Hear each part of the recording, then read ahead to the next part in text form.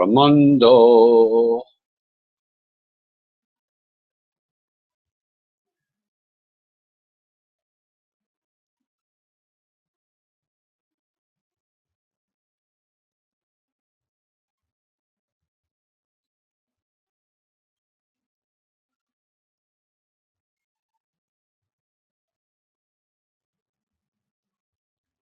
Buddy.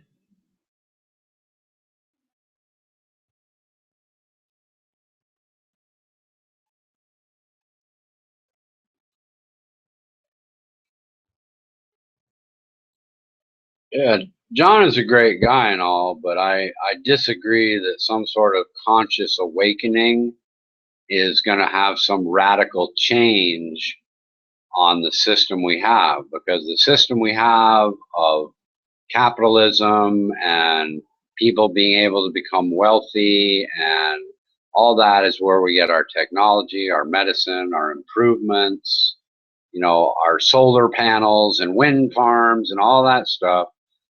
And there's not going to be some, the CEOs don't deserve as much money, and we're going to level out the playing field so much. Part of the disparity in life is what makes our species successful.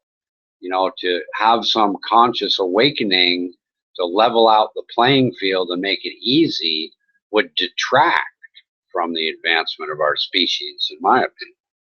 But I may have to unhide you guys. I don't know if I can. No, I can't yet. Somebody needs to unhide these guys or not. I don't know why I'm unhidden. That's kind of weird. Usually I'm not. No, but I can hear you. No, I don't think so. It just means you're going to unmute yourself, I think is what it means.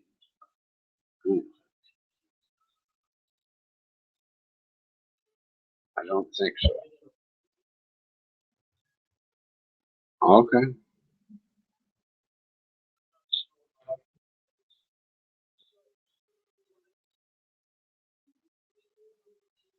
I do understand what he's saying, but I just disagree. He thinks, like, I tried to give the example earlier that his sort of idea is kind of an old idea that, well, if everybody was smarter and able to think well, they'd think like me.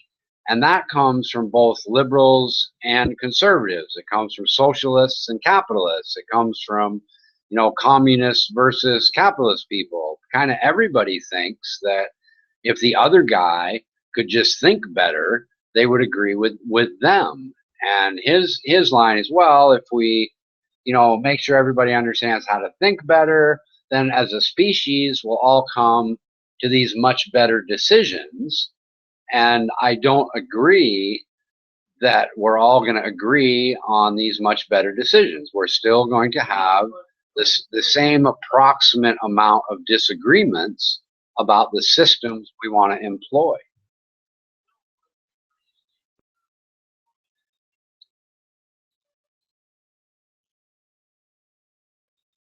Mm-hmm.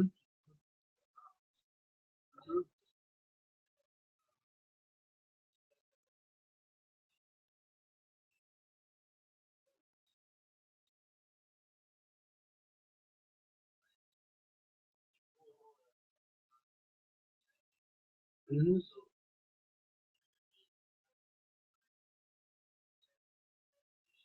No, but what he would say, what I think he means is that spiritual sense of realization would keep less people from attacking you in your home. And that's the part I disagree with. I think that, you know, there's going to be, that's right, I agree. And I think that the number of people that want to attack you in your home after you feed them would be relatively the same. I don't think it will make a substantial difference, is what I'm saying.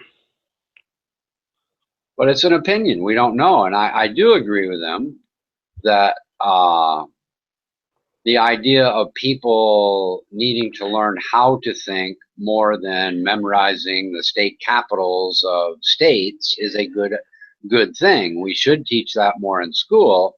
But even amongst universities, old universities in Greek times, where that's what they did teach, people still had these same arguments and same disagreements, which devolve into forming groups and packs and fighting and wars and all that. The enlightening people on how to think is simply going to make both sides of the issue believe that they're even more rock solid correct than they were before. It's not going to make those two groups come together and agree with each other, in my opinion. Well, let's look at the bigger issue here. Let's step back and take a look at the big picture, Richard. Okay. I think last year, or maybe the year before that, I can't remember, there was the issue of gay marriage. Had the Supreme Court not ruled on it, do you think it would have been such a big deal in the news? No, of course not. The Supreme Court ruled on it. It was a divide and conquer strategy, because what it did is it drew a line in the sand and put people on both sides. And we see it over and over and over again. The Republicans and Democrats, what they agree on, they don't talk about. They only talk about what they disagree on.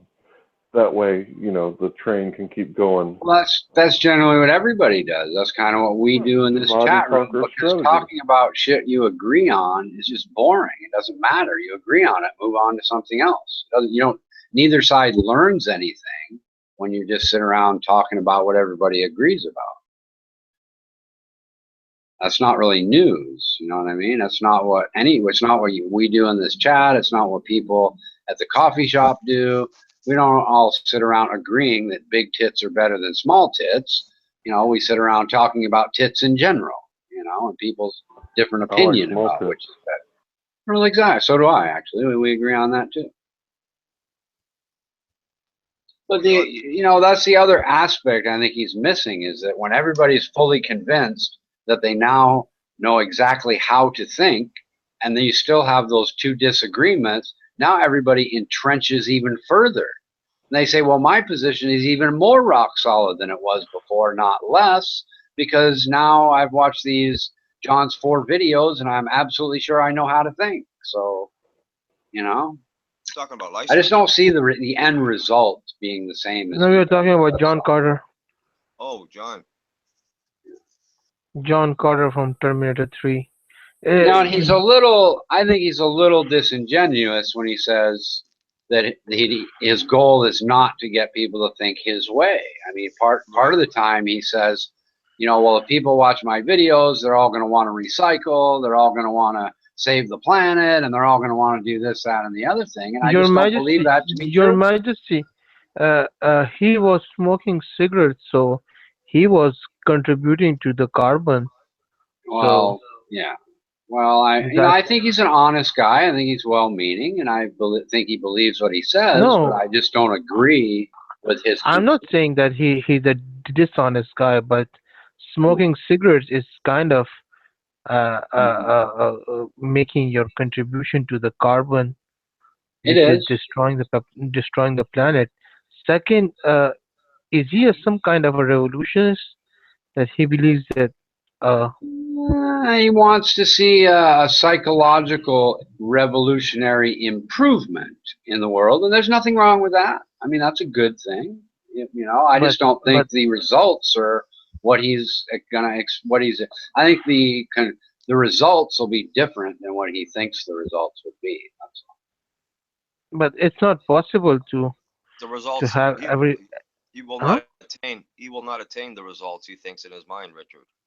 Right. That's kind of where I'm going with all that. And he gets sort of hung up on the, well, I'm not trying to tell people what to think, but at the same time he's saying, but they should come to this, that, and the other conclusion, and it'll all take care of itself. And I'm saying, no, they're the capitalists, the people that want to pollute the rivers and all that. They're going to keep wanting to do that.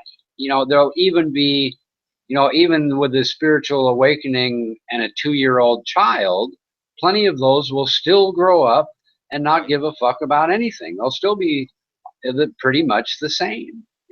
Really will. Could anyone please add him back? Because we are talking. I think his name's Jonathan N, isn't it? He's added. No, Jonathan N is somebody else. Oh. What's his name? I was walking him through on how to do it, and the stream got shut down.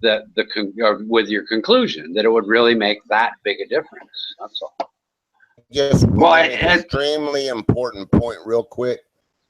Yeah, I'll be quiet for a LaSurge while. is a queer. LaSurge is a fucking queer. Go ahead, John. it's all good. Yeah. Disagreeing or agreeing is not in my realm of thinking right now. As again, if we go back to the Bronze time, if you can think about, the first people who figured out what fire was. Can you imagine, that guy who was able to capture, and create fire, and and how great that was to be able to use that warmth, and as our being, I'm looking at our being as a growing thing. So of course, right now the splittered up types of consciousnesses we have, you're not going to change. I'm not trying to change. All I'm interested is in learning, and what I have learned is that like Europe right now in a way has come together, where we've had France, Italy, Germany, England. We've had these countries for a long time captivated in their own mindset, controlled by other things, the NWO or wherever you want to call it, for a long time. In this area, France and Germany are not going to go to war with one another, and so 70 years right now. When I was in Normandy, it was a really humbling experience to have gone there and seen the graveyard, and you saw there was this great big placard, or whatever you call it, great big table on the wall, and said, "We came here to liberate, Europe. We didn't come here as to create an empire. We came here to liberate, and the only piece of land that we took from Europe is this little spot to bury our soldiers." And it's a real interesting idea. So what I'm talking about is things that I perceive will be happening with our species in time to come, and it might be quicker.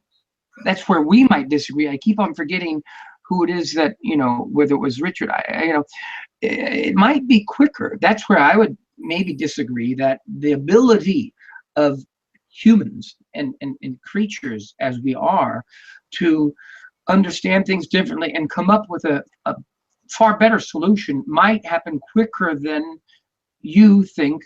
I don't know if it was Richard. I don't know who it was. Right, it's me. It's me. Yeah, yeah. That's our only real kind of disagreement. Is what I'm saying is, I think even without that, the natural necessity to make things to keep the planet at least with not so much pollution that it kills us all is going to keep that from happening anyway.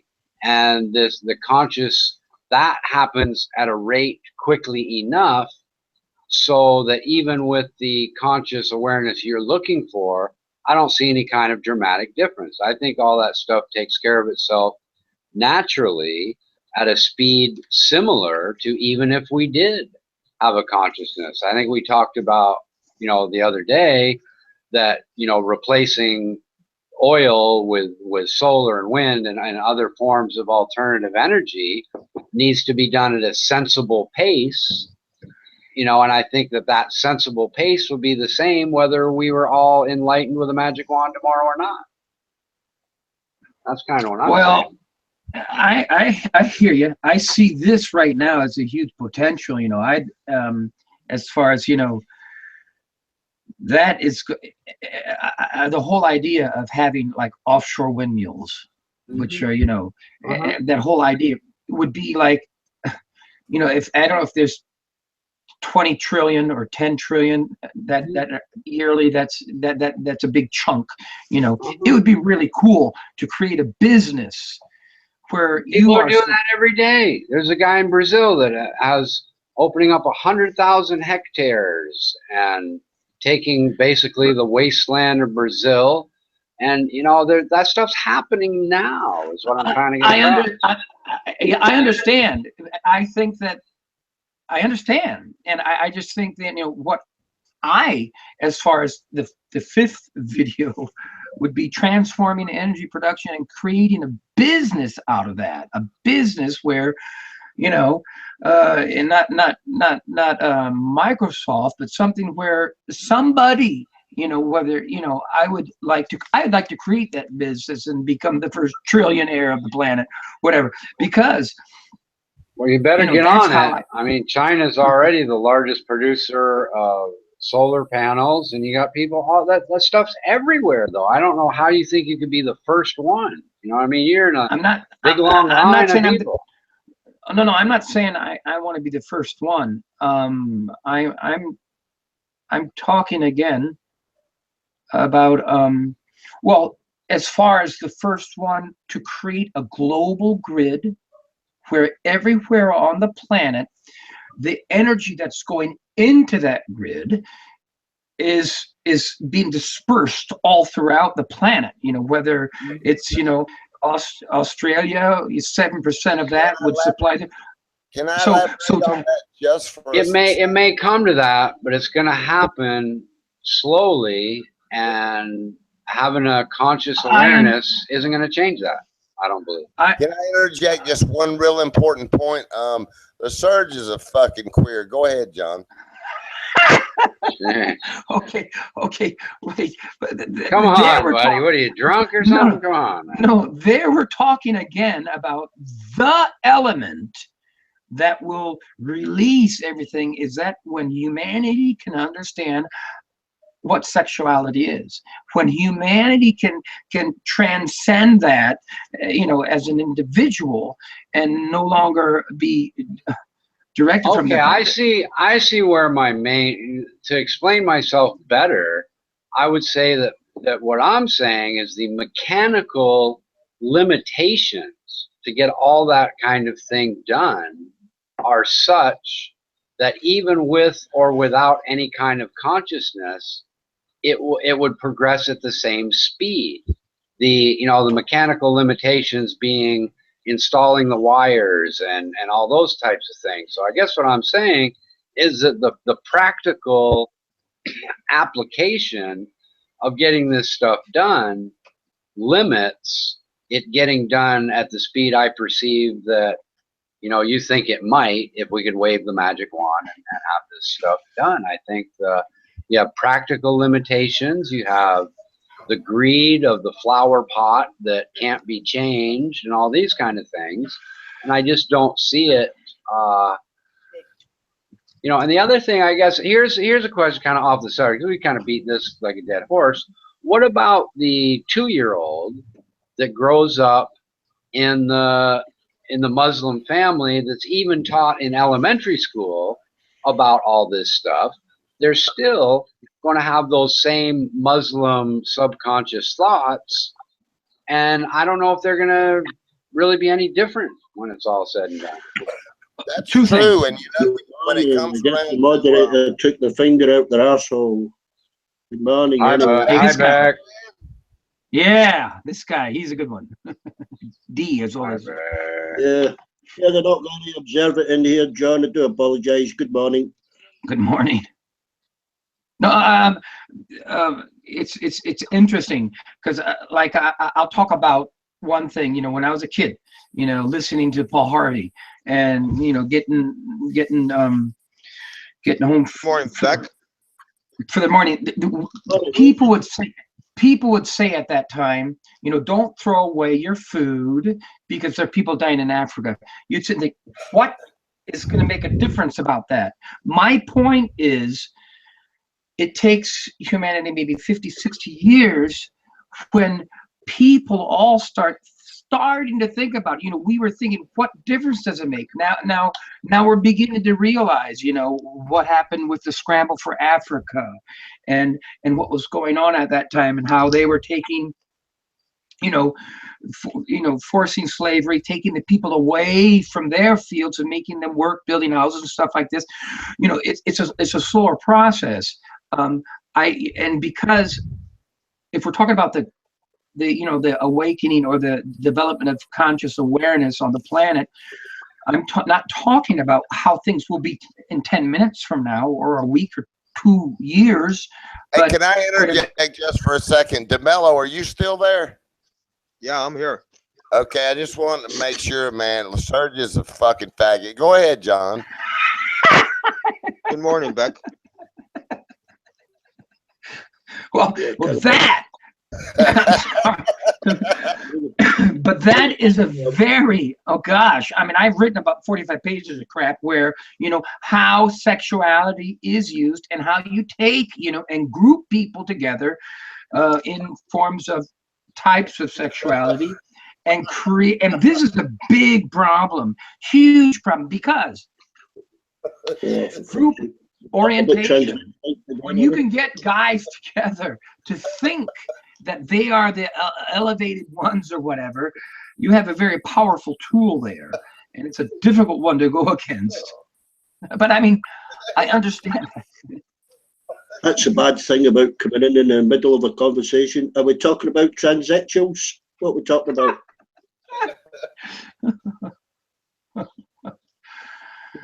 We're talking about, Yeah, I think if you're going to go in that, if you're going to go into that area, you're talking about pain, you're talking about fear, you're talking about, when children have been targeted to because as I've understood, sexuality is a malleable instinct, and once you have attained that, and you can address people earlier than puberty, set up thought patterns, and then they grow up and they identify with a group, and you can use them.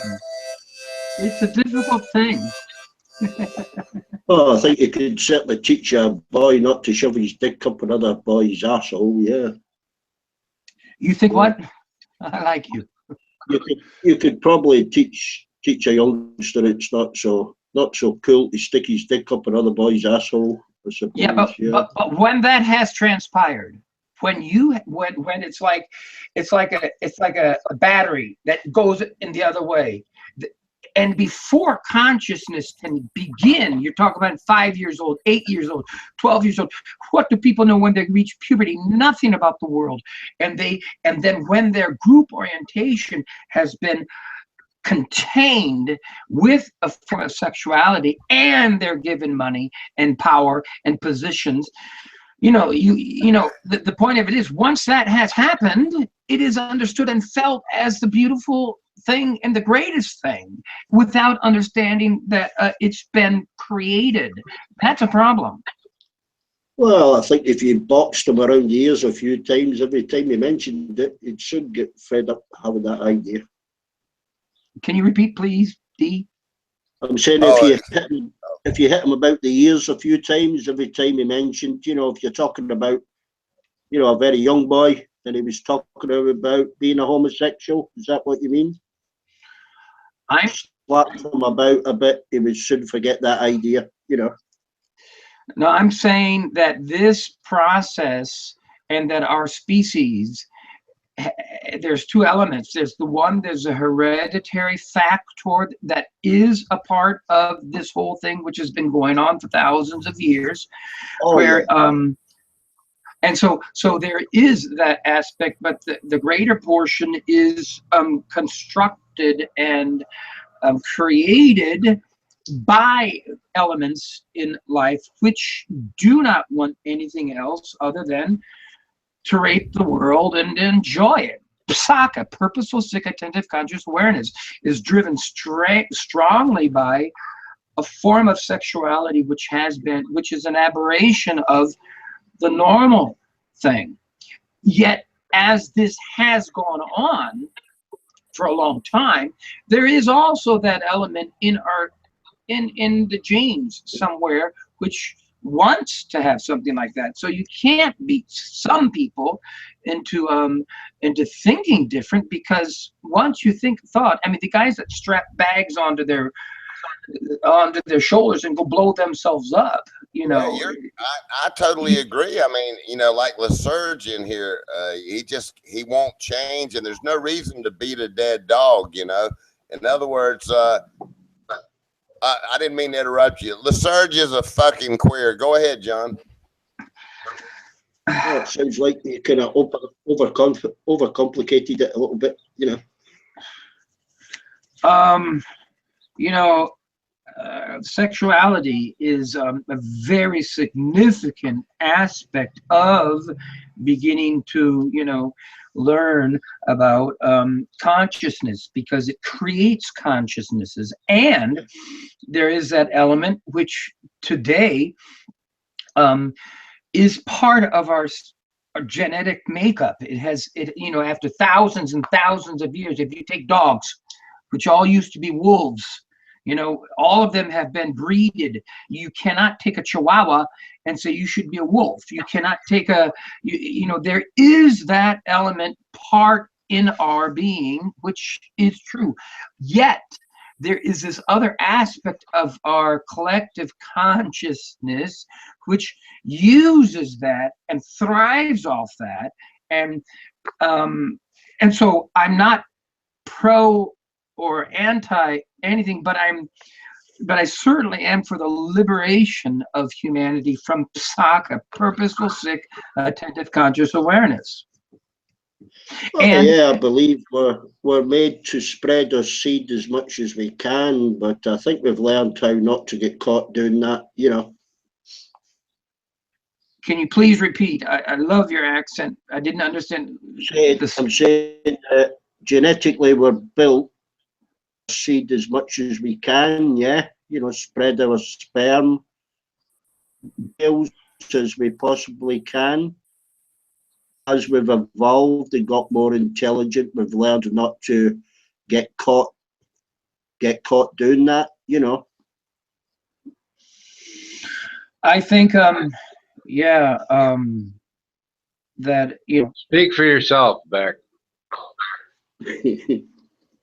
no, it's okay. I mean, I think, you know, that is kind of the Oh, what it is, it's natural. It's natural for us to want to, you know, if we see a nice pair of tits, a nice bum, we'll be attracted to that, you know. that is natural. But all I'm saying is, if we're talking about lie, whatever his, you know, all I'm saying is that Josie DeMello wants to take LeSurge on a nice fishing expedition and never to return with LeSurge. Hey, I didn't mean to interrupt anybody. LeSurge is a fucking... Go ahead, John. Okay, I don't know where we are here, but it's all good. The sexual urges, yeah, it's genetic. It's what's genetic? Yeah, he's got to take those sexual urges. Isn't like 10% of animals homosexual, you know, by I was going to genetics? ask you that, John. Do you believe that, like, homosexuality is, you know, changeable or genetic, I guess is a word that Beck's using, or do you think it comes from a flawed consciousness? I think that sexuality is a form of energy in our being, which, if you look at, I'm hearing an echo here, it might be, if, you know, if we look at the natural development, you know, if you look at animals, you look horses, pigs, cows, chickens, whatever, you look at them, you are not going to find in these forms of animals sectioned off who then try and take over the, you know, the cornfields where they're eating. They don't, you know, it's because of the state of consciousness they have. The normal aspect of these beings is, you know, to go for the girl, go for the guy type of a thing. We as humans have stepped out of nature and have a higher form of consciousness, and I think that, you know, sexuality has in past many thousands of years, to one degree, has encroached in our genetic makeup which we give on and is active, and which is not evil or wrong. But the point of I'm saying is, once that has happened, either from the very, very small percentage that's in the genetical makeup, small percentage, as opposed to this other element of the collective consciousness, which wants to use that and create, peoples to fight against. Can those genetic people change their mind once their consciousness is more aware? No, once that aspect of a human being has come into being, and whether you like tits or ass or whatever, you're going to like that. And the point of it is to understand that it is that. It is not your being, your highest being, but it is something that happened. And so you find it to be a flaw. The bottom line is you find it to be a flaw that's curable through proper. I do not find it to be curable. I do not find it to be. Well, I mean, curable in the future by a consciousness change. With the proper consciousness change, that genetic flaw would start to go away because there'd be more people aware. Not necessarily, because the way you described it, though, you described it as we used to not have it, but then it became genetic because people kind of, went down the wrong path. That's kind of what I heard you saying, and not too many words. Path. Okay. I know you didn't say that, but that's how it came across. No, I said that sexuality is an element of our species which happens way before, in the past thousands of years, and now happens way before we have the least amount of understanding of what life is, what society is, what consciousness is. So because because it has become a part of life due to things that have happened for 3, 4, 5, 6,000 years, because it's become a genetic part of ourself, is one thing. And because people who don't give a shit about anything other than thriving off of others and using that, which is active in our daily life, which we don't realize that, we all need to understand that that life and love is beyond all of that. And then once someone maybe has transcended all of that and reaches a level who has transcended sexual desires, because if you don't transcend them, even if you are going to love. If you're a gay guy, you're going to love a guy. You're going to love him, and that is going to be strong as a guy who likes pussy. If we had started off in this transcended mode, would there ever have been genetic homosexuality? No, hence LaSurge being a queer and always remaining a queer. I feel you, man. LaSurge has been a queer, he's going to stay a queer, right? Well, that's, to be or not to be, that's kind of not the question.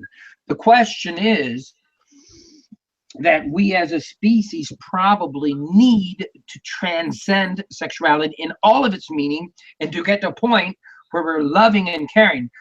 I do think that so he should love somebody else in the asshole.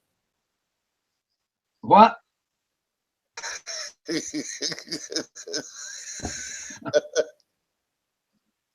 Oh, guys. So the sexuality, what people's sexuality is, really doesn't make any difference at all as long as everybody loves each other.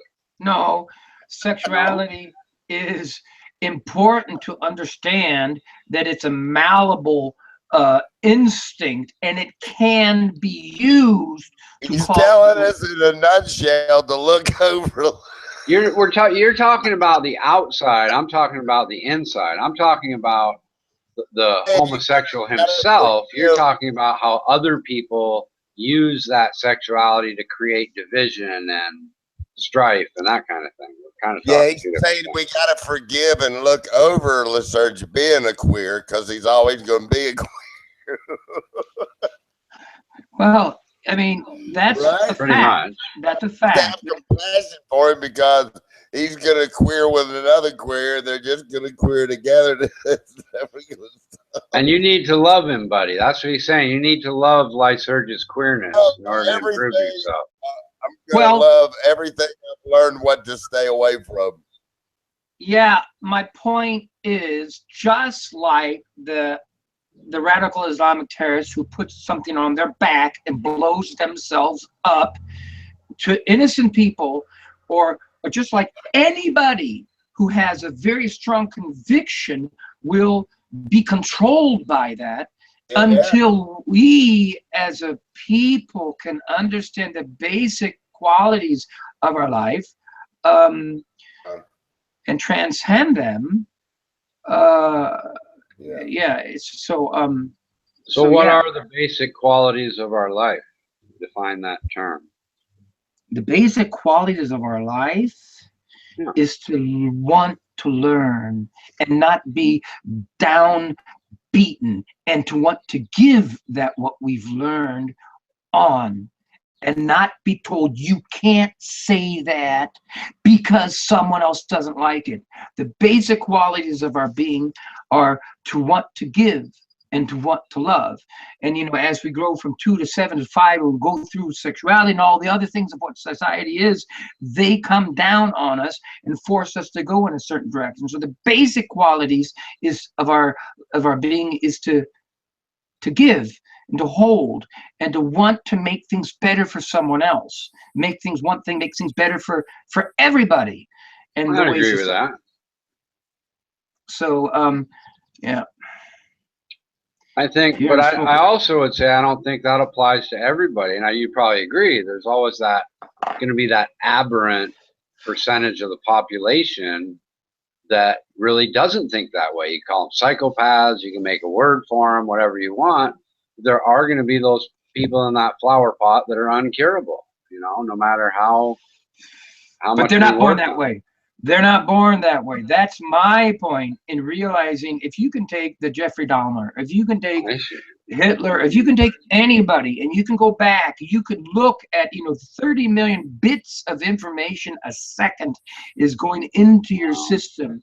Wherever you are, the smallest amount of thing can cause somebody. If you take like a vase, a crystal vase, you throw it on the ground and it splitters in that way. You can, sometimes the smallest amount of little thing can drive someone into a direction and stuff like that. So I absolutely, okay, my thing is in trying to understand each and every person in that form of what it was, whether they were 6 and their mother did that, or the 7, or the brother, or they looked, and the dog, and the this, to look at each and every person and to realize what drove them to go in that direction, the fear or the whatever. And then and then once you've realized that, you will realize that the energy of our soul truly is only a reactionary energy. It wants to only give love and find love. And that's where we get into spirituality. That's when we get into noetic science, this thing that I was kind of learned about recently from Dan Brown's book, which is really cool. Once we've understood that, yes, every human that has ever lived would be Gandhi or a sexual or a crazy or anything, a serial murderer who just loves killing millions of people because they like it.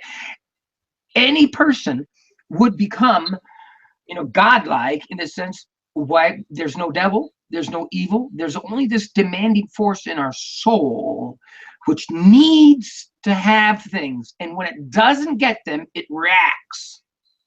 And that reaction is something that we need to learn as a species, that reaction in itself is like a cry for help. And it can go in many, many, many different directions. And not to say that's a bad person. That's an evil thing. You know, it's God. It's learning why it got that way enables us to understand life.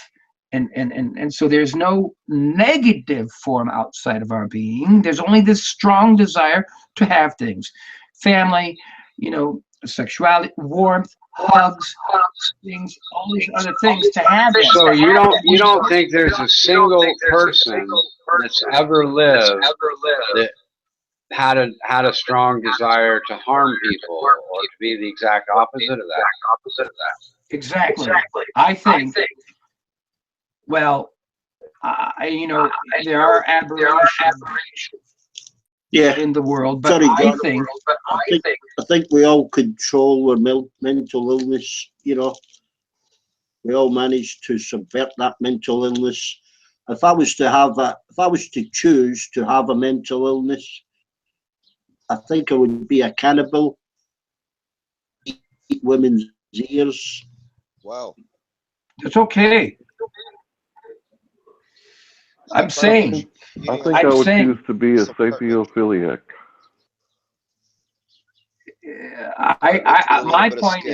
my point is, you know, curiosity, you know, learning about how the bees grow and how learning about stuff, you know, at an early age. It's my understanding that they're in a natural way of educating children.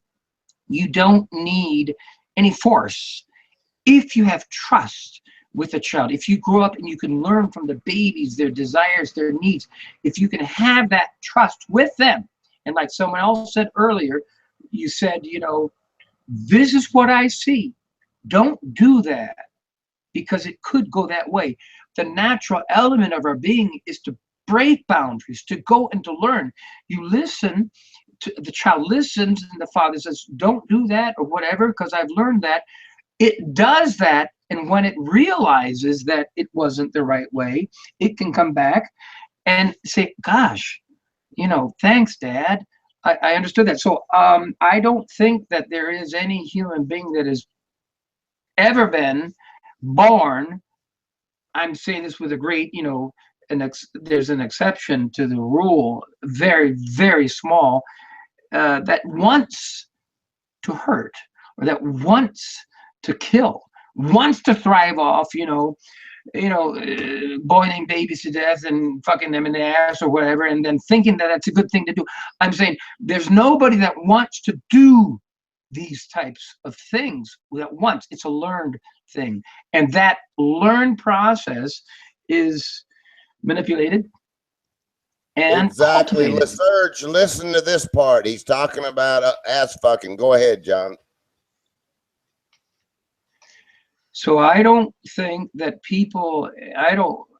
as far as I've understood life and the people that I have understood and been associated with, I've seen society creates thoughts, and the reaction of society creates consciousness at a very early age, and that's targeted. And so, but the point of it is, whether it's the ISIS terrorist or the serial murderer who likes to kill boys or girls or whatever, once that has gotten into their mind, they see that as reality and they love it and they like it. If they can't, and if it's gone to the point of no return, they can't be helped. I've been a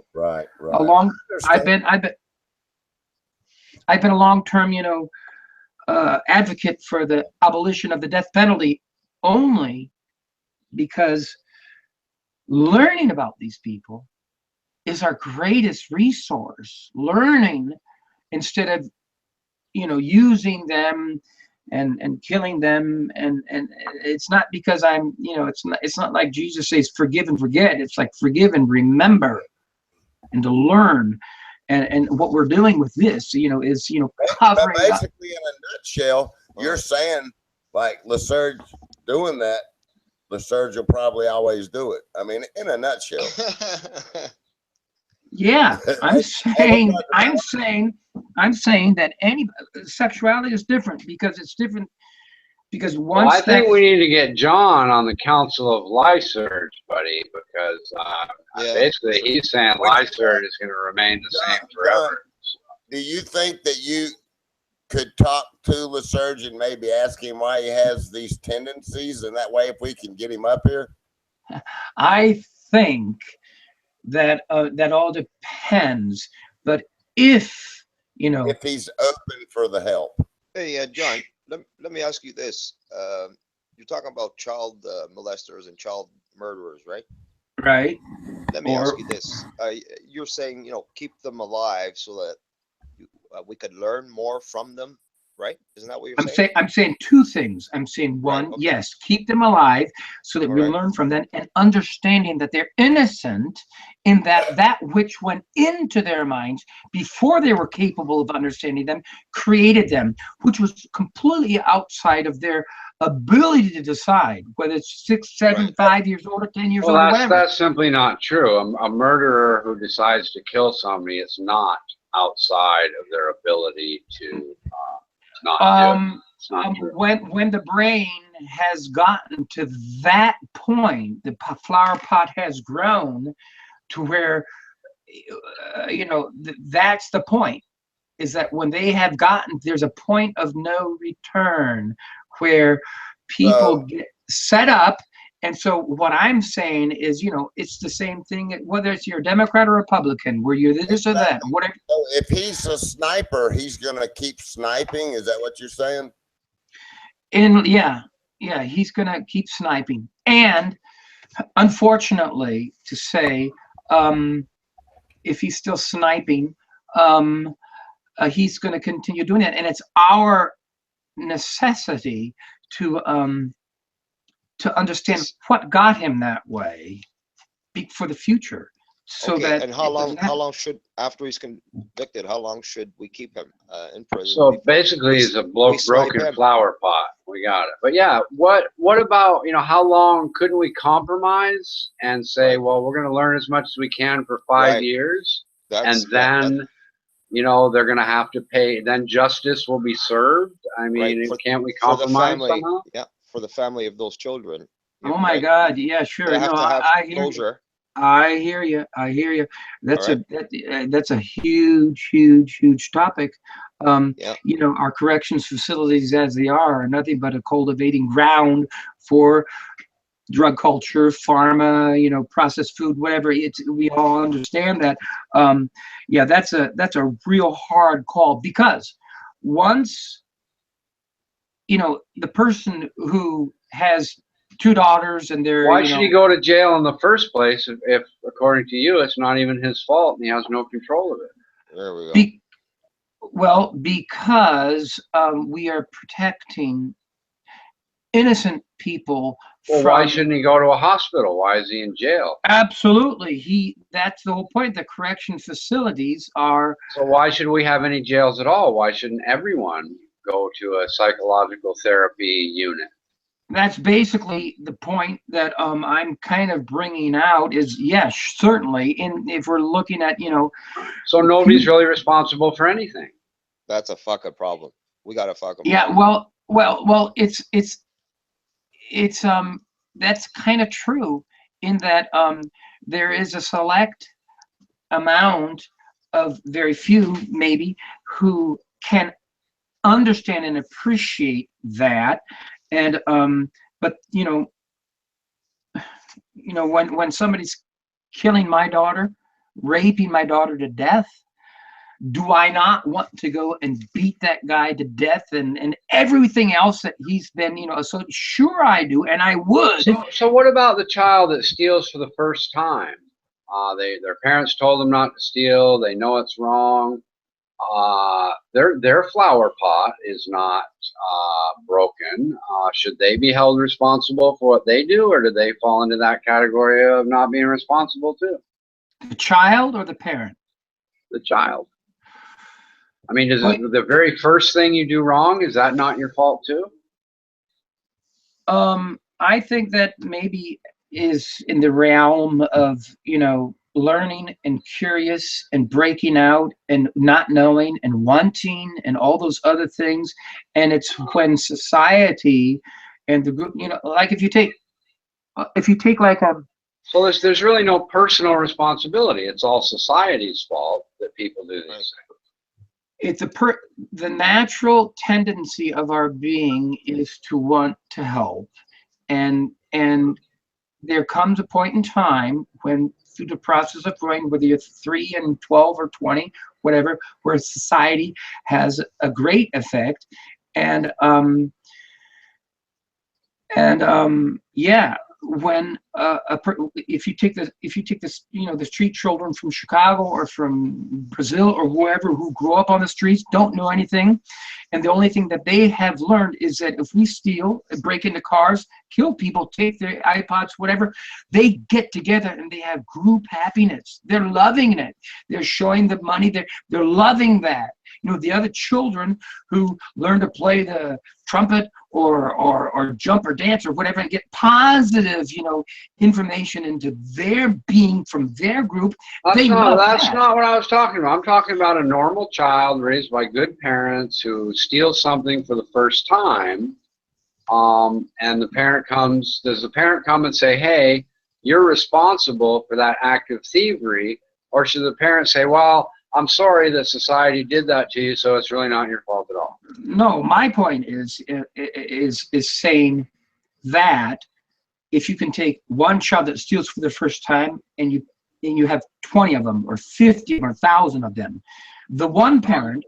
We're just talking about that one. Yeah, but I'm saying that one parent can go to the child, and dependent upon the 30 million bits of information that a child has seen through his friends and his relatives and the schoolyard and depending on what that mix is, if one of the 20 examples of parents comes and says, "You should have done that," or says, how it reacts in that moment can set up a chain reaction to that child to do more and more and more, or less and less and less.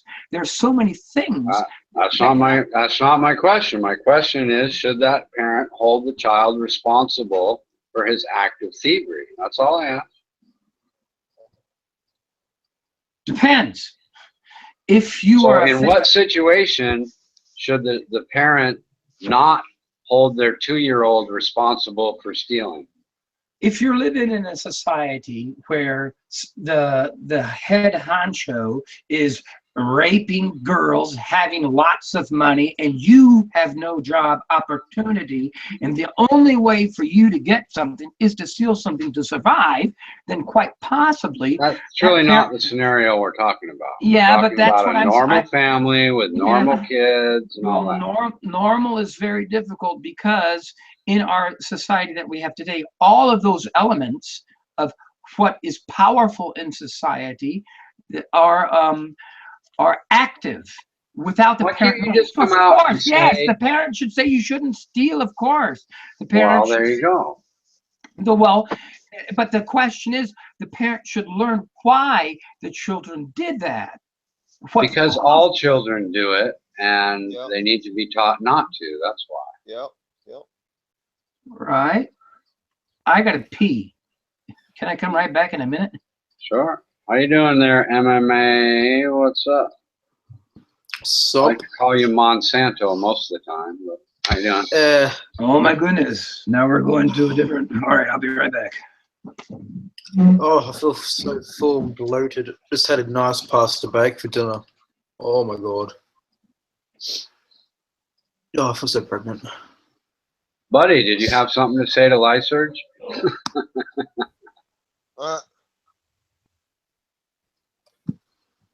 Where's that faggot Lysurge?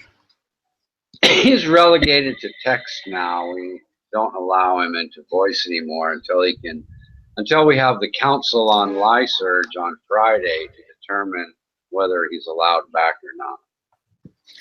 What's he done? He sniped me 4 times in a row, and he sniped me, and I said, "Don't worry about it," and we had a little conversation. He said he won't do it again, and then an hour into the next 3 chats in a row, he sniped me, So I just decided that he can never come back unless I feel like it. That's all. So he's in the live feed, is he? Oh, He's in the wow. YouTube chats where he's relegated to. Yeah. And Mrs. Yeah. Armando's wife, she went to bed, but she times him out virtually every time he says anything now because she won't put up with his shit in text, you know. So he's like this. He's got his like 15 minutes of fame while Armando's wife's sleeping, so he's gonna run his mouth for as long as he can, and then she'll come back and shut him down. Nice. But anyway, that's the backstory. Oh, now I just want to start shit while he can type in the live feed and can't join in. Right. He's not allowed into Google Hangouts because he's a child, you know. Oh, last Serge, I have to admit you're pretty fucking ignorant on a lot of topics. Oh yeah. Damn. Oh yeah. Well, he's a far left loony who thinks that you know, it's his way or everyone else is wrong, so he can interrupt and snipe and run off at the mouth for an hour and a half, and it's just ridiculous. Yeah. Funny thing was, is he spent 4 hours getting timed out every time he made the same stupid comment. Who in the fuck has 4 hours to spend getting timed out and can only make one sentence that gets immediately deleted? Who in the fuck has 4 hours to do that shit, you know? Yeah, only some unemployable government douchebag, you know? Yeah. Nah, yeah. Oh, good times, good times. I was about to thrash him on something the other day, and that was funny. He's extremely, like, there's one topic, you know what it is, and he just repeated the same simpleton argument, and that was top line spending figures on X topic, and it's like, well, okay, now I've got to break it down beyond that to reveal the details. Well, he called you a kid and a liar by lying about what you said about the military spending. He said, oh, Monsanto says he wants to dramatically increase the military budget, which is not what you said at all. No, he called me a criminal, a killer. He did, huh? Yeah. Well, that's why he's not invited into Voice. Those types of things. Well, you might have an interesting conversation with John here. I don't want to monopolize the chat, so I'm going to try to be quiet, and I'll be back because I'm going to go get a cigarette. I shall return.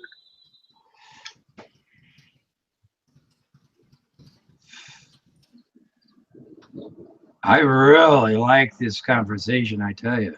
I don't know who's listening. I'm listening. Oh, what was the topic before? Well, we went through quite a few. Yeah. Well, the topic kind of left off at where do you decide personal responsibility for bad acts. John is kind of like society is molding of those things. And anyway, that could be the topic. When do you hold somebody responsible for their bad acts, or do you at all?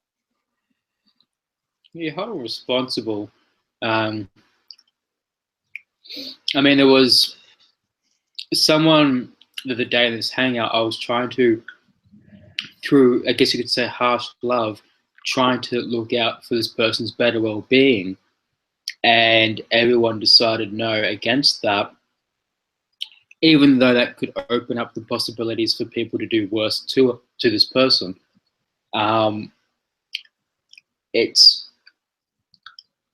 People should just realize that there's a time and a place to do certain things on air, to be recorded on YouTube. There's a time and a place. You shouldn't do whatever the fuck you want. Or eat because while you're talking. Yeah, that as well.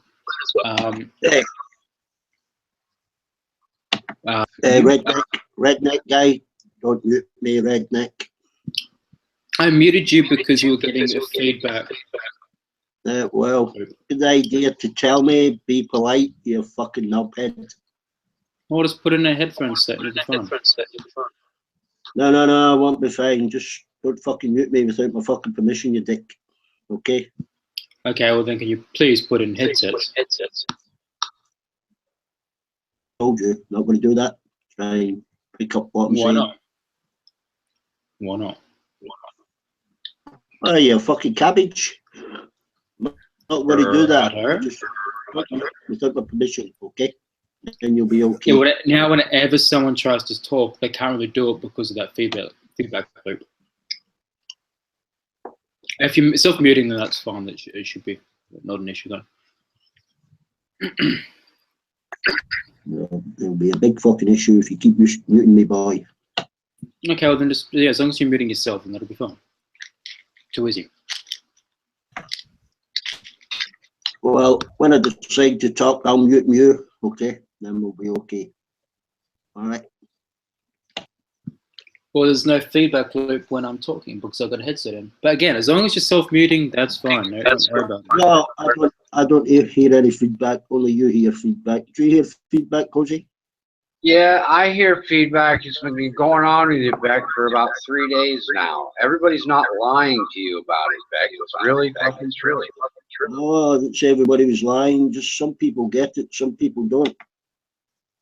Oh, I'll turn my speaker down. Something that I've understood is that's why I have these on, is because I'm not allowing for my speakers to go into the microphone down there. That's what I learned, and eventually I will get a headset with a microphone on it, so that I can also listen to maybe the radio at the same time.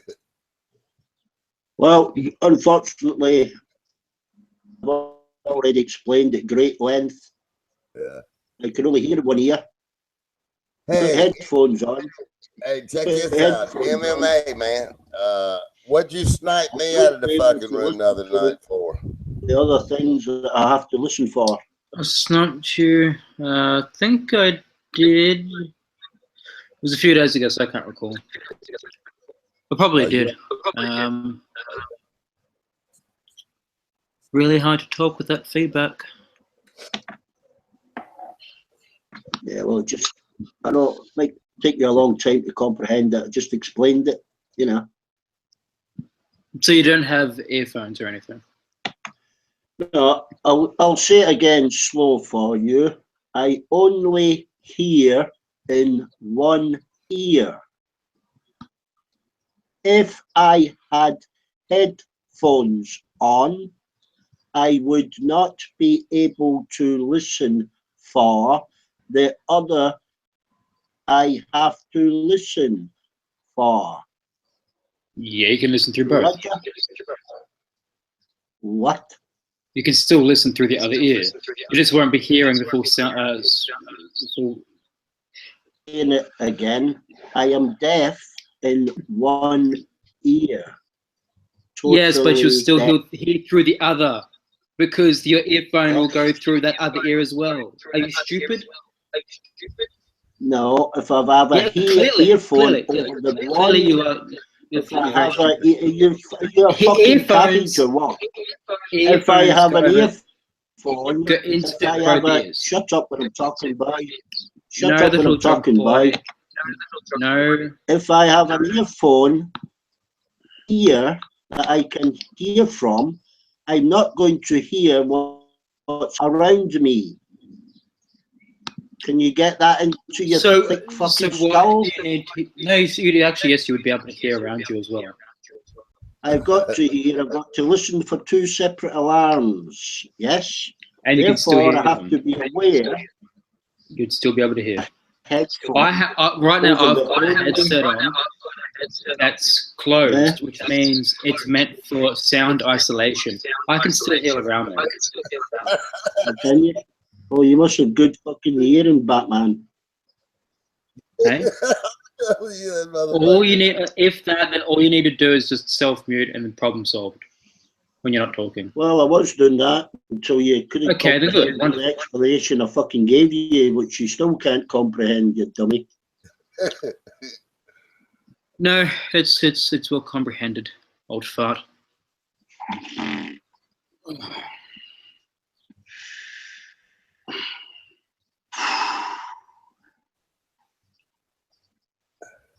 Thinking about fapping. Hey, buddy.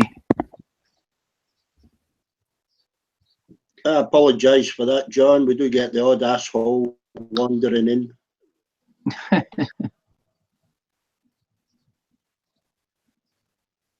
Hey, Suzanne. Hey, kitty, kitty. Hey, kitty, kitty, kitty, kitty. Can Suzanne hear what we're talking about, or is she's got herself muted? I don't know. I'm still learning about this stuff. She may have walked away from her computer or something, maybe. All right. Trying to get this. I'm trying to wake up today. Yeah, they're not hearing any feedback at all on the stream. And another thing you can do is turn your own speakers down. I think the point They is, can hear it as well. I also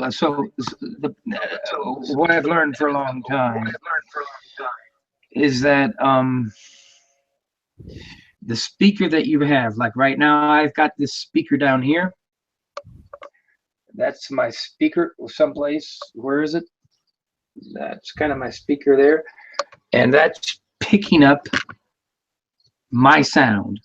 If that speaker is also picking up the sound from my speakers instead of me using my headphone, the speakers talking and then throw stuff in, and that's where we get the reverberation.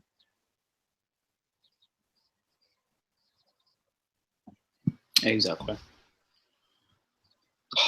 Well, in every case, he's self-muted, so that should be fixing it somewhat. Sounds like it. Okay. Oops.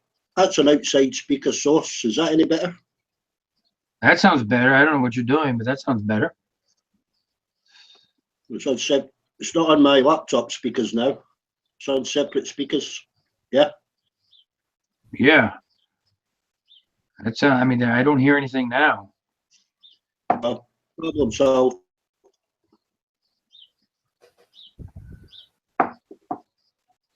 Hey, D Beck. Is that your name, D Beck, or what is it? D Beck. No, it's not my name. I mean, saying, is that your handle, or what do you call it? Hey, Yeah. Athy, can you hear me, Athy? Athena. Is that D, or is your name D, or was it D something? Are you on a? It looks like you're on a ship there or something. Yeah, it's a ship. Yeah. Wow.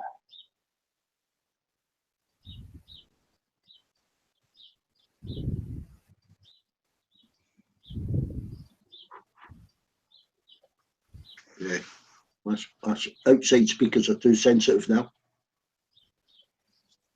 Yeah, that's a little bit thing that I'm really slow at all this stuff, but I did pick that up, that I have to turn off my YouTube, and that when I think when I use these, then I can hear, and when I speak, it goes into there, but the microphone there is not being picked up by the speakers, which Yeah. causes that disturbance. Yeah. Yeah. I'm using a laptop microphone, but it's external speakers now.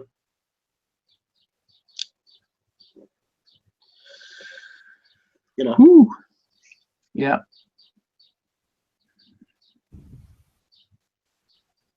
I don't know what my mic level's like. Are you struggling to hear me, John, or just struggling with the accent? I can hear you fine. What's that like? Is that louder? You sound Well, that's good. good. Beck. I mean, You sound really good. yeah, Beck. Okay, is his name Beck? Yeah, I hear you good.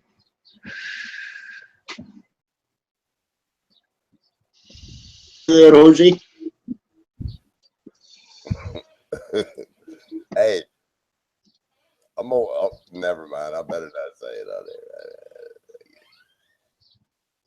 there. Go ahead and say it.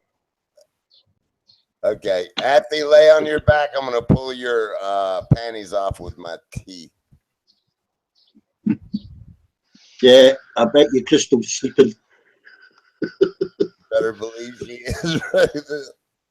She said something there to me a minute ago. I said, "Oh, you lay on your back, then I'll pull your panties off with my teeth." Boy, the good old days, aren't they good? The good old days. Yeah. Hey, Athena, what he hasn't told you, Athena, he's going to take them out and use his hands to work them.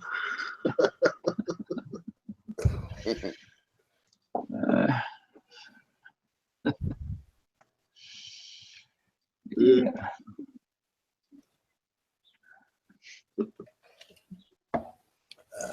David Beckham. So really, what he's saying in a nutshell, I think what I got from everything he said is LeSurge was a sniper. He will remain a sniper and a queer, and he's going to remain a queer. That's basically, in a nutshell, what you said, right, John? Well, that's what I got out of it. In other yeah, words, he's a sniper. yeah, well, He's gonna keep yeah. sniping. And if he, he's gonna. I guess he'll stay a queer. Well, it all well. Yeah. I'd really like you to talk to him. You might be able to talk him out of being one. I'm not sure. No, I mean, look. Sexuality has a way of like engulfing the whole mind, and it creates joy and it creates pleasure, and that's what he said. That's what he said in there. He said he got joy and pleasure out of it. And you can't stop that once it's happened. LeSurge, I hope you're listening to this, LeSurge. Until you make yourself believe that you're not enjoying it, you're never gonna, well, until you can transcend it, until you understand it, and you get on to something, until you can liberate yourself from sexuality. And once you've done that, then you're on another level. Then you're looking at the sky and you're looking at the earth and you're realizing what life is, and you're no longer being driven by that as the thing of life. That's where it gets a problem. Right.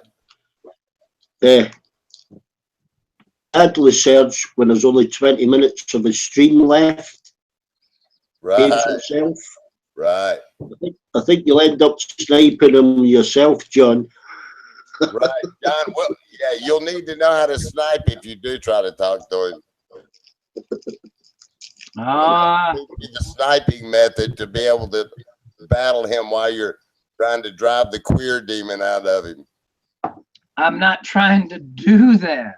I don't think he's gonna change. I think he said he enjoyed it. I'm not saying. Yeah, that's what maybe I've made myself misunderstood. Is that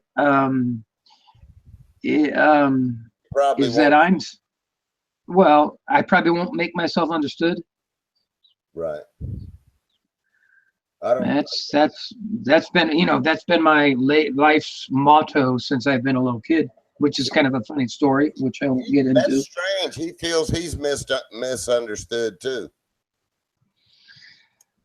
Well, if you try and talk to anybody who is politically or spiritually or sexually or any form of consciousness that has set up in the mind, you can't talk like you take, it's like this.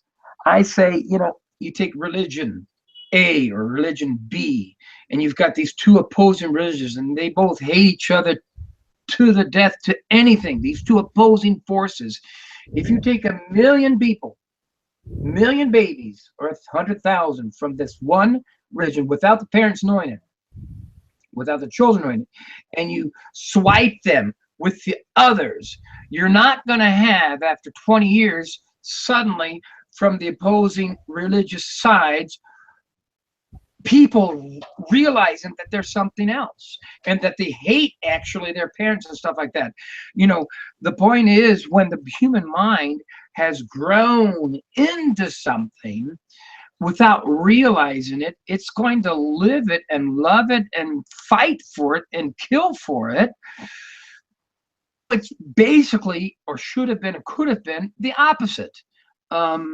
So understanding how the human mind works in that regard is what I'm kind of driving at. Seeing the very, very early aspects, and again, you can't change, flower pots that have been stabilized, but that you could consider that then the mix.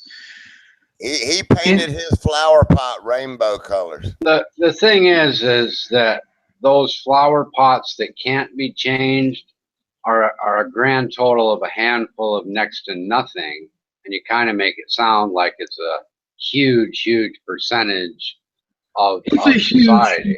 It's a huge percentage of. No, you're right. They're 50 and 60-year-olds that right. change their behavior, that stop being alcoholics, that stop being thieves and criminals, or decide that, yeah, I guess beating my wife all these decades was wrong. That's just not true, John. No, I agree.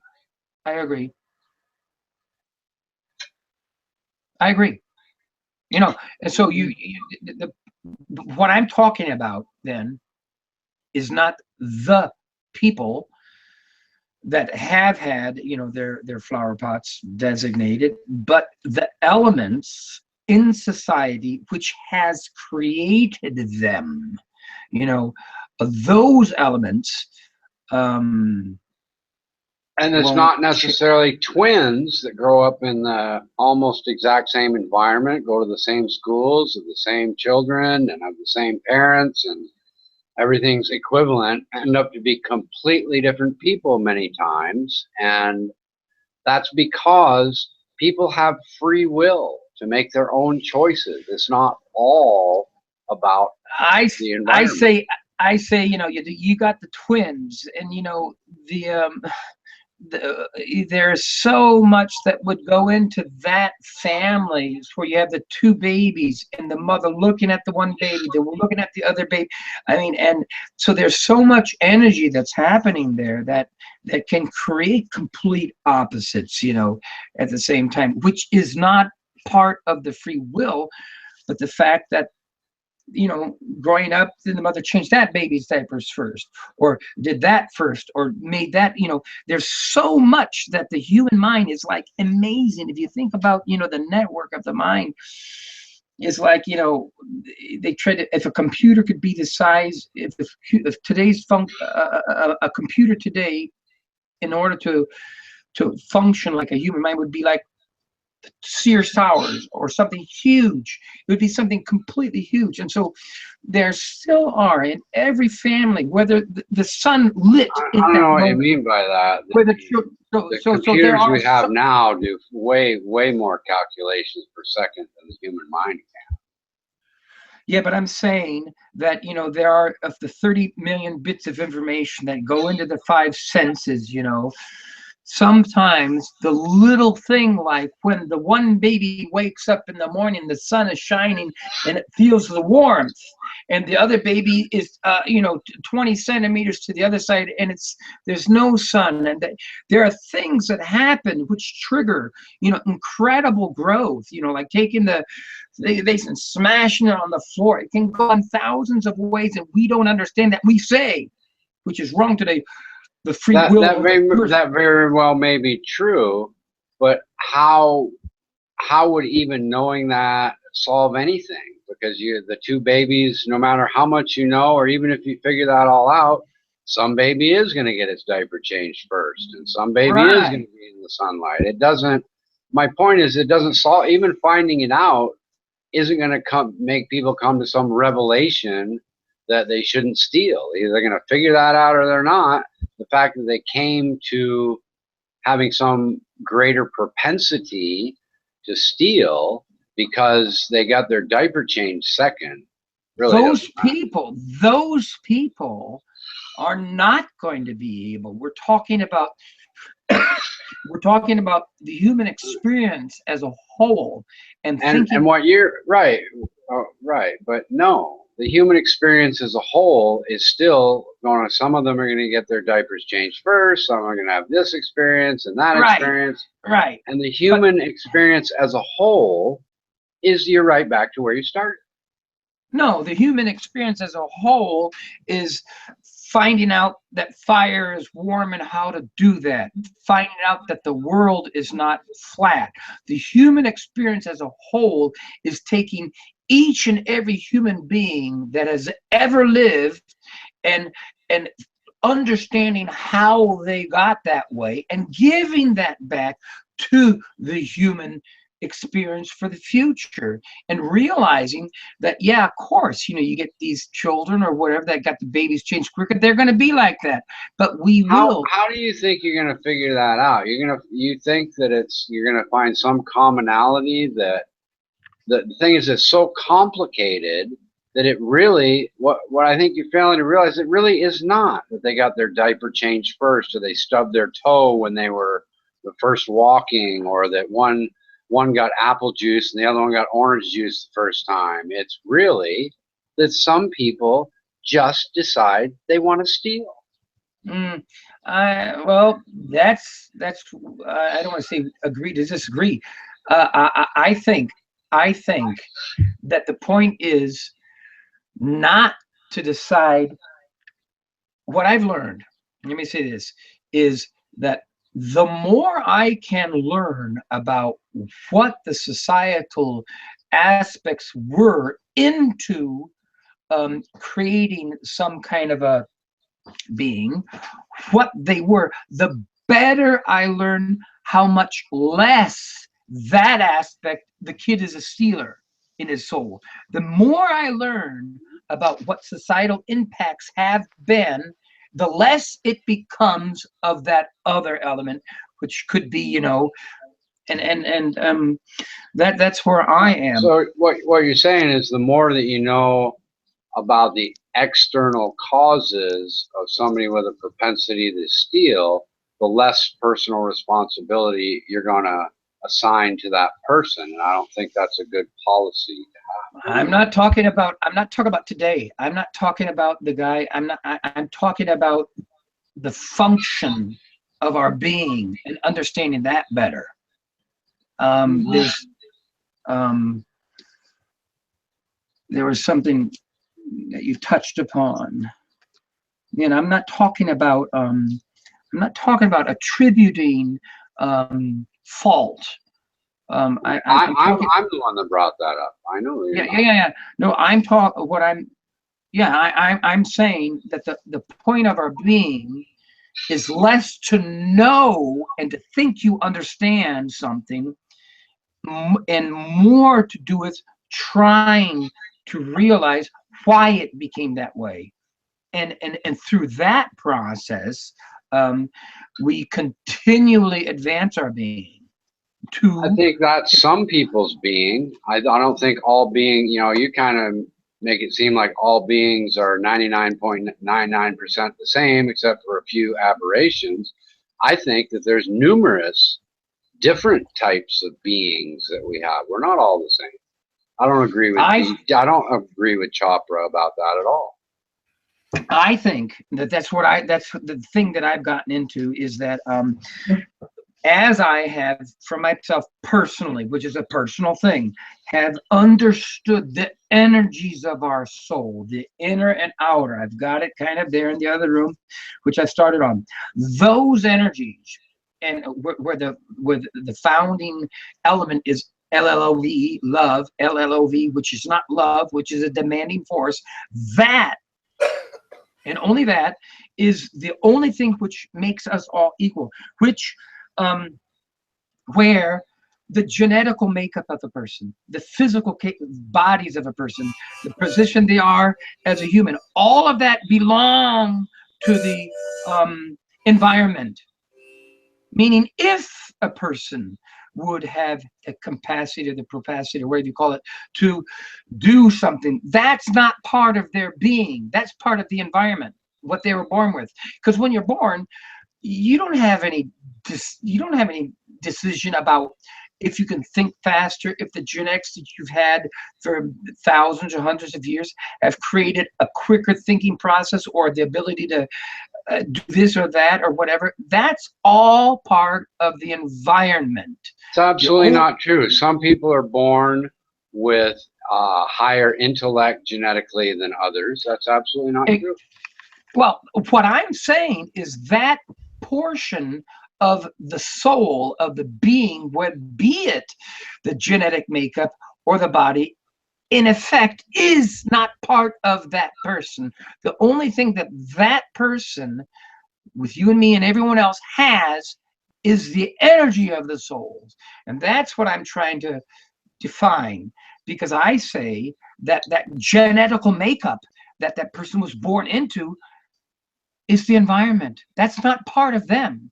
But well, and you're absolutely wrong. It is part. It absolutely is part of them. No, I'm saying that when they grow, and if they can think quicker or slower, whatever, they, as a being, as a God-given creature of the universe, did not have a say in whether or not they had that, but it affected them.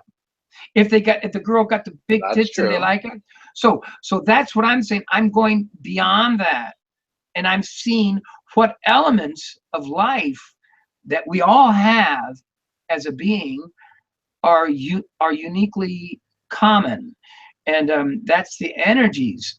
Where I say, the pretty girl, the good-looking guy, or whatever, all that other stuff, is not really part of it. Do you believe in auras? Since I've learned about noetic science, and recently, I struggled for a long time with Christianity and any type of religion. I've always had a problem with it because of my understanding that there is no negative. Do you believe in auras? You know what an aura is? Yeah, I think that there is, everything that I'm saying has to do with how we as an individual and as a group, and as a grosser, bigger group, connect with the spirit world, or whatever energy form there is beyond us, which I believe in God. I believe in a form of energy form which created us, and things like that. So the aura of a person, or the mother who wakes up at 3 o'clock in the morning and says, my daughter just got hurt or something, and she finds out that 3 o'clock in the morning there was a car crash. There is something happening, and that's what I learned from this book from Dan Brown. I think it's called Inferno, and that is that they talk about the 4 different energies. I think I mentioned that in the video, the short crazy video that I made, that there's the electromagnetism, which we cannot, gravity, which we understand, and there's these 2 nuclear power, strong and weak, and then there is this other element, and that has to do with, which I've understood as my finally connection to allow me to try and come out with any of this stuff, has to do with the fact that if we look at gravity and we say 1 corn of sand has gravity, not much, get a bunch of them together the size of the moon, it makes a difference. That same part, that same kind of idea is with our being. The more, if one person thinks one thought with the mass in the brain and the energy that is involved, it has a force. But you get more together, thousands, hundreds, millions, 10, 20, there is something happening beyond our capacity to think and do that enforces that. And realizing that for a long time, realizing that and thinking about what has happened for a long time, I understand religions better. I understand all this stuff better, because people, not only because of the group orientation and others, but there is something else happening. And that is a beautiful thing for me, to think that God, or this this thing that we will become 50 billion years from now, or 100 trillion years from now, because time will pass and we are alive and the energies of our being are here. You know, there is something calling us. That's where I get into the, you know, the ultimate consciousness, being able to understand each and every person's individual being, their group, as it was 10 years ago, 50, 200, 3,000, 60,000 years ago. Understand all of it. Understand that's where that's our drive, is to understand more. And in more people together who are understanding the basic formulas of Suzanne, my cat is a rag doll. Understanding that will bring us closer to what our natural being requests, and that is to be happy and to give and to share and to love, and nothing else. There's nothing supernatural about being happy. There's no ultimate consciousness. Deepak Chopra, it seems that you might be a follower of him. Someone mentioned his name before. He's a complete nut job. No credentials to his name. He is a snake oil salesperson, is what he is. He's Literally. actually referring to Dan Brown. No, but he's reading from Dan Brown, but right. I know you. I think it was you. You mentioned Deepak Chopra before, and what John is touting here is along the lines of something Deepak would say. That's just right. I know. It's not that's why I mentioned. That's why I mentioned his name. Yeah, I agree. Yeah. It's like no, there's no higher consciousness. You know, we'll all eventually, you know, die and then, you know, buried, and then the atoms become probably part of, you know, the slugs and things that start eating at you, or if you're buried and if you're cremated, then, you know, you get spread about. And sure, you're continuing on in that way, but you're not you anymore. You're just the atoms. You're not the same you as you were a few years ago. All the atoms that were you 3 years ago have been replaced. You know, it's you're dead. You're dead. Well, there is no higher consciousness. I think I don't know if I've understood, but as far as consciousness goes, and the universe as a whole, and the micro universe as an atom, and what a quark is, and what all that other stuff is, sure, there is something there that I was before. No, there isn't. There's nothing connecting you to a faraway galaxy. One of the photons that when you see it through a very powerful telescope, that's it. It's a photon. That's the only thing that's connecting, well, it to you. You're not getting connected to it in that sense. Unless there's someone over there looking at you, but yeah, no. Well, I'm saying that if you talk about the Big Bang or whatever you're talking about, I'm talking about everything again. I'm not talking about the now. I'm not talking about, when the sperm and egg that made me, what those molecules were and what life forms they had before it was created and caused me to come into being, which I kind of consider our being kind of schizophrenia from the beginning, in that there was an aura, there was something that was happening with the sperm and the egg outside of us, and they were independent, and they came together. And it's Can you demonstrate that with any empirical facts at all, that there's something outside of the sperm and egg that were causing the sperm and egg to do its thing? I didn't say that, but I will say absolutely not. I cannot give you any type of empirical data that proves that. Whenever sperm, whenever the gametes work, fertilization works, it's processed into the molecules. It's not a riddle. We also, in the genetic basis of that as well, we also know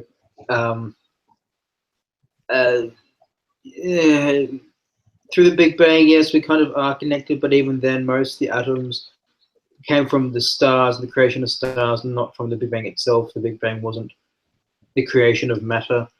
That came again at a much later stage.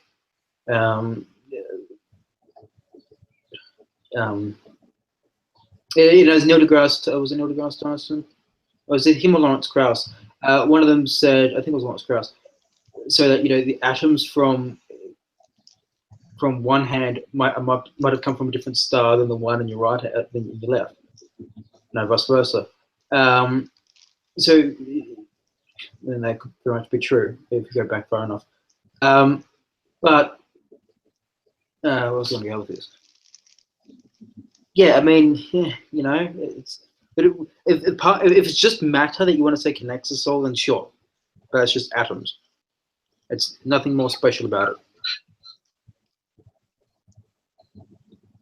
Yeah, the spiritual, connectivity is just a sort of wild idea that humans like to think about. There's no demonstration that there's anything even remotely true about it at all. Well, spirituality, like I say again, my my idea is not to say what is, but rather what I have learned from what people have said isn't.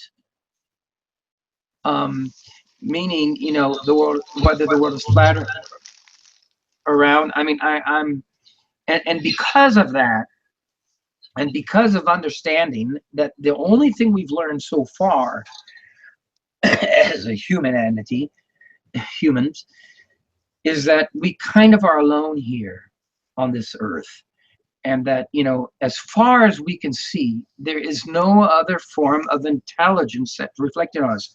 And those are the two reasons. There are two reasons why I believe in the spiritual aspect or God or this other thing, not only because of an intellectual understanding that I've come to, but because of my own personal experience in life, where I can say there's no humanly reason why this has happened. It's because of something else. The two things that I've understood. Well, isn't that the argument from ignorance fallacy? You haven't figured out the answer yet, therefore you subscribe something to it?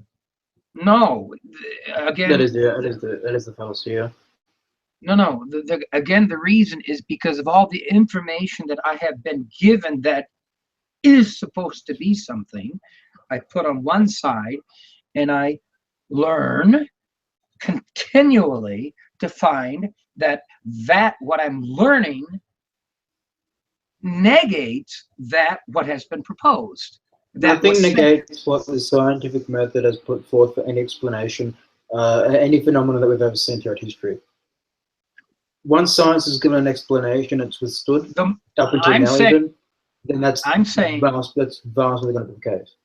I'm saying that if you take an individual, and the more you can learn about why they have become something from what society or what the genetic aspect has caused them to become, the more you can learn about that, and the less you will say it was because of this or that or some other fact.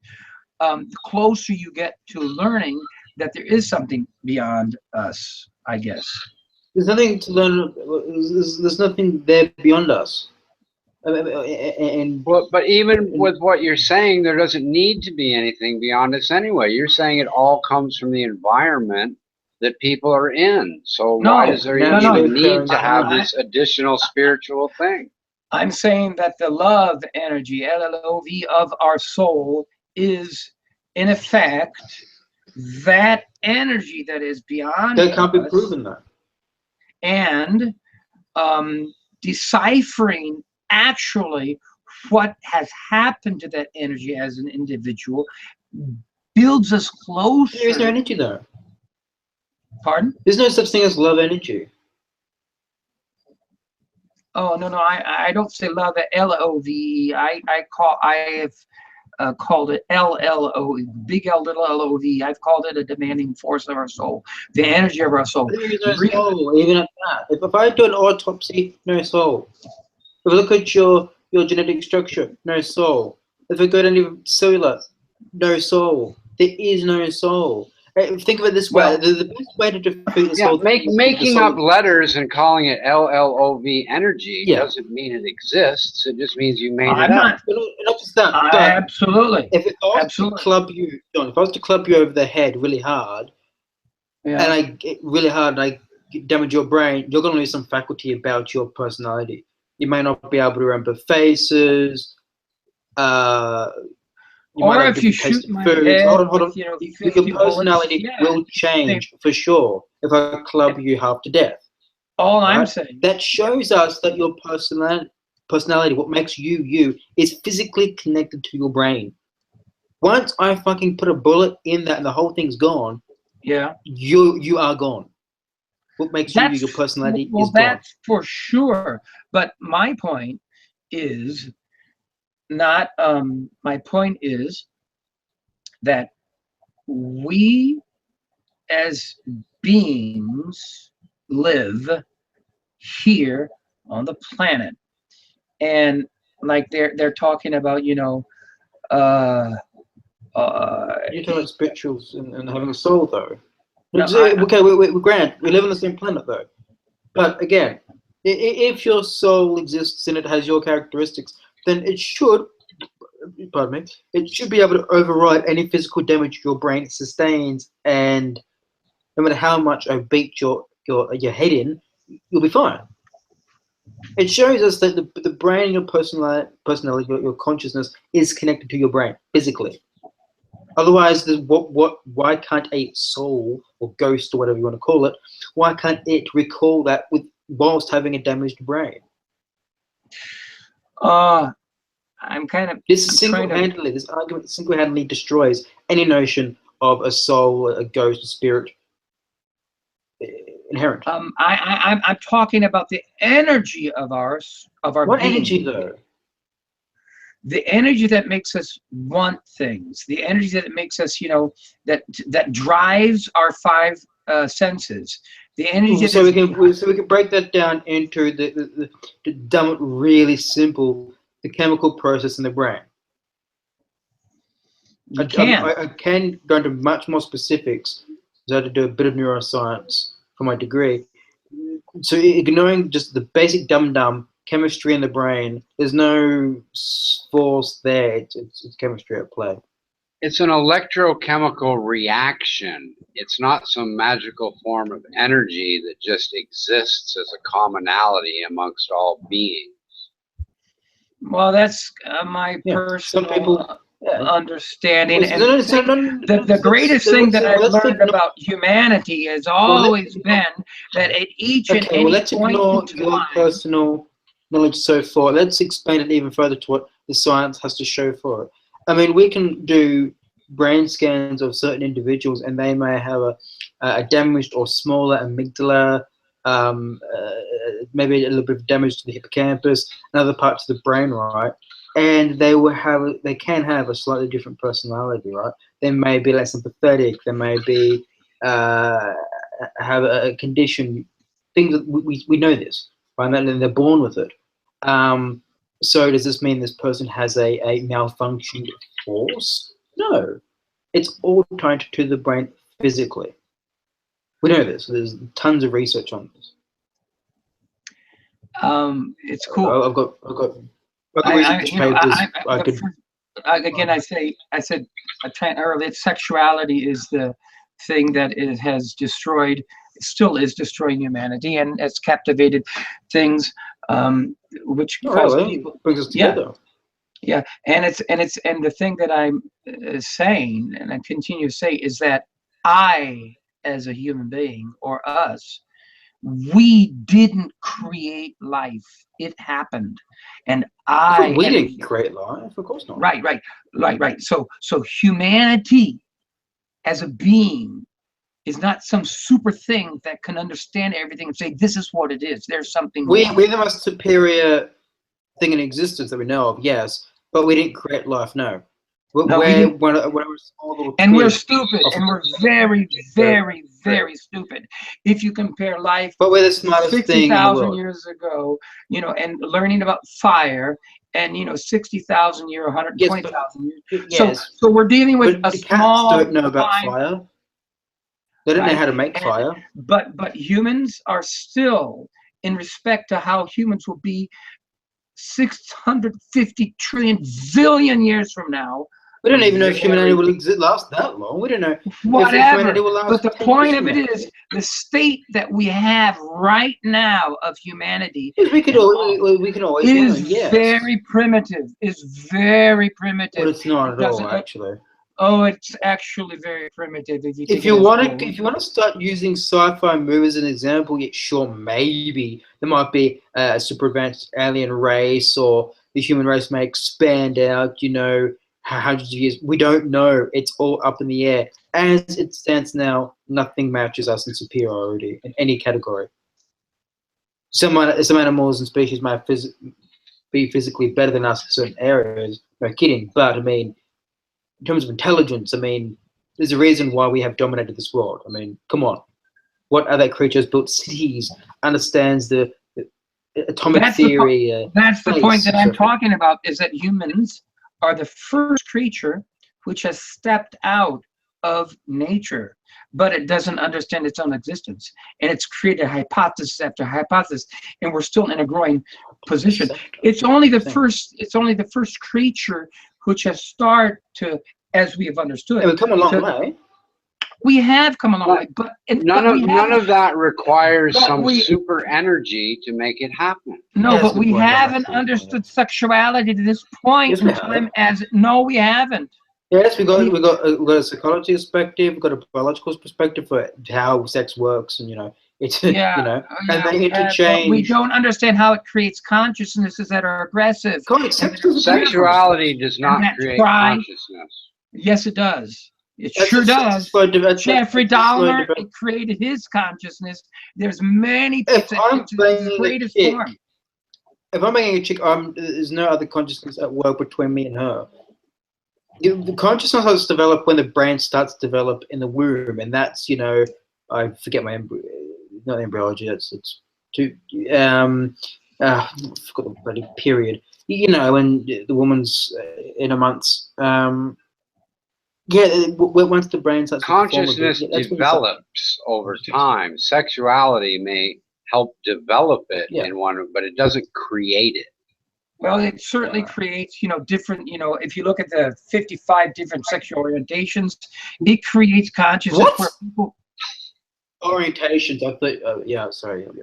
Orientations. There's that many orientations, but I mean, yeah. Well, once you've got an orientation, and once you've got a group that you belong to, that you see that, and that feeds into how you need to react into life, you got a problem. When for the most part, you got two orientations. Straight or being gay, and then you got what other things you might be sexually attracted to, but those are like your kinks, your fetishes, and all that. But that's not your orientation. You're not going to say like a what do they call them?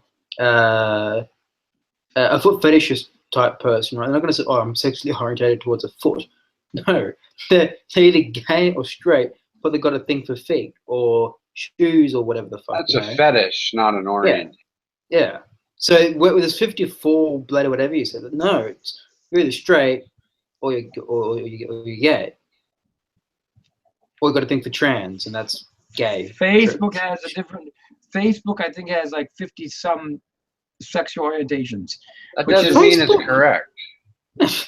I'm saying it's not correct. I'm saying kind of basically that as far as the energy of the mind is prescribed, there is only one form of sexuality, and that's the male and the female learning from the differences that they have in procreation.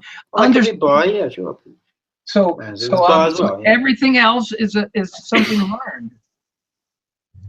But there's a kink. I mean, again, you go. All that's fine, but none of those things demonstrate at all that there's some little LLOV energy that you made up, that we all have this commonality of this mystery energy.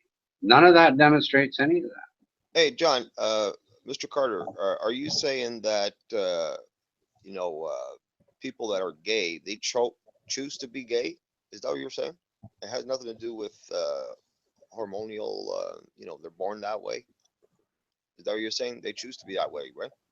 We talked a while ago about this. I'm saying that in the development of our species in the past many thousands of years, to a degree, in our genetics, there is that element which drives a person to homosexuality. To But- choose, no- to choose But to be our- gay. but That's what we're you're saying? looking at the genetic aspect. We're looking at the genetic aspect. The other aspect would be how society has abused life, Yeah, bombs, but we're not talking wars. about society. We're talking about I'm saying that there are two elements of that. I'm saying there's a genetical part and there's a societal part. There's no genetic part. There's no gay gene, as it's called, as people would like to think there is. No, there's not. It does have I a biological disagree. perspective. Hold on, it does have a biological perspective. There was a study done a few years ago looking at oh my god, siblings, same-sex siblings, and how many. So, for example, how many children a woman has, and if you look at the males, say she's got 5 males, they tend to find that the newest addition, the newest male, may be a little bit more feminine, but that's not genetic. Has to do with I can't remember the details, but that to do with the. It has to do with the way society is run No, right now. no. It had to do with, Continue to no, drive no, us and no, to rape oh little God. boys and girls. Okay. That's No, if there's a stop. part of our You're kind of society all over the that board, is dude. doing this. Why don't you No. go back to talking to Jose? One thing at a time, dude. I Please. lost my connection there. Sorry. Yeah, no, so it has we're something to do with fucking no. So this paper, this study looked at that, and then how they judged a possible connection there was with, I forgot the compound. It wasn't estrogen or something, but it was something or rather in her womb, and that does impact the fetus to an extent, but it had its limitations. That study, I can't remember all its details. It's a very basic rundown. There's probably more others like it to further support it, but it's not in genetics itself. No, that was just exposed of a certain. So what hormone. makes people gay, Monsanto? The environment or their choice? Or It's a bit of both. I mean, not so much choice, but it's a bit. That's what I'm saying. That's the No, only thing I'm right. So you're agreeing with him. He's saying that it's all environmental It's impacts that they have no control over.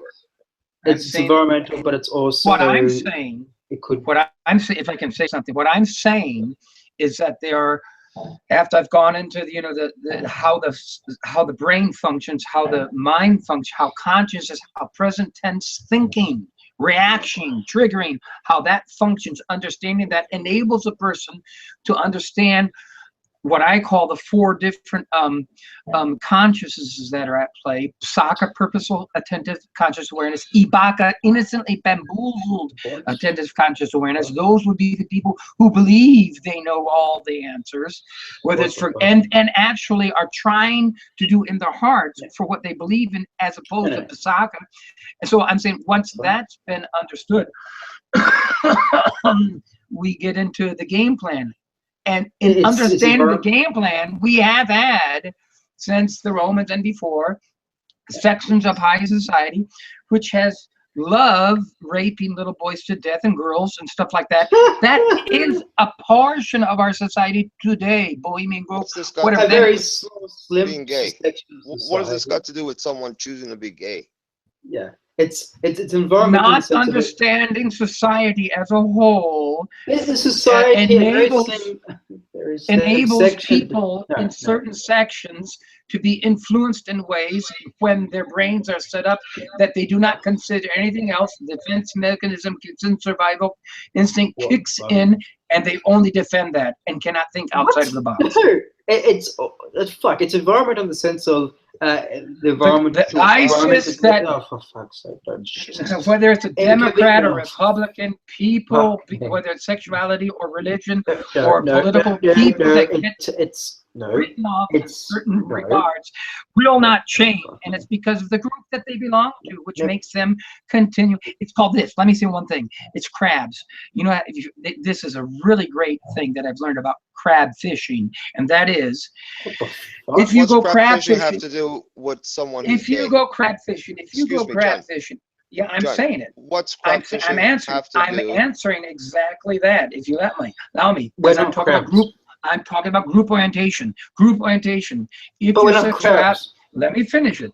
If your There we go. sexuality has been conditioned and you've been brought into a group, either it's sexual or it's spiritual or it's religious. The point of it is, by crab fishing, if you go crab fishing, you catch a crab, you got to put the top on top of that in the water. One, if you get two, you don't have to put the top on the net that you've got down, because as soon as the one Top. crawls out, as soon as the one tries to crawl out, the other one pulls it down. So if you get lots of them together, no one is going to be able to escape, because as soon as one tries to crawl out of that understanding, others are going to pull. It's a natural thing. It has to do with group orientation. What? That's what happens. What? Oh, man, Yeah, you're going. no. That's right. That means You're if going. anybody is encapsulated in a way of thinking, basically, if they're not able to transcend what got them in there, they cannot escape. Stop with Because as the soon word as one salad, tries please. to climb out, others are going to pull them back in. So Let's tell stop me, with the word salad. is there a paper on They this? will. What you're talking about? You know, Yeah, I'd like to see that research paper, please. Go. Mr. Carter, I'm- is there a paper on this? Of course not. It's environmental in the sense of the exposure of within the womb and growing up. You know, you do have influence by your parents, by friends, family, and all that kind of stuff. So it's a mix of all those things. It's not any single one thing. That's what And you're for the saying, most part, Monsanto? yeah, so I'm saying, and for the most part, we still don't know. But it's highly social in the beginning, you know, as a young kid, and with exposure to certain things within the womb, certain compounds. Again, I think the paper did look at estrogen in the womb after she's had a few kids already, a few male kids. I don't know that. I can't recall the paper off my head. But it's not genetic. Fuck no. Many factors. So basically, many factors still don't know. That's the current scientific understanding at the moment.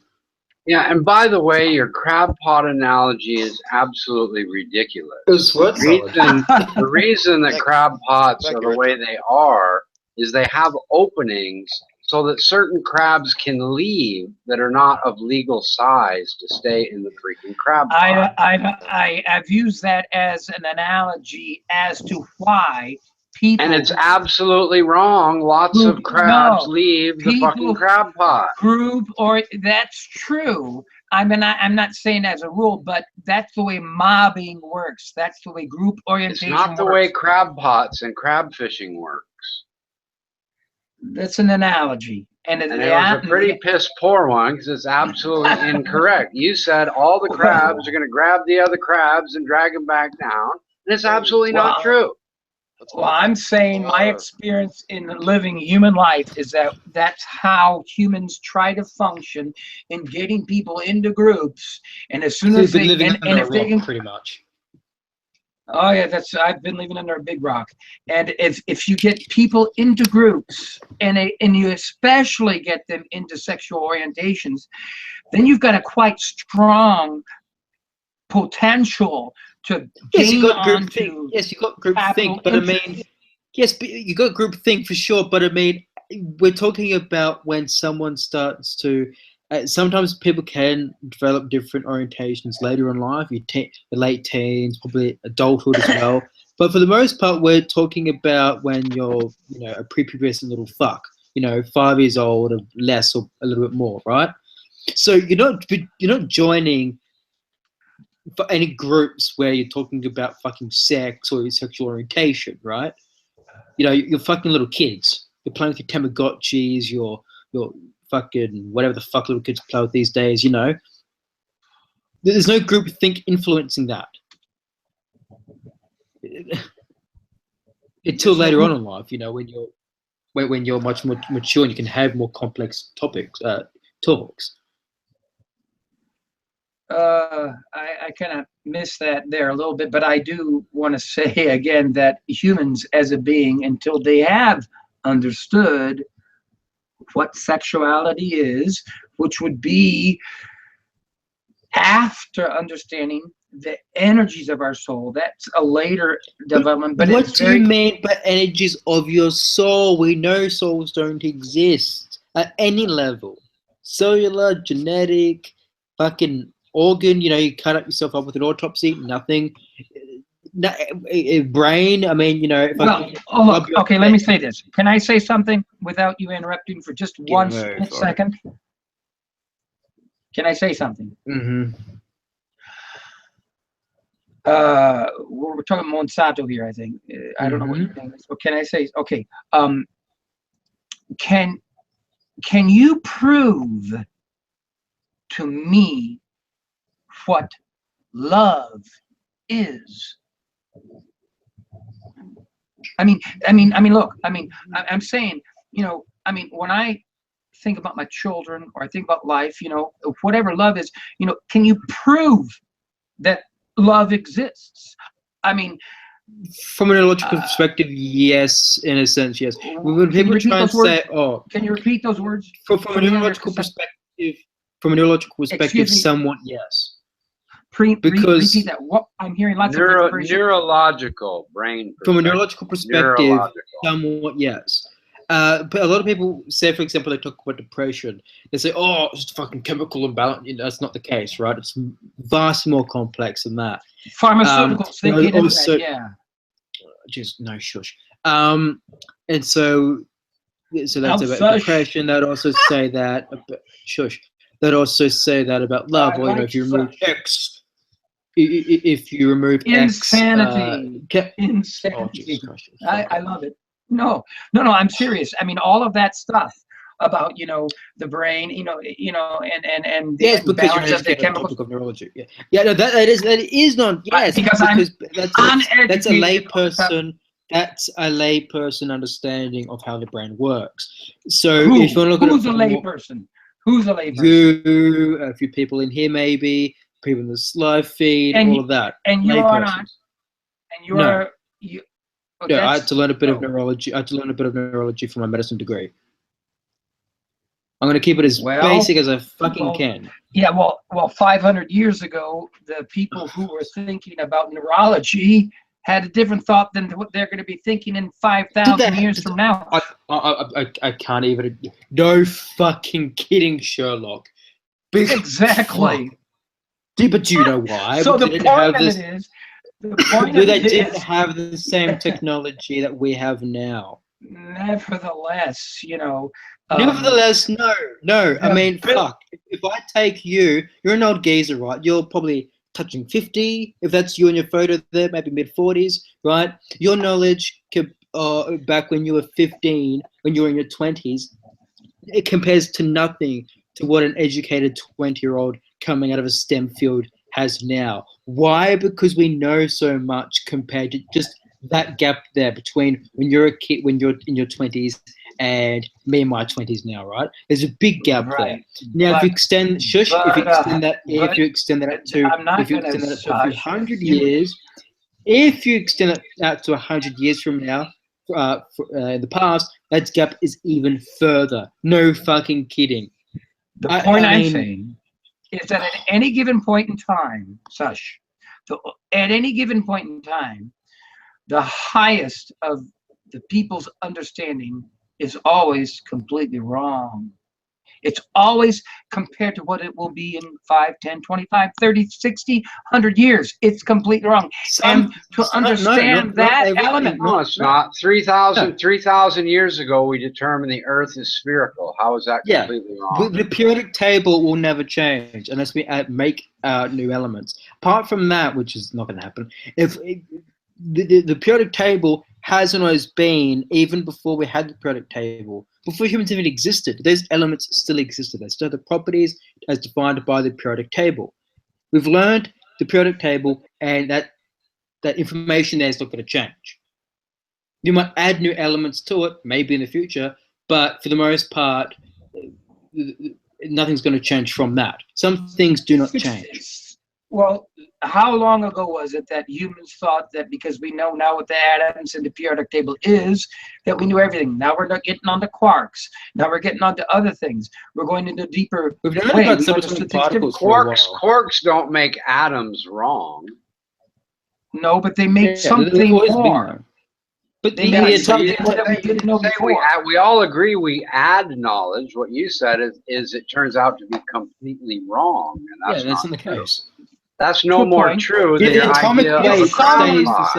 If someone is I want to point out with this crab pot thing, what you said is you learned about crab pots and this is how they work, when in fact crab pots are designed so crabs can come in and they can't leave because they want to. Whoever taught you about crab pots was completely wrong. That's possible. Whoever taught me about crab pots could be the biggest crackpot in the world. I'm using that as an example as to how peoples in circles are forced to stay in their So maybe if you were wrong about the crab pots, maybe you're also wrong about people. I am possibly People wrong are not forced everything. to stay in a group. They choose to stay in the group because they have free will. My experience is that free will is relative, dependent upon how much conditioning has gone into their needs and their being. And when that happens, then there is no free will. You can't take. And that would be an extraordinarily unusual case. Most all of the 6 billion people can choose to leave a cult. They can choose to stop being criminals. They can choose all. They can even choose. They can even choose to join the Christian religion. If you even take as homosexuals, stop having homosexual sex. If you take 95% of any type of a religious group or anything, they're not going to change. If you take 95%, you can take the 5%. Neuroscience we're talking about maybe 5 or less percent. We're talking about the way 95%. You're not going to have. On this.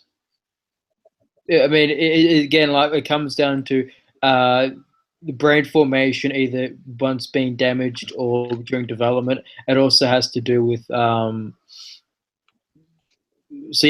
development and physical damage if you sustain it during your life.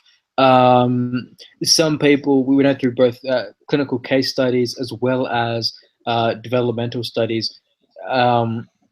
Sometimes some people that have suffered brain damage, their personality has changed to an extent. They've become less empathetic, so they're more inclined to, say, do some crime, right?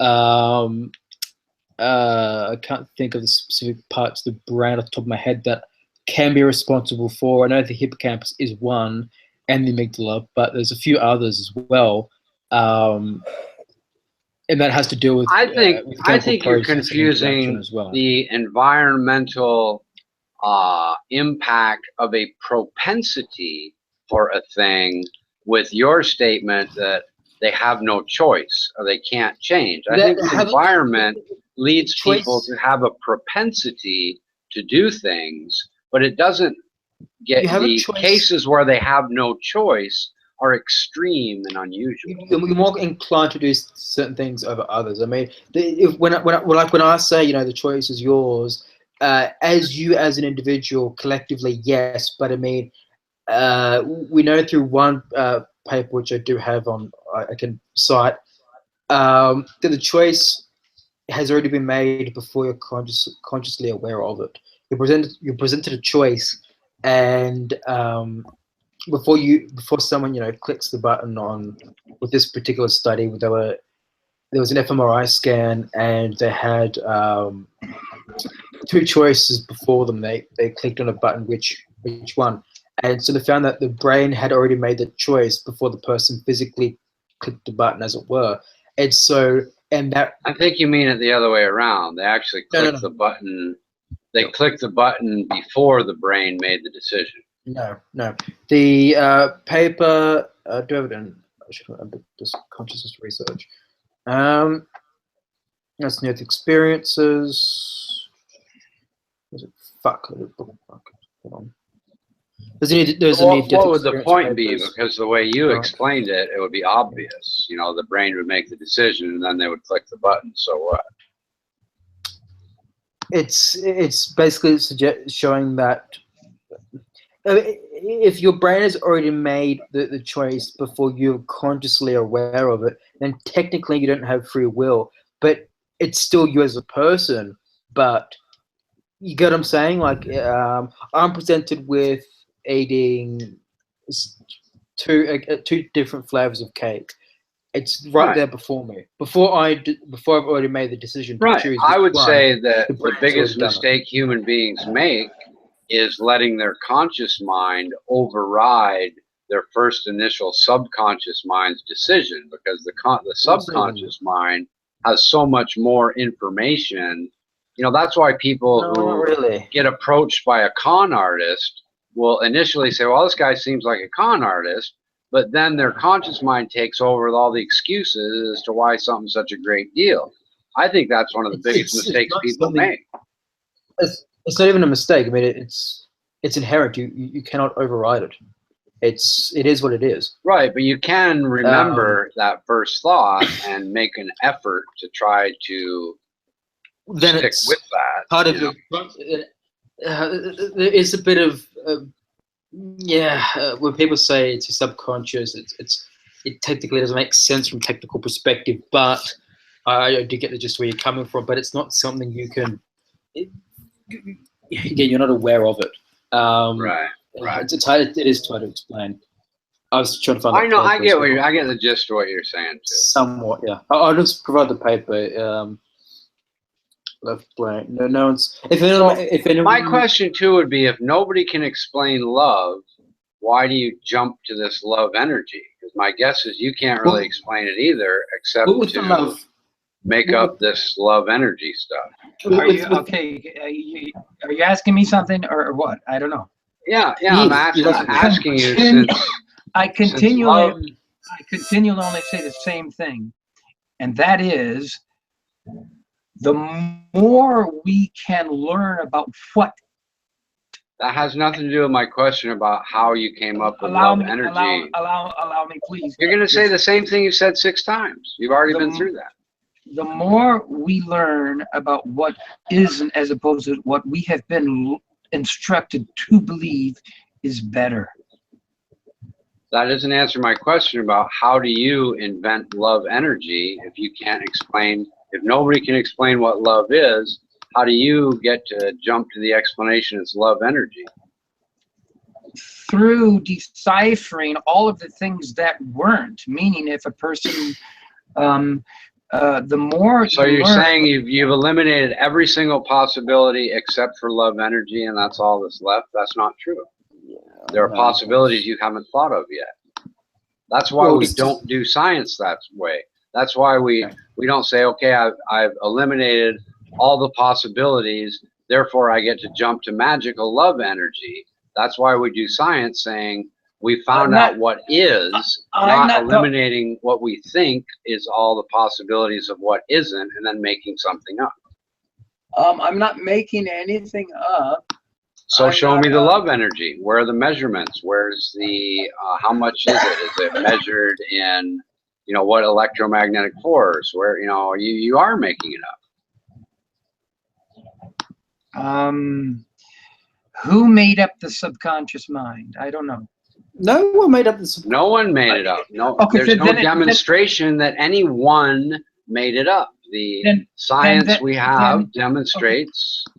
The science we have demonstrates. The science we have demonstrates that there is no subconscious mind. Then. I didn't say that. No. So it's just a label. It's a label of. Okay. So what I am saying is, what I'm referring to is a process of understanding how the 30 million bits of information go into through the five senses, how it happens, how a person's present tense thinking functions. That's all I'm saying. Just that, okay. What and you'd be better off going to a neurological university than making stuff up. Well, I disagree wholeheartedly. Because most of the universities and most of the pharmaceutical companies have no interest in learning about anything, but only want to continue. Of course they do. All the drugs that they have that are the drugs. Let me say one thing, please. Dude, try to stick on a subject. No, I am sticking on a subject. You're off to Romans raping children and all this kind of stuff when DeMello asks a question. I gotta in either case. So what I'll suggest, John, is either I like you guys. Well, I like you too, but try to stick to the topic. Hold on. I am too, and the point of it is that life is good. Shut up. Humans are good. What I suggest, if you really want to know the details, no, John, if you really want to know the details, and if you want to be able to understand the scientific literature on the topic, either go to a community college or go to an actual university for either psychology or neuroscience, because they do overlap quite a bit. One of my friends, a few of my friends actually have done psychology and had to do neuroscience. A big part of it was neuroscience, of course, and same and vice versa, right? So either go one of those two. Of course, community college is going to be your doorway because you're an older gentleman, so it might be harder for you to get into university. Have you ever heard of that'll be your doorway. Arthur then Donald? once you start getting more advanced knowledge into the topic, maybe after about a year, maybe a few months, depending on how willing you are. Once you go through that, then you'll be able to understand the citations I'm providing in the side chat for you. One of the papers I just provided, published in PLOS, is about the tracking of unconscious generation of free decisions with the fMRI. There's a few others that I have. I can provide you. Read them in your own time. What you should do, instead of listening to people like Deepak and other snake oil people, you should go to what you should. Okay, good, but Dan Brown, whatever, same thing. No, not really. Dan Brown's pretty good. He's not really a conspiracy theorist or that woo. Anyway, he just writes books. I mean, come on. Well, what you should go for this is scientific journals that deal with psychology, neuroscience, anything within the cognitive sciences. That's where you should be going to look into this information. Will you find love energy in any of those books, Monsanto? And research papers, no. Fuck no. Okay. Fuck. Hey, a great book, a really great book. This guy I met, who wrote about the long European Reformation in Europe, a really cool professor. Wallace, his name is Professor Wallace. He's from New York, and he came over here, and I met him a couple years ago. And the long European Reformation, it's an amazing book about that time in Europe. He is a guy who goes into like Strasbourg to Basel to Freiburg and goes in and reads letters that were written 400 years ago, and he wrote this incredible book about that, which I need to finish. Another book which is really cool, Arthur J. Yanov, who talked about the biology of love. Of course, at any given point in time, Freud or whatever it was, he was bombed, he was killed from the beginning just because he was, he went against basically the Catholic Church and saying that if a person is killing people or whatever they're doing, it's because of their it's because of whatever. At that point in time, the church would say the devil is with him or things like that. So, Arthur Yanov is a good place to start. It's thinking about, what the energies of our soul are. He talks about the unloved soul, the unloved brain. And it's a pretty good book about all the different areas of the brain, the reptilian brain part, which also takes in information before birth and for the first 2 or 3 weeks, the memory, the whole thing of the primal scream, the whole how that can affect a person. It's really interesting. Well, both for the people in live feed, I provided a few links from a tiny URL so I could do it. The one from Harvard does cover depression, but it's similar principles to love and other emotions as well. It is much more than this chemical balance thing that lay people have tried to key it as. It really grinded my gears, and it took my professors, uni and so forth. It's a big myth out there. It needs to be dispelled immediately, but it covers the same thing. So love can fall into that category as well. So give it a good read. Yeah, Harvard Medical School.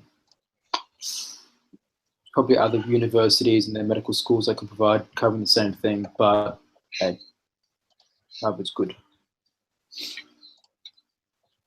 Yeah, Yasina, that's, when I saw you, I thought of Christianity and the free will thing, if that makes you feel better. I know you like to jump in here and talk to John, but John will be back. John likes us, and we like him, so you'll be able to talk to him. I don't know why hasn't anybody invited Yasina into the Hangouts page? I don't understand. Well, who does, I tried, but I don't have you as a friend, so I can't really do it. But you usually get invited. Can anybody invite Yasina? I don't know why she doesn't have an invite already. Yeah, I've tried to find her. I can't find her. I typed her in there, and she's not. For some reason, she's not coming up. But how does what the fuck is his name? You mentioned him earlier. Harris, or not Harris. The cosmologist dude. You mentioned his name earlier, Monsanto, but he kind of believes in the same way as John, in that. Deepak Chopra. Yeah. No, not Chopra, but he believes the same way, John, that people really don't have free will. That it's all. You have to know Sam Harris. Yeah, maybe, but he's really not the guy. The guy that wrote the book, I don't say people don't something from nothing. Lawrence Krauss. Yeah, Lawrence Krauss. Yeah. Right, Lawrence Krauss. He kind of believes that we really don't have free will. That every decision we make is based on prior circumstances, and we really don't have any control as to. Things. Or he floats that as a possibility. I don't know if he. Yeah, it is you making the choice collectively, but the choice technically has already been made before you consciously make that choice. Right. In the same sense, it's still you. If you knew all the factors and all the things leading up to it, you could predict what choice a person was going to make. That's kind of where he's coming. He finds behavior. He thinks behavior is deterministic if you knew everything you needed to know. To a certain extent, yeah. I mean, like, if I was to build up like a whole in-depth history of you as a person, I could have predictions, but it wouldn't be wouldn't be 100%. You could still he would disagree with that. He says it's a possibility that it's purely deterministic. You'd be able to build up a prediction, which could have a high degree of probability, right? But you'd still be able to, like, if I could always monitor your brain, you could the choice would be made still before this person actively makes that choice. You wouldn't know which choice it's going to be because it's not like the brain lights up. That's what I'm saying. He would disagree with that. No, he wouldn't disagree. It's still pre-made. But what he's talking about, what he's probably talking about is building up a predictive model, which you can do. But I'm saying that there's a small percentage of our human population which has access to the true values of their subconsciousness, and that generally speaking, having true access means wanting to have Would true you access. be one of those people? You cannot control your brain. So what I'm saying is that free will is a limited element, and that most people cannot control your brain. Don't have free will because of those elements which I want to describe. And once they are described, then any person cannot have more access to learn more about what has gone into their being from the birth and so and to get a different understanding of what they think they know for sure. So what? Just talking about reflective of what you believe. Anyone can do that. I can do it right now. Just have a deep thought about my current values and whenever I'm engaging in a topic, it's the same thing. You read a research paper someone provides, you consider it, and then if the weight holds up and it's convincing, it's like, oh, okay, then I might be wrong. And sometimes with something so complex, it takes a while, but you're always doing that. You're not tapping into further consciousness or subconsciousness. No, it's just changing your opinion. No one can access quote unquote more of the brain power. This is bullshit myth. No one can access more of the what? More of their brain. No one. This whole thing of bullshit about, oh, humans only use 10% of the... No, that's fucking bullshit. I think the amount that people are using is controlled by many things they are not aware of. And that the more people can become aware of the things that have You gone... can't be aware of your own brain's activities. I cannot. I could physically not. It is impossible for anyone in the world forever and always. I tried to say a statement, and that was that the more people can become aware of why they think the things they think, the better it is. Everyone's constantly doing that. Everyone's constantly evaluating their opinion in some way. Not necessarily. My understanding. Right now, you're thinking of a response to something I just said. You are constantly doing it as long as you're engaged in a conversation. Even if you're not in a conversation, you're thinking to yourself, you're doing the exact same thing. Whenever I try to talk, well, think about that. You're doing that just now. This is a tactic of people that are triggered. You've done it to me. Both you guys are doing it. So both of you. As somebody tries to say something that you've done it to all of us. Congratulations for the hypocrisy. They react, and that's part of understanding why they have. Can I interject there just a minute, John? Hey, I like that sound. I'm cooking all right, rice. Man. Let's not. Is this Hey, buddy? I just wanted to ask him. Yeah, man. All right. Yeah, I almost fell asleep, but I got my second. I'm not here to cause any problems. I love this place, and I'll stay here until I get off. No, you're good, man. I wanted to ask MMA. So, what the fuck went in your brain when you sniped me the other night, man? I gotta get to my rights over here. I can't remember doing it though. I'm pretty sure I did, but I can't remember doing it. I just wanted to know what. Yeah, I did. What'd your brain do when you did that, man? Oh no, you annoyed me on something. I can't remember what it was. Then I was removed as well, and I expected that was bound to happen. I can't remember what it was for. You wouldn't give me free will of speech. You started muting me. Yes, because you were I thought, yes, I was muting you for a reason. I can't remember why though. You know that shit's fucked up. What you did, right? Oh, cry me a river. I mean, you sit there and talk, and then when I try to talk, you mute me, man. I thought no, it was because we were talking on something, and then I was actually trying to say something. You interrupted me, so I kept muting you because of it. I can't remember. It was a few nights ago. Will you 2 miniature licer just shut the fuck up, please? Yeah, I don't. It doesn't care. I don't care. It's. Yeah, I was just wondering what the fuck happened in your brain when that shit went down, man. Irritation. Brain fart. Yeah, I don't know. It was a few nights ago. I can't remember the topic. In either case, I just wondered, man. Hey guys, can I say one thing? I really love this place, and I love it. And please hit me as much as you can. Can I go pee?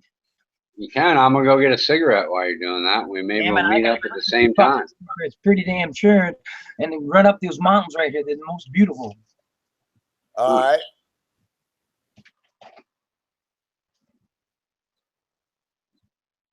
I knew you'd like talking to this guy, Monsanto, because I know you. Hey, what? And I forget, are you pro Monsanto or anti Monsanto? Oh, fuck yeah. Remember. Yep. Pro. Yeah, me too. The more genetically modified, I'm waiting for a kiwi fruit the size of a pumpkin. Then I'll be happy. Oh, that'll be good. Oh yes, or a Hey mango. guys, Oh, was Lysurge here for a minute? I don't think so. Why? yeah. I just What? heard the chat get a little bit heated. That's all. No. I told there were two people crying like Lyserge to each other. I told them to shut the fuck up. I was Oh, joking. okay. No, Yeah. it was the other night. MMA and me was talking, and motherfucker started muting me and shit, and wouldn't let me talk. And then when I asked him, hey cocksucker, why did you fucking mute me? Then the motherfucker sniped my ass. Wow. You go around calling people cocksuckers. You have to expect that kind of thing, cocksucker. Especially after I get muted about after I get muted about 7 times, I'm up to a cocksucker level, Hey, cocksucker, why are you muting me, man? You might want to rephrase that. I'm up to a cocksucker level. It just didn't sound right at all. So let's do that way. Who's more gay, the guy sucking the cock or the guy getting the erection from the guy Sucking sucking the the cock. cock? Really? See, I don't agree. That I don't sounds agree at all horrible. because the guy who gets an erection from the dude sucking the cock is more gay. Maybe the guy sucking it doesn't even have an erection. He just sucks the But you're cock. sucking a guy's appendage. Well, the other guy's got a big erection before it even starts because he's happy to hear about it. Then he's got the erection. It might be flat as some fucking, I don't know, flaccid or something. See, that's what everybody says. Oh, the guy sucking the cock's more gay. I don't think so, dude. He's Who's more gay? The guy with the erection sticking his dick in your ass, or the guy sitting there with his ass in the jail cell minding his own business, bending over for the soap? Well, in that case, let's say slips in, well, that's accidental slippage. But yeah, if you're bobbing up and down on a guy's rod, then you're gay as fuck. Well, I think they're both pretty gay, but the guy with the erection is more gay. Oh, I don't want to picture it. Ah. Okay, sorry I brought it up. That's like burned to my fucking brain. Oh. I need to switch to E-fuck to get that in the So you know something about all this genetic stuff. Why don't we have, animal, we got some genetically modified stuff. Why don't we have, a cow growing, strawberries out of its ass or something? You know what I mean? Why don't we have something that mixes plants and animals, I mean, we have done a lot of genetic engineering on animals, nothing to that extreme, of course, because of the ethics involved. But what's unethical about, like, for example, making animals grow the food that they would generate? A horse growing grass out of its head. What's wrong with that? Why is that unethical? Things like that would be it would be impossible. You'd be editing too much of the genome, and we could do a bunch of edits in a genome, but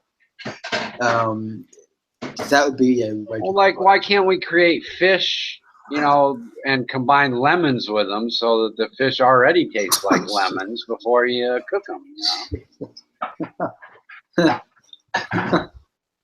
Realm of possibility, but yeah, no. It's, do you think we'll be able to do that someday? I'm guessing we could, can't we? Technologically speaking, most likely, but no. People will complain about King Richard's genetically modified food factory. You're saying? I mean, fuck. I mean, the salmon that they recently did an edit for to be bigger and have and reproduce much quicker, develop quicker. I forgot the company and what the salmon's called. Anyway, it's the facility is all the way in the fucking desert, away from any river, dam, and everything. That's because they're very strict on making sure that shit doesn't get out into the wild. Even though the edit in this fish is just to make it, they included two genes from another species, and still, they don't want it getting out of the wild. Not some concern for it, not in terms of safety, but in terms of, well, if it has a quick developmental cycle, then it may. I see. Yeah, just fucking proliferate like a. Well, they should throw some of those fuckers in the ocean and shut up these assholes that think we're overfishing the ocean. Well, that's been debunked for a while. I mean, there has been overfishing, but yeah, there was some fucking. It's like those people that complain about the Japanese whalers. If the whales are so fucking hard to find, why do they catch so many? Well, there's an issue with that, but with the fish thing, I mean, I think it was the New York Times or some fucked up place like that. They were saying, I think it was the UN or something like that, said, it was a study that, 10 years from now, all the fucking fish in the ocean would be gone. And it didn't even take me like 10 minutes to fucking debunk that shit.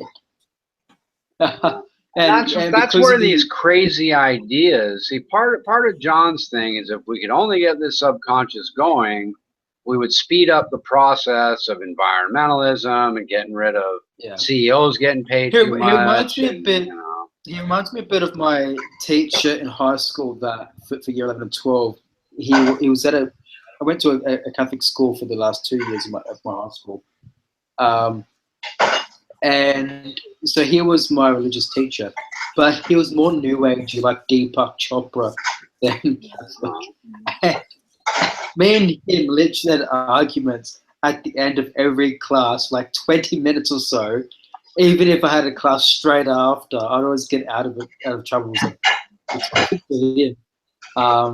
And then after school, like after my periods, it'd be like a good hour would butt heads, civilized of course, on it. He was a nut job. But yeah, John reminds me of him quite a bit. God damn. He was a crazy one.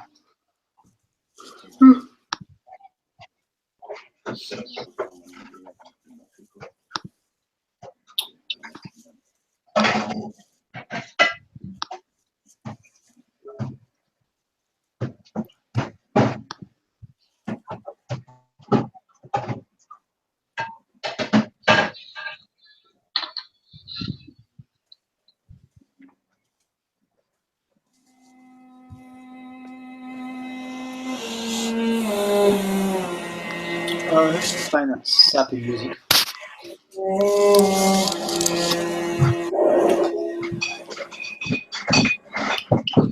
What part of Brisbane are you in? Sorry? What part of Brisbane are you in? Just south of Brisbane, about 20 minutes. Okay, cool. I would love to live in that part of the world. That's like where my ancestors come from, like Queensland, and they moved all the way to South Australia. I'm thinking, why did you do that? I could be living in Queensland right now if they didn't move. Yeah, Queensland's where it's at. Nice and sunny, apart from the past few days with the fucking floods, but a week or two ago now. But it's fucking peaceful over here. Yeah, Nice it's good in beaches. South Australia too. Queensland and South Australia are the two best states in the whole of, Australia, I reckon, anyway. Yeah, I did come from Sydney, but nah, Sydney's a hellhole. No, the city's good, but it's a bitch to drive in with traffic and I can't stand Sydney. I don't know why I just can't. Want to go clubbing, that's the best place. And Melbourne. Yeah, but clubbing is good in Adelaide. I went clubbing all the time when I was younger. And it was when clubbing wasn't, when clubbing was in thing though. Clubbing, like when I was younger, was really, really good. Like not in today's world. I don't think clubbing is as good as it used to be. No way. Yeah, true. I'll be too young to know the difference, but yeah, you're too young to know the difference. So I actually I've been to clubbing was a nightclubs, lot even though better. I'm older. Clubbing was a lot better back when it wasn't illegal to put drugs in the girls' drinks and take them home. Oh my gosh, I wouldn't have done that. I'm not talking about that stuff. I'm talking about, I don't know, just clubbing in general used to be a lot better than today. Like, there wasn't that many drugs around either. There was drugs, but not too many. It's good because it can be quite entertaining seeing fights break out. I mean, I did security for a bit, so I was a bit of a bouncer for about a year or so. But even with you when you're out with mates and in the club yourself, it is quite entertaining. Just seeing shit people get up to them in the fights. I'm actually from the city, but I'm living in a country town right now. So. Oh God. I like it where I live because it's peaceful, you know. Yeah, but it's like right now I'm older now too. You see, you're just young, so you know it's good for you to be in the city. When you're young, it's great to be in the city, but as you get older, it's better to be in the country. Believe me. Between the suburbs and the city, I imagine like you're talking about like the out. You know, I'm only a couple of hours out of the city. I'm not too far. Yeah, well, then, that's and I live by the ocean, you know. So. Oh yeah, sure. I live by the ocean. I live in the country, but like I said, I live like where there's a McDonald's and it's like there's tons of people around here. There's maybe about 50. There's 5 small towns around where I live. Okay. Good place to live. Yeah, it's got a McDonald's here. We've got a Subway. We've got a Subway. Yeah, we've got a Subway. We've got Target. We've got everything here, you know. Yeah. Not like not like it used to be in the old days where there was nothing in the country. It's grown, you know, and it's growing all the time. Yeah. So, you know, it's like people got jobs here and like big Woolworths here, big Foodland, you know, just got a big Foodland built in my town. My son works there. So, you know, it's not like, you know, it's not like a desolate place where I live. That's the first thing that comes to mind. Yeah, I know. It's not. I would never ever live in a desolate place, you know. Yeah. So yeah, God. Oh yeah, no, fuck that. When I was driving from Brisbane down to Sydney about 2 years ago now, some of the fucking towns are teensy as fuck. Oh. Yeah. I know some towns are tiny and barren, you know, and I get they're boring. I would never live out there, you know, or in a small town. Yeah, but what are the places? Well, yeah, one of the places I drove past, I swear to God, the bloody police station was about half the size of my house. Like, yeah. Fuck. I know. Yeah, no law and order out there. That's for sure. Yeah. Yeah. You know, it's quite you can just about do anything you want out there, you know. Get away with it. You know, I think there's maybe lots of people that have gone missing out in the middle of nowhere and nobody's ever found them, you know. Yeah. It's very scary. I couldn't live in a small town like that. I'd be like always scared someone's gonna come and kill me, you know. Not just that, but I mean, it's like just seeing people every day. It's like I couldn't do that. Exactly, me too. I couldn't. It'd drive me crazy. Yeah. That shit insane, you know. Yeah. I get what you're saying there. I like new people too, you know. I don't like the same old. Even at my age, I like meeting new people. I like doing new things. Like I'm going overseas soon. So, you know, I'm doing things with my life. I'm not going to be home here forever. Like I've already been overseas twice now. So this will be my 3rd time. Lucky. You know? I haven't gone overseas yet.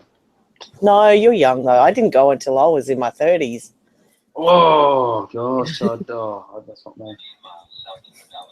Yeah, but like I said, I don't DC in a while. Yeah. Yeah, I was going to go there for the Donald Trump inauguration thing. But I didn't. Oh, what a time to go that would have been. Yeah, it was raining and cold anyway. I'm glad I didn't go now. It was too cold. Yeah, no, fuck. I do like the DC with all its think tanks there, and it's just I like the architecture of it as well. I mean, oh, God, that city. Yeah. Oh, fuck yeah. That does it for I me. actually I went to Wisconsin and Chicago, and I'm going back to Chicago, and I'm going to New York as well this holiday. Oh, nice. Can't wait to go. I'm going to be staying in Donald Trump's tower in New York. Oh, that'll be interesting. You might fucking bump into what's her name? The Milena's his daughter, or wife. His daughter, yeah. Oh yeah. That'd be cool. That'd be good to meet them. Yeah, for real. That'd be good. Just randomly. The sugar baby that didn't expect to one day become the fucking voters. Yeah. I know. It's just like everyone's still in shock that he's the president of America, you know. That's what? They're all still trying to get used to it, I reckon. How did this happen? Well, yeah, I mean, like, reading, like, the comments from The Hill and some of the policy think tanks near there, they're like, what the fuck is this guy doing? Yeah. I was planning to go to...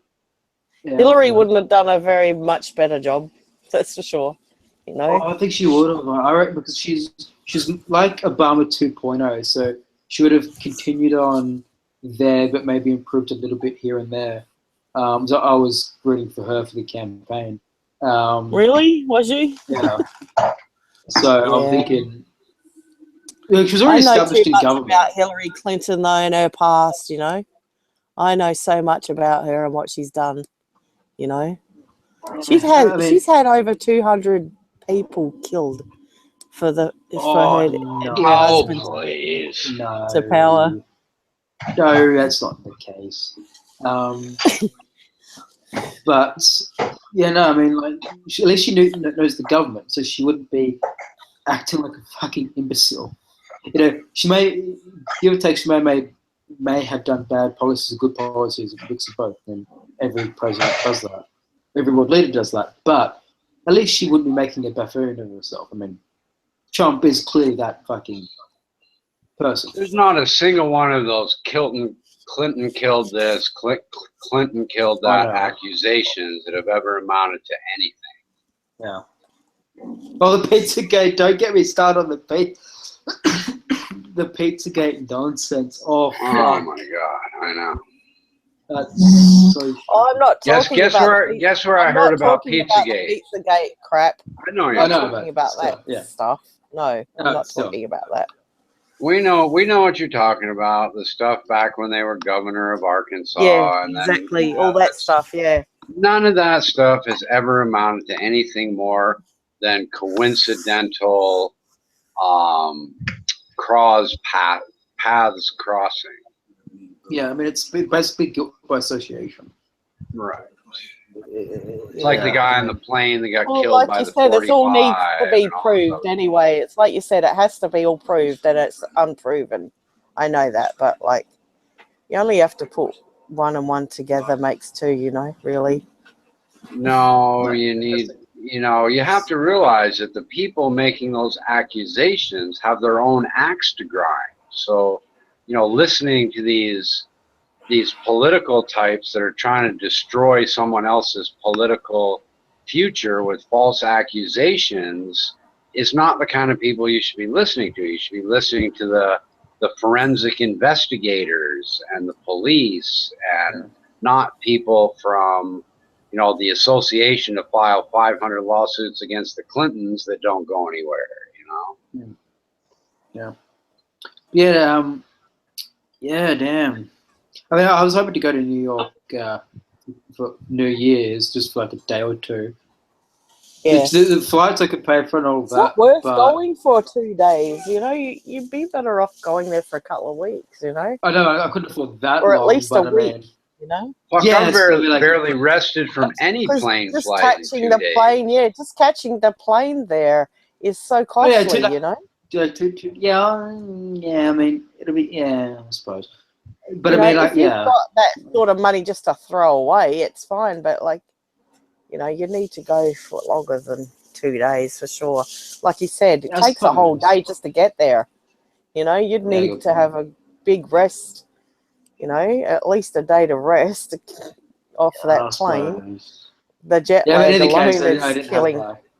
Yeah, I didn't have a passport ready by then anyway, so I couldn't do it. I Yeah. looked at the price and I'm like, oh, I could do this. Yeah, and that's it. A passport, cost of a passport as well.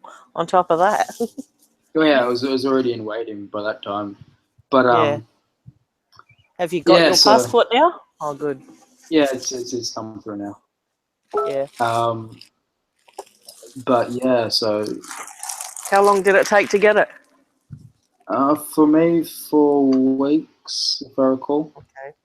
Cool. Normally it takes a lot And longer. what do you do? What do you do? I've forgotten. How do you get a passport now? Yeah, so you have to go online. Yeah. Through to the who was it? I thought you just have to go to the post office. Yeah, that used to be the case for like about a few months ago that you used to do that. But now just, well, what you do, you go online. I forgot what website it was. Department of Transportation, I think. Yeah. Maybe. And you print out, so you fill it online and then you print it out and then hand it to them over there at the post office. And they send it off. Yeah. So you used to just pick the envelope, the form from the post office and do it that way. But I suppose they couldn't be fucked, printing out all of that. So it's save so money. you just do it online now. You can't do it at the post office. Well, yeah. I suppose if you use an internet cap, no, you couldn't. You just hand it into them. Yeah, so that's changed in the past few months. Okay, fine. I'll have to do that. Yeah. It says passport office. All right, here we go. So I'm I have gonna to have to get actually my get it. next I was supposed to passport. get mine over a month ago, and I told my daughter I've got it, but I told her fibs. Yeah. 3 months before I go, so it will be here before that. Oh yeah, it will be.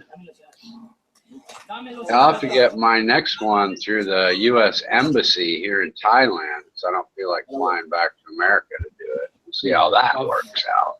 I've got to go to Canberra, and that's quite a bit away from me. Yeah.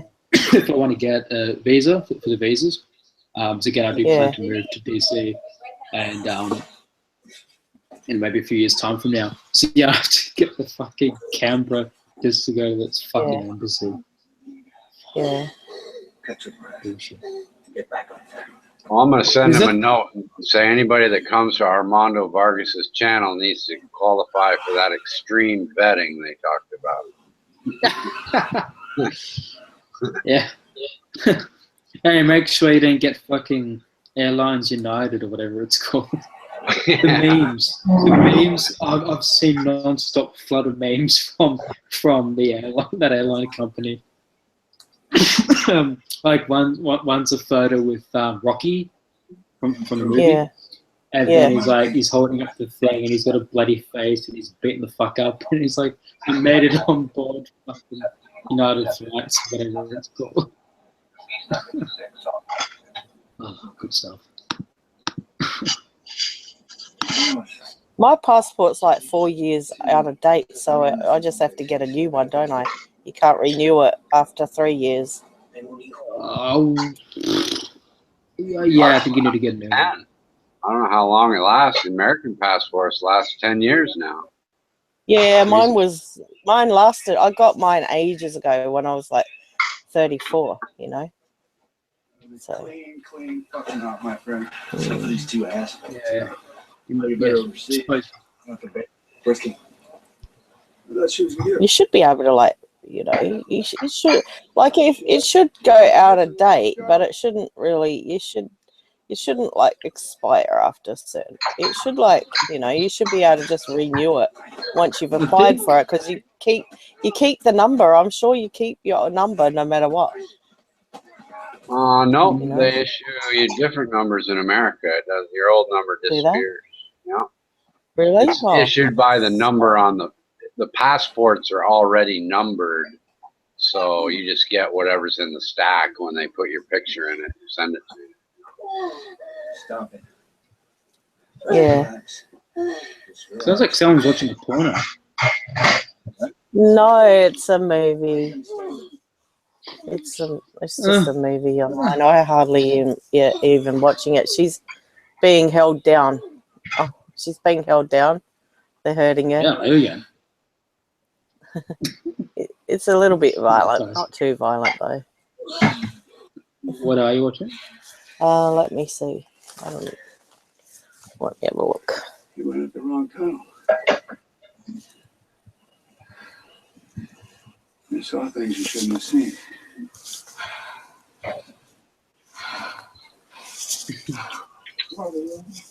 It's dark in my room, so I can't see my. It's called Sakaro. Have you heard of it? Oh, that Sakaro. came out in the mid 2000s. Yeah. I didn't see it, but it is. I think I want. Oh my god, it looks delicious. Yeah, it's got. Let me see who it's got in it. If I can't see my remote, it's dark in my room. See. Yeah. What you saw up there was all of us working toward returning that order. Right. It says in the border area stretching between the US and Mexico. You knew it was about Mexico.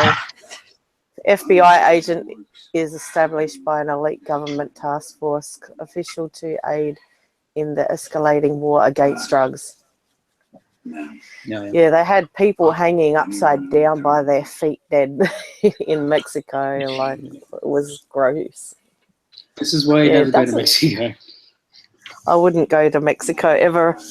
Yeah, I just wouldn't go there.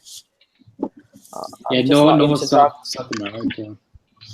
Yeah. Yeah, I know South America is not good. Some of the chicks there are alright, but like the Latinos, but yeah. Very few and fleeting. Rather than that, get busted for fucking doing drugs that I haven't done, or Chappelle Colby or something. That's why I don't go to I know that was stuffed. She spent like how many years? 10 years in jail just for having marijuana. That's ridiculous. Either she brought it or she did, but yeah, that's why you never go to fucking. You just don't go there, especially if you got drugs on you. You just don't do it. She didn't have a brain in her head, did she? No. Fucking death She's trying to say she didn't have but she had that. That was a big chunk of marijuana. Yeah. That was lots. You just don't go with drugs. It's literally a fucking death sentence. Exactly. Like, because her life is ruined now. Like, she doesn't look the same as she did, you know? No, she's lost it. She's mentally broke. Yeah, she's mentally, broken. Exactly. You just can't survive when you live in a jail like that. It's better to be in a jail in Australia than it is in that country, you know? Fucking A. Yeah. It's at least you got toilets and you got, you got showers like there. You're living in filth, you know? It's pretty gross. fucked. Yeah, it's just so gross. She would have got really, really into drugs there in that jail as well, you know? She would have ended up on more than just marijuana. Oh, yeah, for sure. She most probably was doing it for her father, really, when you think about it. Because her dad was a marijuana junkie more than she. Yeah. Like I said, I think she was doing it for the money and her dad more than anyone. Probably. Yeah, probably. All these fucking cunts. Oh. I'm on this fucking G Plus community page, right? Called Libertarian. And I post stuff on there, right? Legit, not trolling them or anything. And my shit keeps getting fucking deleted. Yeah. Fucking want to kill them on it. Yeah, I'm sick of people like being hackers on here. It's just they're enjoying the jerkle circle of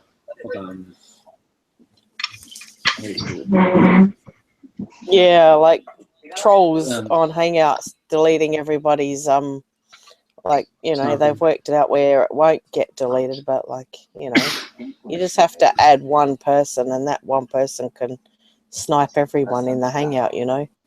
It's just becoming a joke, really. Yeah, no, this is an actual community where you post stuff and all that on G+. And yeah, I mean, they're enjoying the circle jerk of, what's that word I'm looking for? Echo chamber. Oh, yeah. It is a massive echo. It wasn't even controversial when I posted in there, and it's just like, oh, fuck's sake.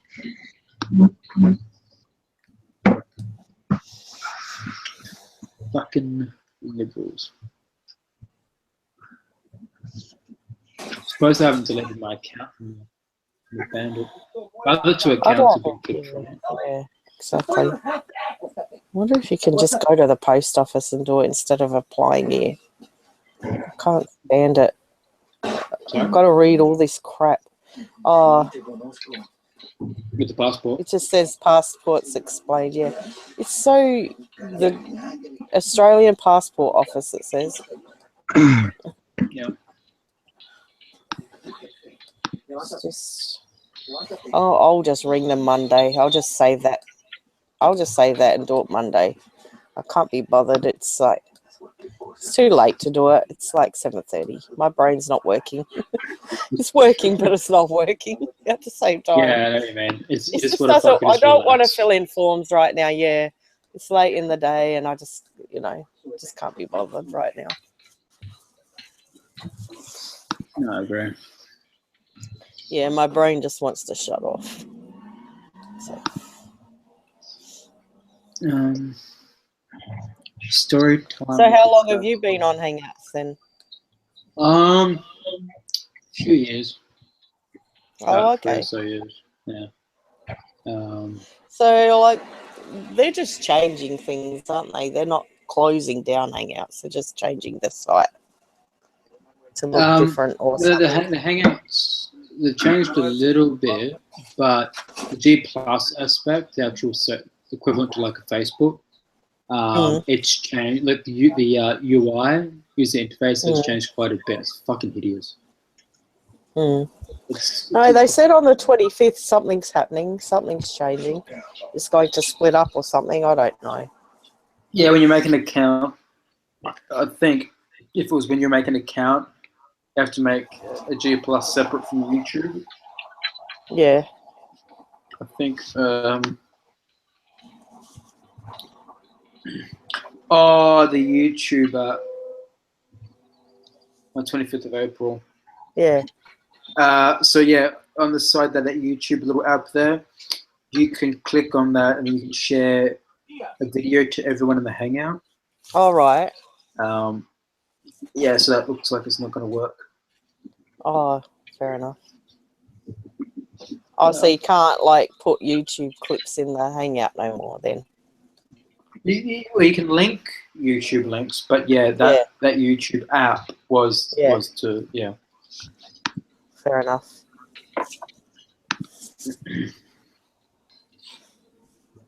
What are you shaking your head for, John? How about lunch? What are you eating? Zucchini rice and chicken. Fair enough. Yeah, I just ate a pie for dinner. I mean, that's all I've eaten today, and I'm not even that hungry, really.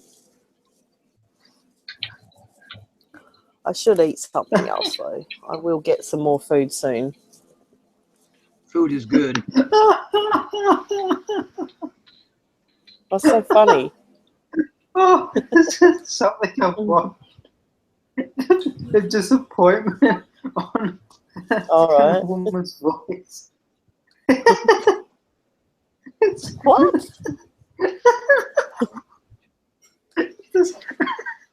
it's it's it's something that no one screen share because don't screen share. But I just watched this and the disappointment in the woman's voice. I've got this really funny like what do you call them? PG PDFs or something. I don't know. This one, watch this. I think you might have seen it before. What in the Hangout? Watch this guy. This makes me laugh. This thing. This makes me laugh so hard. This one. It's just so funny. Where you gonna link it? I put it in the chat room. It's just funny. I don't know if you've seen that one before, but it's hilarious. It's so hilarious, mate. I can't see it. Hold on. Could you send it again? Just click on it. Oh man. Oh, yeah. Oh no, I haven't seen this. He went around the world in 80 days. It was funny, mate. This makes me laugh. I could sit there and watch it as soon as he falls over. It makes me laugh my head off. Why I did laugh and laugh. What? He's so drunk. He just got out the taxi. Either a police car or a taxi, and he's gone like, and he doesn't. The cop doesn't even, or the person doesn't even try and grab him, and he like just goes out, just like goes around completely in a circle, and then he falls flat on his face. He's just so drunk. It's just hilarious. It was a perfect circle as well. That's what I mean. Perfect. It's just so funny. I can't believe he's that drunk. You think he would have fallen over way before now, but wait, watch. Ouch, that hurts. Just watching it. It's a perfect I literally can laugh my head off at this, There's one video that had me literally in tears in a Hangout. Yeah. I'll link it if I can. YouTube.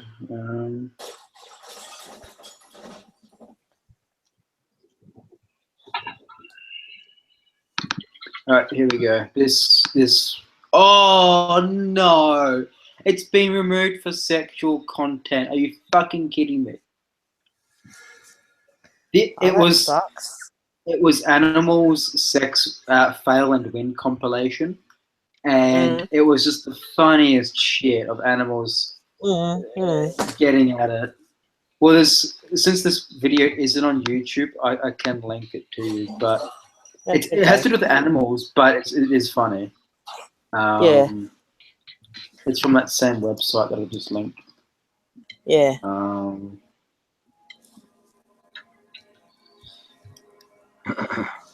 It's just hilarious. Is premature ejaculation? That's the video I was just laughing at. Yeah. Like that's funky animal. Yeah. It's the chick's just like, huh? Oh. That was fun. Hold on. Milk and cereal, that's pretty funny. It is. It's pretty much like pets, like chicks doing it on camera and all that. And then like the cat will jump and like rest on their chest while they're, Yeah, it's oh fuck, it's funny. Or the couple doing it, their dog just starts trying to sniff their bits. Oh yeah. That's not that sexual. No, that isn't even that sexual. It's just like dogs do that. Dogs do that to everyone, That's why you don't let them in your especially room, male dogs, when they're not desexed, Oh yeah.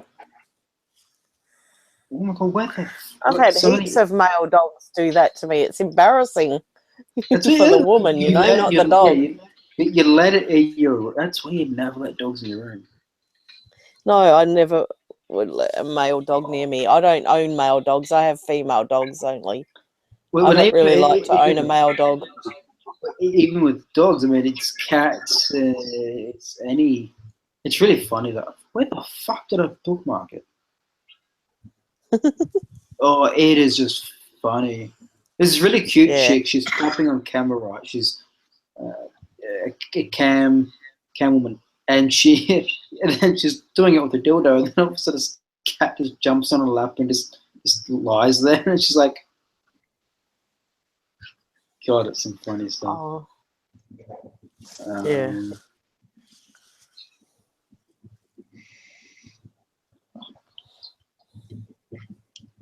Not even a minute, man. That's pretty funny.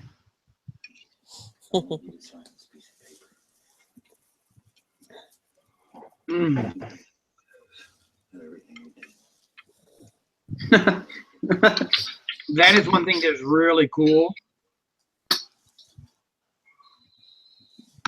What's cool? To have transcended sexuality as an energy form. What the fuck?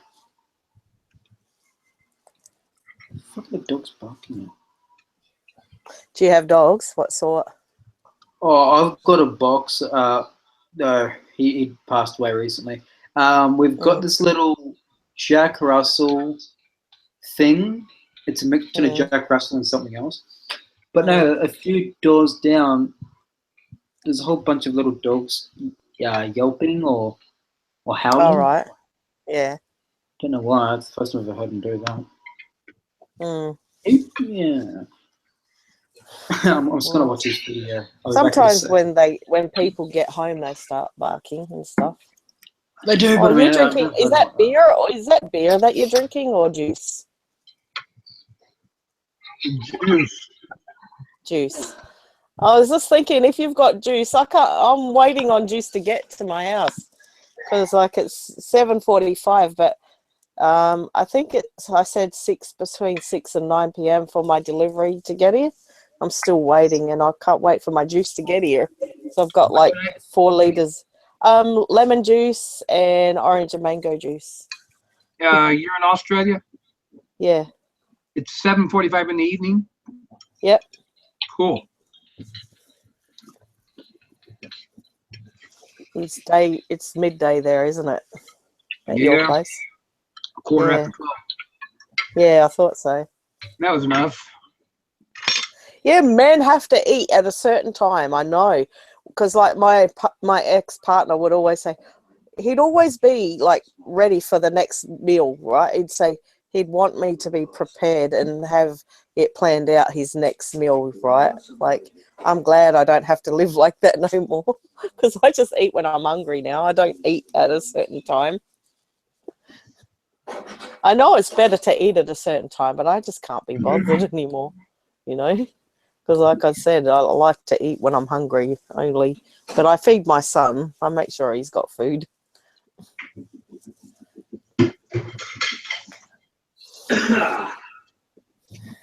Yeah, eating is kind of important. It is, but it isn't at the same time. It is important, but humans don't need to eat every single day. Like when we were wild, right? When humans were wild, they only ate when they could catch food, or if you could find food, I love to fat. Am I about there again? Because I can go for weeks upon a time. That's one of my things is I want to burn off all this fat, get it all gone. It's so great, and no eating, no nothing. Yeah. Just liquids. But I can go 2 or 3 days without eating. No worries, I can do that. I've done it. I used to be anorexic, so I've done it, before. I've gone weeks without eating. Yeah, I did when I was a kid. Yeah. How long? For about a year or 2. Yeah, I really stuffed up my stomach back then. Stuffed it up. Yeah, like I got ulcers and stuff, because when you don't eat, your guts eats itself away, Yeah. And you end up getting ulcers and stuff. And I didn't know what was wrong with my stomach, and I got really bad ulcers, and I had to have medications to make it go away, I was lucky to have got them before they started bleeding, you know, because if Wow. they start bleeding, you're in heaps of trouble. I mean. Oh, I can imagine. Jeez. Yeah. Well, I think, yeah, I'm sorry about that. That's, but No, it's all right. All girls go through that sort of thing. A lot of girls do. Just about every girl does, you know. So trying to stay thin and all that stuff, you know.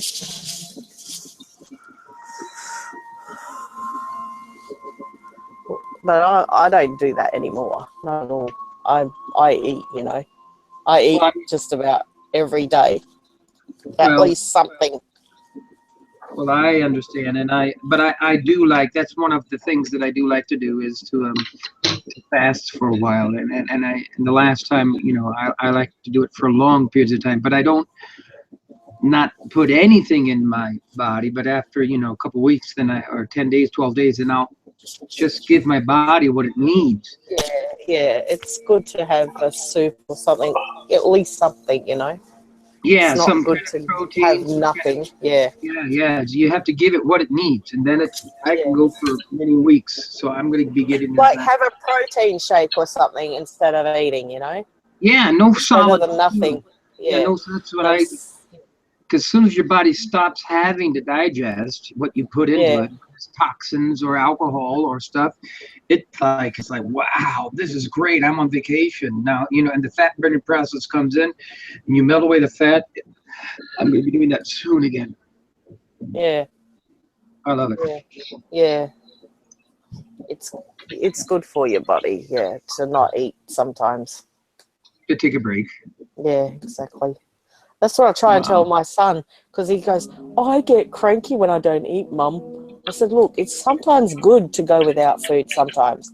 It's not good to eat every single day of your life, you know. And I tried to tell him, actually, he needs to lose some weight. He's put a bit of weight on. And, like, I can see it around his tummy and that. But he's 16, you know, and I don't want him putting on weight. As soon as if I see his tummy getting any bigger, he's going to be eating better and eating less, like, because I don't know what he's been eating lately, but he's been eating a lot. I know that much.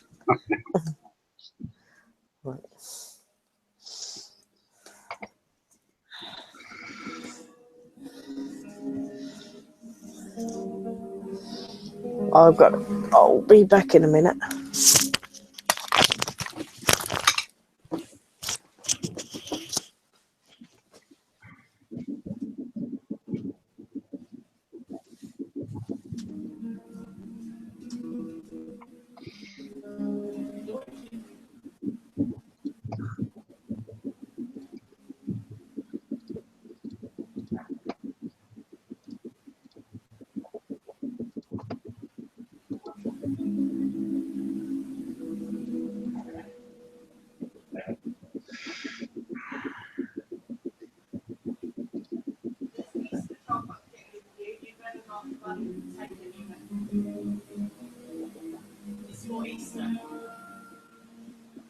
If you want instant chocolate, you have to not even make tomorrow.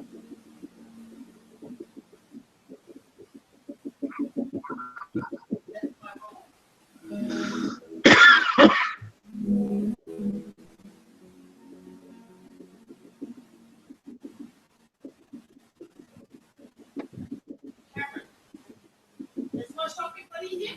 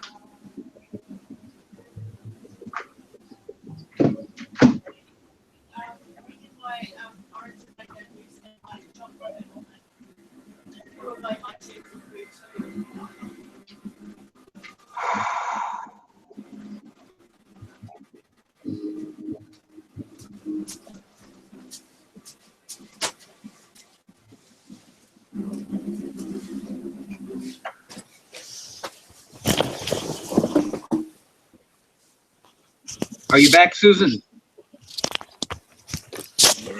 Yeah, I'm back. Do you know what the Aussie guy's name is? I think one is Richard. Richard and Armando is the name of the group. I think this. Yeah, I know who Armando and Richard are, but the Aussie guy that just left, I don't know his name, you know. Was he also Aussie? Yeah, he was an Aussie. He's from Brisbane. The guy I call him Monsanto because of his shirt. Most people do. Some people call him he, like Monsanto, I think, is all over the world now. It's like Monsanto is a company that grows genetically modified food.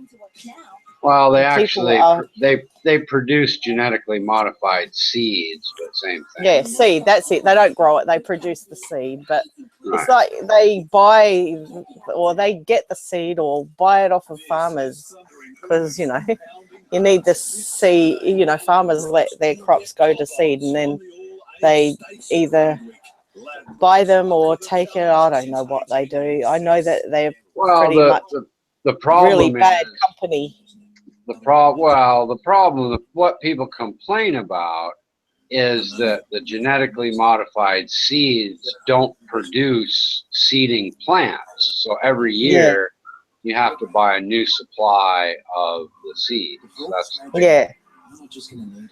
How do they get the seed though? If it doesn't produce seed, how do they get the seed? That's what I want to know. They got the seeds a while back, and they genetically modified them to make the fruits better, more resistant to disease and that kind of thing. And then they don't produce seeds. So yeah, they had to have an original seed at one point. Sure. Yeah, exactly. I don't like that idea at all. I don't like genetically modified food for a starter, you know. But we have to all eat it. We've got no choice.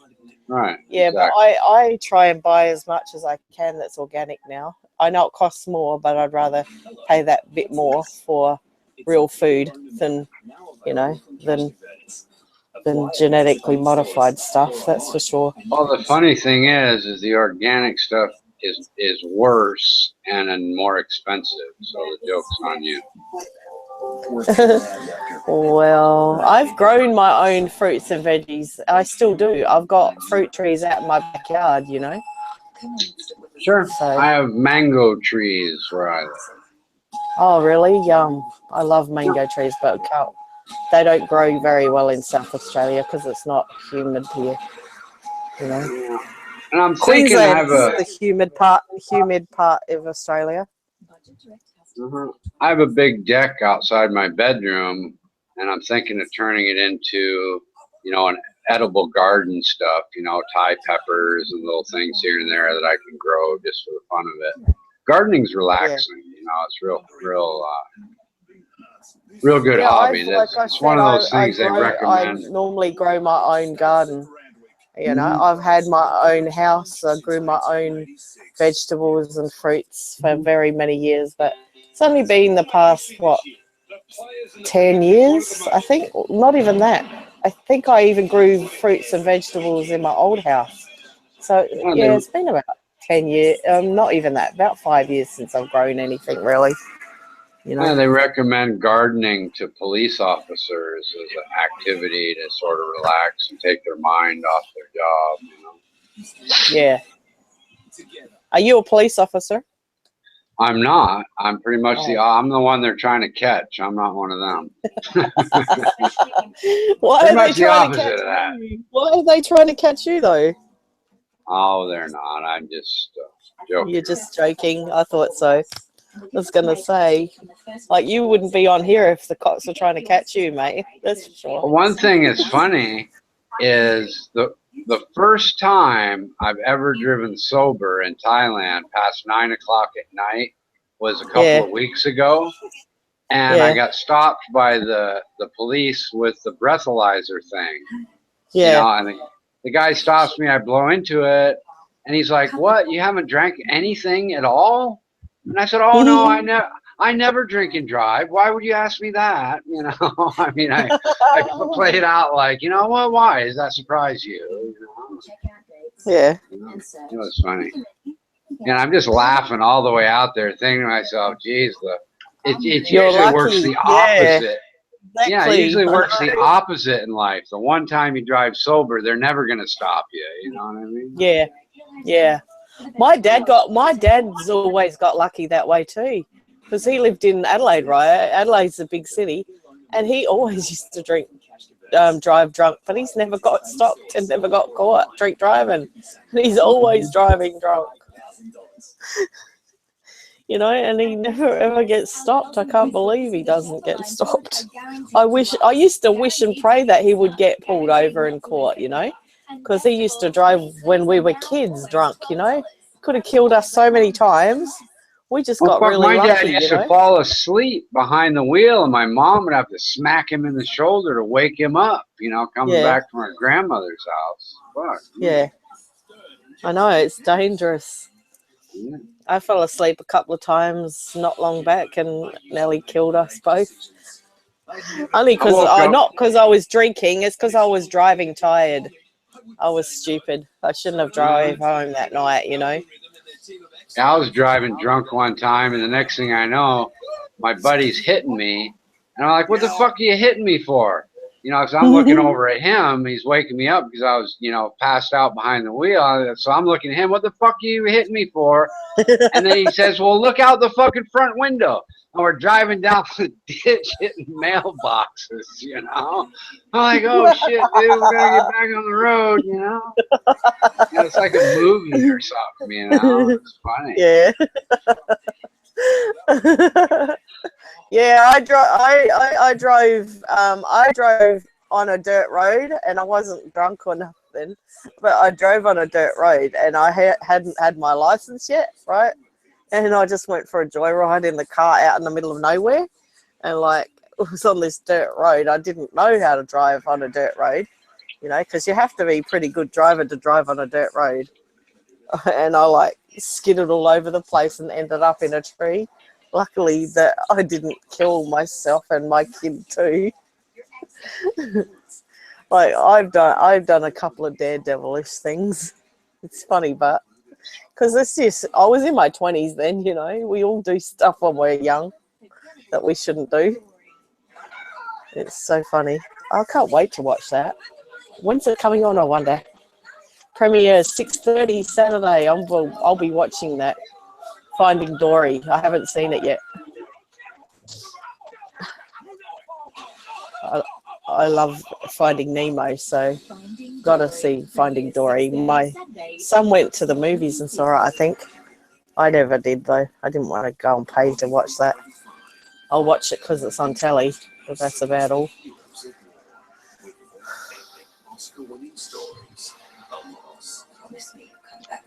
I promise.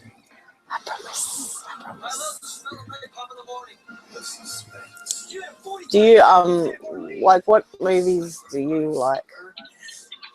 Do you like Saving Private Ryan? I don't like how he dies. I don't like how Tom Hanks dies in the movie. That sucks. You talking to me?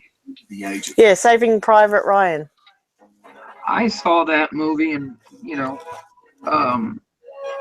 recently I've seen other. I don't watch a lot of war movies. I hear some nice music. What is that? Just a movie that started. I don't know what it's called. It's on Okay. Foxtel. I just bought Foxtel yesterday because I wanted to watch something, but it's not even on. Not happy. It's called The Affair, and it's supposed to be on Showcase, but I can't see it on Showcase anywhere. Maybe it's finished now. I don't know. I feel like cancelling it now, you know, because I only really wanted to watch that one particular show. I've watched a bunch of movies. I generally like to watch whatever movie has to do with, society and the intrigues of, different things like that. I saw that a long time ago, Saving Private Ryan. Yeah. It's one of those typical, happy movies, good hero movie types of things. Yeah. Yeah.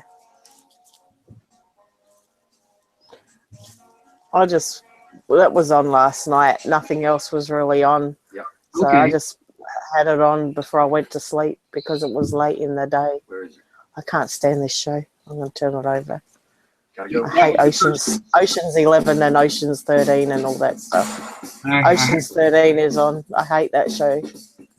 Don't know why. I like shows that try and depict reality, you know. Yeah. Kind of like Scorsese's movie, what was it called?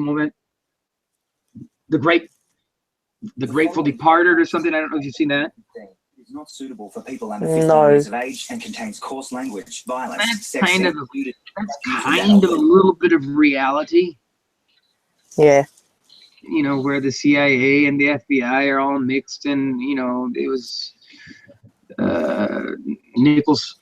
Jack Nichols was playing the Irish mafia boss, and how it's all interwoven with one another, and it was kind of a little bit of reality there. Yeah. I like true stories a lot on television, like true movies based on true events, you know. I like those types of movies. And I love like sci-fi movies. Yeah, some sci-fi is also pretty cool too, yeah. But I haven't watched television for decades. I mean, I will, I couldn't live without television. I love television. Oh, well, I'm more into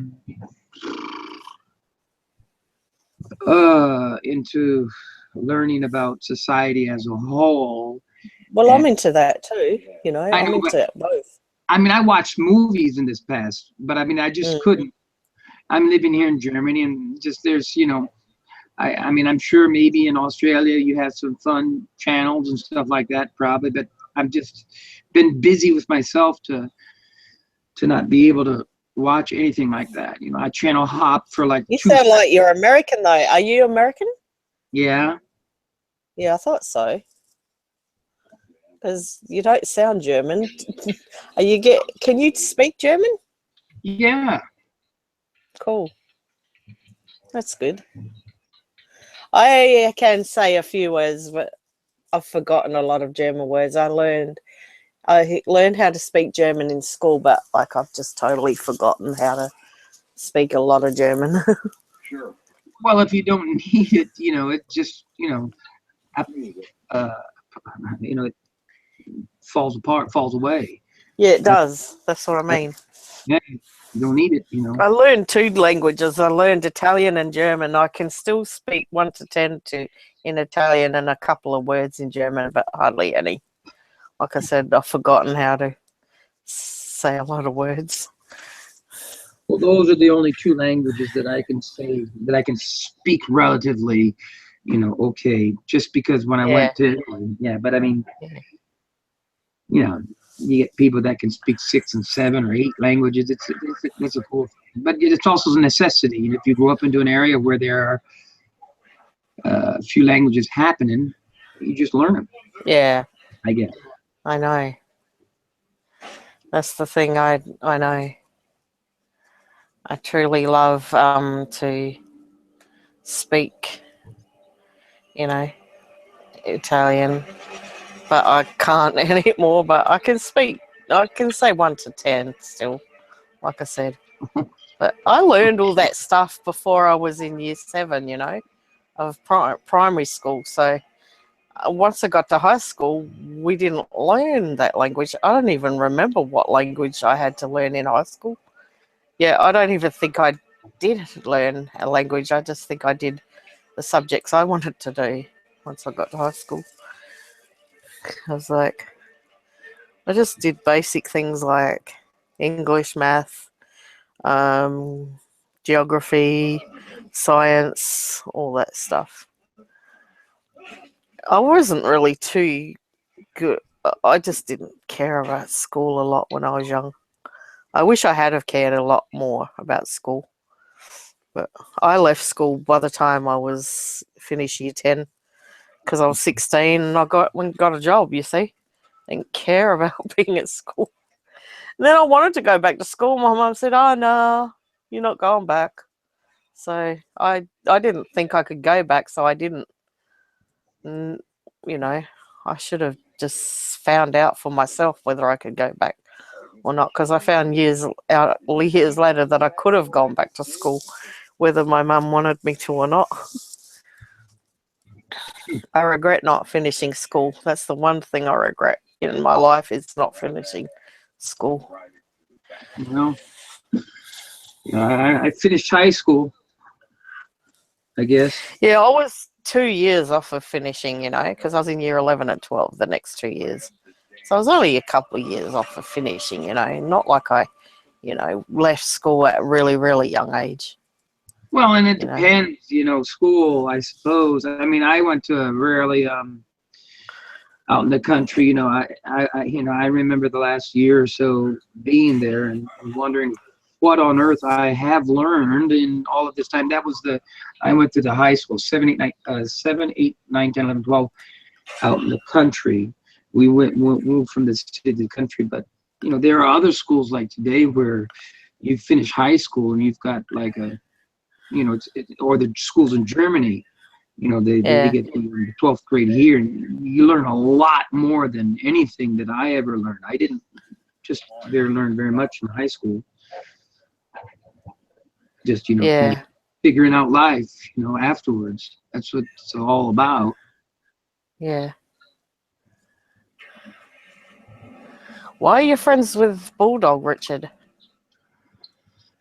Well, like I say, I've been just started realizing recently in respect to live What the stream. fuck does that have to do with why are you friends with Bulldog, Richard? Calm down for a second.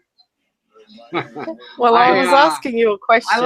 I like Bulldog. He's he's rowdy and cool. Me. I thought that was to me. I'm just joking it with was you. to Richard. I said, why are you friends with Bulldog, Richard? Because he's a wild and crazy, rowdy chatter that stirs up the pot. And I can't like stand that dude. I really hate him. Really? I hate him.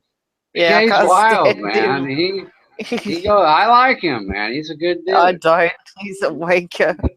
I've only chatted with him a couple times though, so I don't want to go out. I can't stand that dude. Honestly, he's obnoxious. He's rude. He's a drunk. He's absolutely everything Australia should not That's my strive kind to of be. guy. That's why I like him. Oh, I When can't he's drunk, or stand did he it. probably chases pussy too? Everything I like, you know. Perfect. I'm actually. At least you're civilized. He ain't civilized, you know. One of the funniest things I heard recently.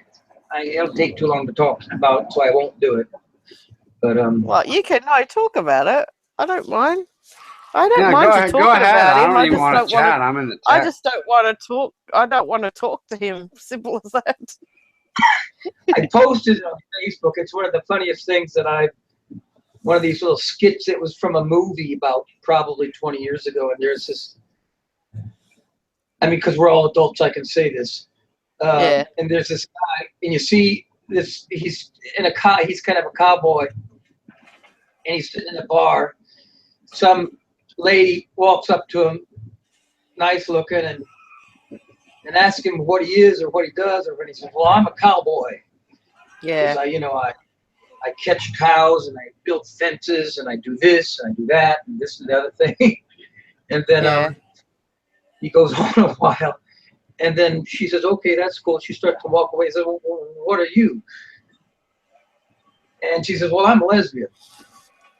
And then she goes off onto explaining, how she just loves the smell of, pussy and tits and everything, and kissing and licking and all that stuff. She goes on for and he's just looking at her, it's back and forth. And so then she goes, "Well, okay, I'll see you, cowboy." And she walks away. The two kids a couple, boy or girl, walk up to him, younger couple, says, "Hey, you're a cowboy. Tell me about yourself." Well, I thought I was. I just found out that I'm a lesbian. I thought it was a kind of a funny thing because here we were talking about chasing pussy from. Is Monsanto the buddy guy? Yeah. Monsanto.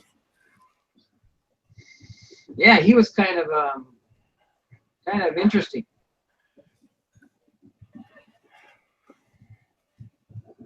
Did I just did Richard hang up? I don't know. Richard's just. No, just because I'm quiet doesn't mean I'm not here. Yeah. I'm trying to figure out how to add Bulldog, but evidently he's got so many enemies. There's a fucking list a mile long of Bulldogs, and I'm not adding them all Bulldog just to get you because I don't know what them motherfuckers will do. You know what I mean? I can't. You just email Armando. He'll give you the link. You know. Armando don't care. He won't kick you out. He'd love to see you and Susan battle it out. No, I'll leave as soon as he comes. I'm gone. I'm out of here. I won't leave the hangout. I'll just leave the chat. Right. Yeah, for real. I don't like talking to. I don't like hearing his voice. Literally, I don't like to hear the dude's voice. I'll just leave because he abuses me, calls me all the names under the sun. Oh, you do not understand. Yeah, you do not understand what he calls me. He calls me these horrible, horrible names. Yeah. Well, he might give me one to use on somebody I don't like. So you're not helping me here. I don't have any fresh, new, insulting words. I've heard lately. I will literally respect you, and I'll leave. You know, I won't give him a hard time. I won't fight with him. I don't fight with people on here. I don't want to fight. I didn't join Hangouts to fight with people. You know. I joined Hangouts to have a chat with people and be nice and be, you know, myself. I'm not a fighter. I'm a lover, not a fighter. That sounds good. Yeah. I joined Hangouts to find out how there can be people so fucking stupid they think the Earth is flat. That's how I got here. I only joined because somebody talked me into joining. I didn't really want to come on here, but I did because I was a bit bored with my life at the time and thought, oh, I need to talk to humans again because I hadn't talked to anyone for quite some time, you know, because I've been raising my kid, you know, all by myself for the past 16 years. So, you know, not just by myself. I've had my daughter and my son with me and my other daughter and son with me, you know, and that I had all my 4 kids, you know, but I didn't have real adults around me, and I've needed to learn to talk to adults again, you see. So I've been on here since November. Hey, Pammy, why don't you hop on your broomstick and fly on in here and talk to Suzanne and John and me, by the way, and I. Oh, is she in the YouTube? Yeah. Talking. Okay. Talking shit to the king, claiming she's some kind of empress or something. Oh, really? She made me go punch my wife's stuffed animals. I got so mad. Oh, yeah? Really? I have this big frog, right? And we wanted a little carnival thing. And in order to, like, I don't have a driver's license, so in order to, like, make the cops smile in case they pulled me over and hope they give me lesser of a ticket, I put it in the passenger seat and put a seatbelt on it, you know? And sure enough, I got pulled over one time. You know, I rolled down, I got like blackened out windows. I roll down the window and the cop looks at the frog. He starts laughing and just waves me on. You know, go ahead. Yeah. Now they just passed a new law that people in the back seat have to be seatbelted too. So now I'm going to put them in the back seat and buckle them up. How long have you been in Thailand? Back and forth for 15 years. I've been married for 8. So I've been here a while. Yeah. Yeah. You know, they lowered the drinking level here. They lowered the age, drinking yeah, level to 0.02 during their water Oh, really? festival holiday. Wow.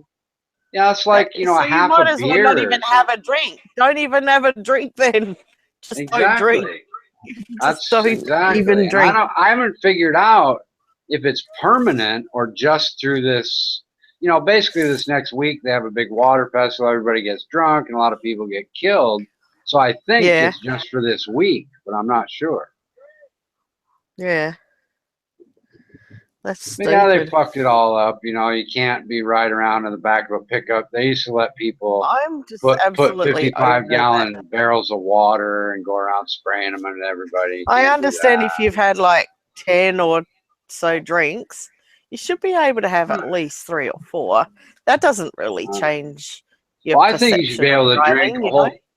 I think you should be able to drink a whole fifth of whiskey, and if you go past your driving test, they should stamp that on your. You should drink as much as you want, take your driving test, and then blow into a breathalyzer, and they should stamp that on your driver's license.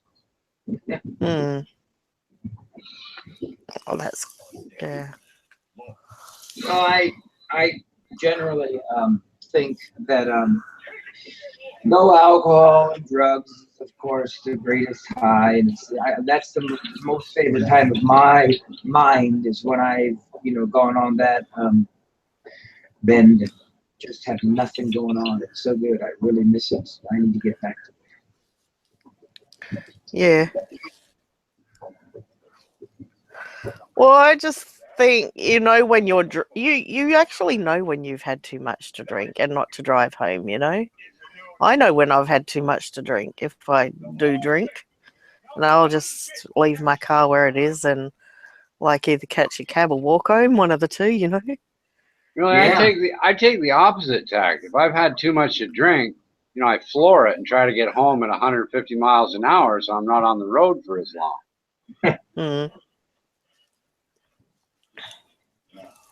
Worked pretty well so far. You got lucky, that's all.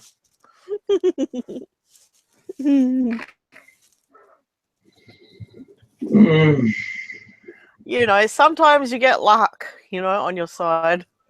Uh-huh. Plus these I asshole should have cops around literally, here ride these little mopeds. They yeah, can't keep I up should have with my actually car hit a anyway. tree the other week. Yeah. But I just hit one of those bendy steel things and I just scraped some of the paint off my car, thank God. But I did end up in a ditch not long ago. I was on the beach driving and I got bogged and I had people dug me out of the bog and that sort of hurt my car a bit. It wrecked the, what do you call it, the plastic thing on the car. It got all bent up. Now it's all bent. I need to get that straightened out with some, ow, that hurt.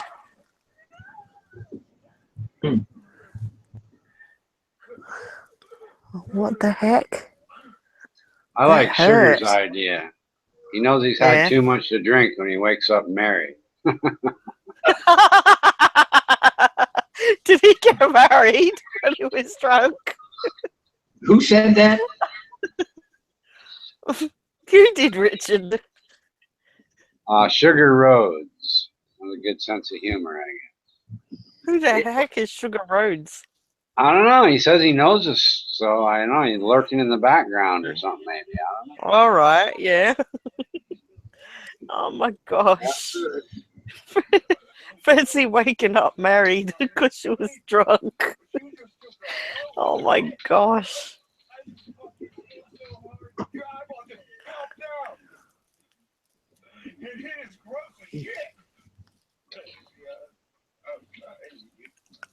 Hi.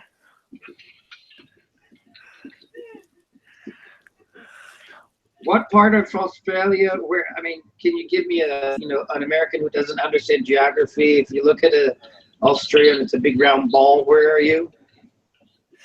Down near the Antarctica. Oh, Do you really? know where Antarctica is? Yeah, it's close to Antarctica, yeah. Well, then it does get cold in the winter then. No, What are you talking about? I thought Antarctica was the bottom of the Arctic. Yeah, it is, but it doesn't get cold in Australia. It gets cold in Antarctica for sure. Oh my gosh. Yeah. According to Sperskimo, Antarctica circles the flat Earth and it's guarded by the military who will kill you if you try to fly to it. That is, I mean, that is really, I mean, for me, that whole topic just shows how what occupational politics is what it's called, how, you know, the NWO, or what do you want to call that, you know, uses aliens, and how they can use things to just continually get people busy with thoughts to prevent them from thinking about inflation, interest, business, and the world as it is. I can't believe there are actually people who genuinely believe this. I think there are others who know it's not true, but just get off on being part of that, you know, game. But it's just blows my mind that people actually believe it. I don't understand how come some people can believe in the flat Earth, because it's pretty clear to me. You look up at the moon, it's round. You look up at the sun, it's round. You look up at the stars, they're all round. So what is Earth? It's far out round, you know?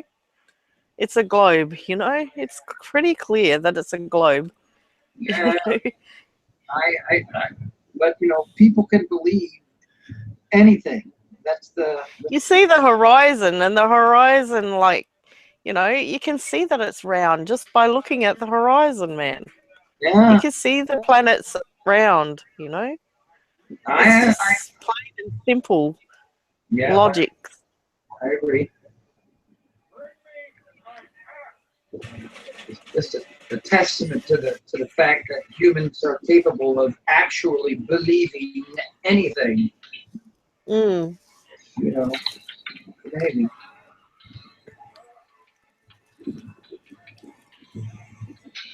My gosh.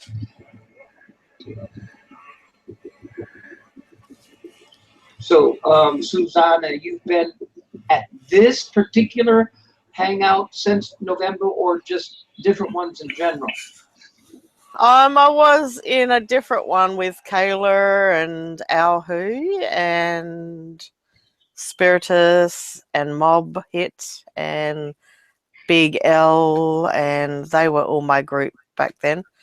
I've currently I was in Maria's, but Bulldog joined, so I quit and I left. Kayla's a flagellating cunt bag I'd like to punch in the tit. Yeah, she's annoying. Yeah. I don't really. I don't talk to Kayla. Kayla, I don't know. I haven't met that person. I mean, I've just been on here. Yeah, she's got her nudes floating around the place. Almost every guy on here's got Kayla's nudes. Has got what? Kayla's nudes. Kayla's nudes. Nudes. Her nude pictures, yeah. Oh goodness. Well, okay. Yeah. Right, that's all I need. I see a nude picture of her, I'd probably barf. Yeah. Yeah, she's I don't know.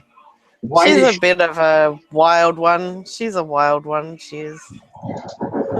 That's for sure.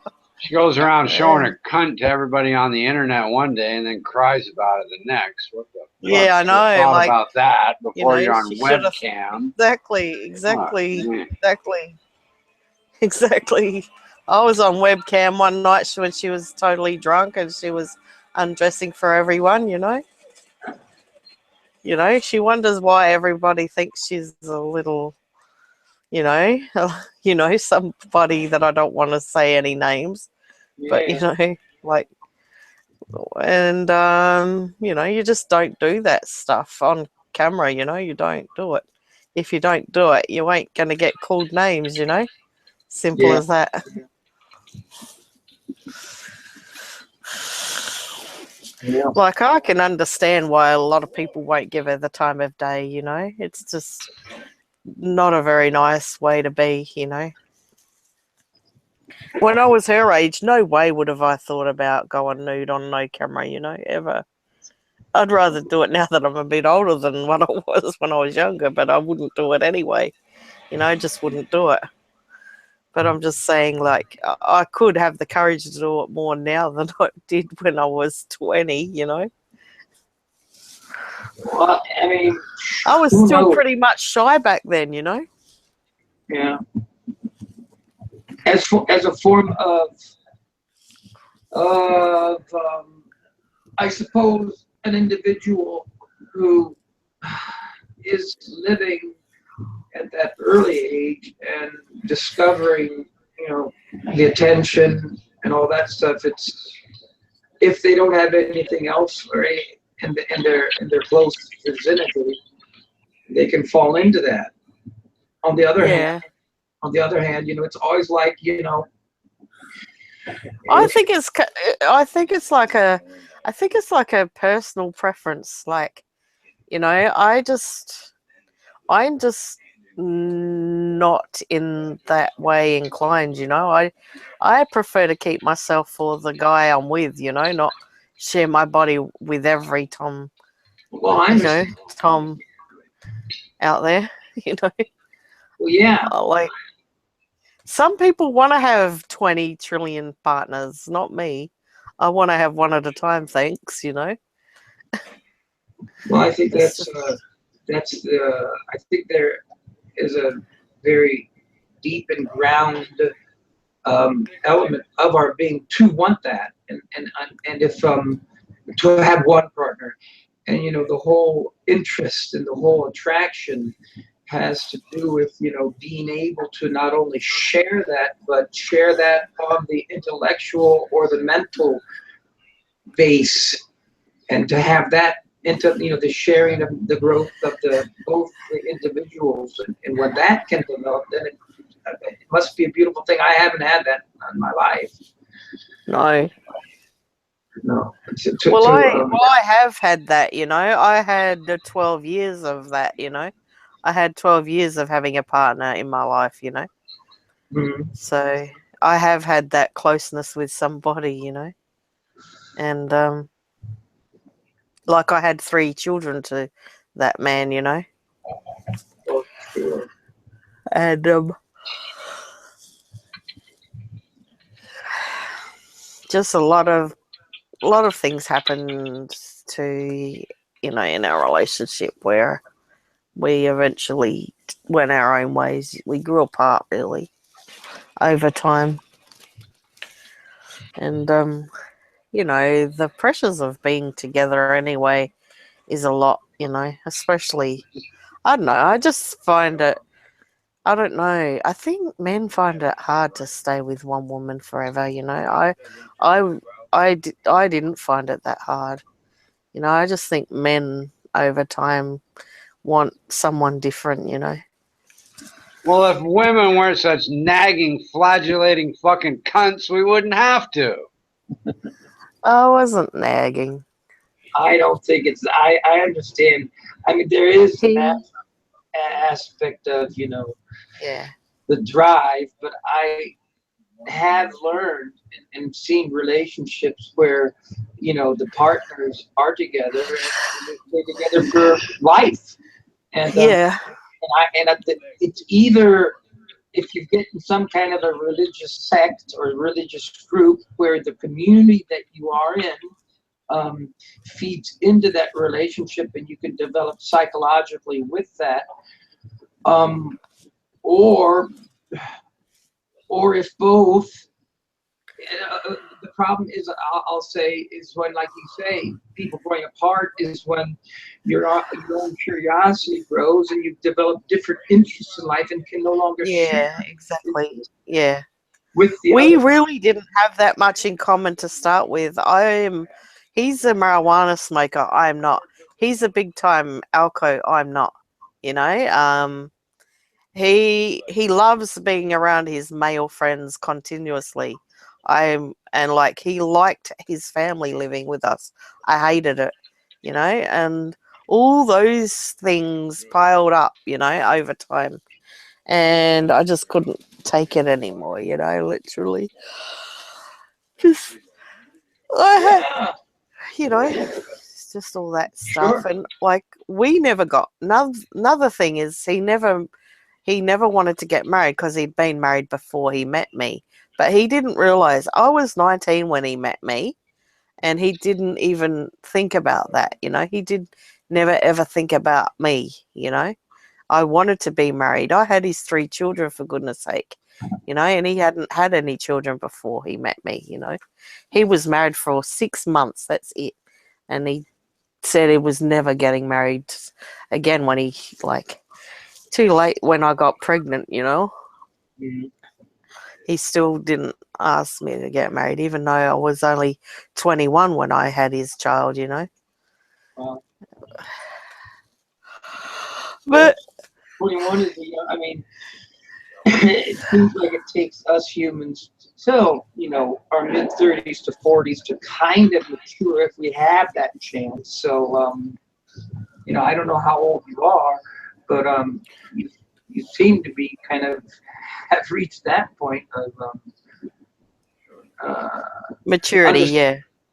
Yeah, I mean, when we grow and nothing else surprises us anymore, whether it's, you know, business, society, any type of this, you know, spirituality or political, you know, when we are no longer, you know, have that kind of a newness to it and can share that and develop continually with the other person, then I think relationships prosper. Like, you know, I like did everything he wanted. If he wanted to go fishing, I would go fishing. If he wanted to go camping, I would go. Even though I didn't like doing all that stuff, I still did all those things to make him happy, you know.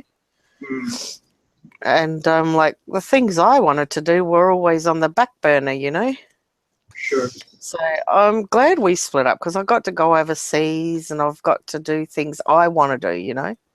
Because I actually wanted to always go to Egypt, you know. But now that Egypt's not a good place to go to anymore, you know, it's just too dangerous for us Westerners to go to there, you know. So I can't, I literally can't go now, you know, because it's just too dangerous. I understand. I would still love to go to Egypt, but Egypt has to become a better country for me to go, you know, now. Yeah. You know? I wouldn't go to Syria either or places like that. Yeah. Exactly, you know. Because they're war-torn areas now, you know. You just don't want to go there. And you know, not it's just, that's for sure. that's why I'm praying to God war doesn't break out in the next 3-4 months in America, you know. I don't think it will. I'm praying it won't, but who knows what on earth is happening between then and you know, now and then, because the thing is, like, North Korea keeps threatening America that they're going, and they keep testing more and more bombs, you know, in North Korea, and like the American government are getting so sick to death of North Korea telling them that they're going to bomb them, you know. They're just, you know, the patience is wearing thin, you know what I mean? I hear you. That is, you know, that's a very tense situation. And it's not just Donald Trump's. It's not just Donald Trump. It's the elites that are pushing it. It's not Donald Trump. He's just the puppet, you know. He's just the puppet on the string. You know what I mean? It's not up to him. It's up to the elite what they want, you know, because they are the ones that are greedy and want to go to war for the sake of having a war.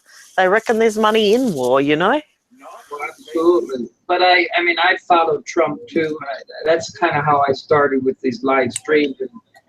And so a couple years ago, you know, if you listen to his speeches and listen to, you know, the things that have transpired in the past 15, 20 years, that's not a part of his world. You know, going up the middle. I mean, he's his own self in that to a degree. Gosh.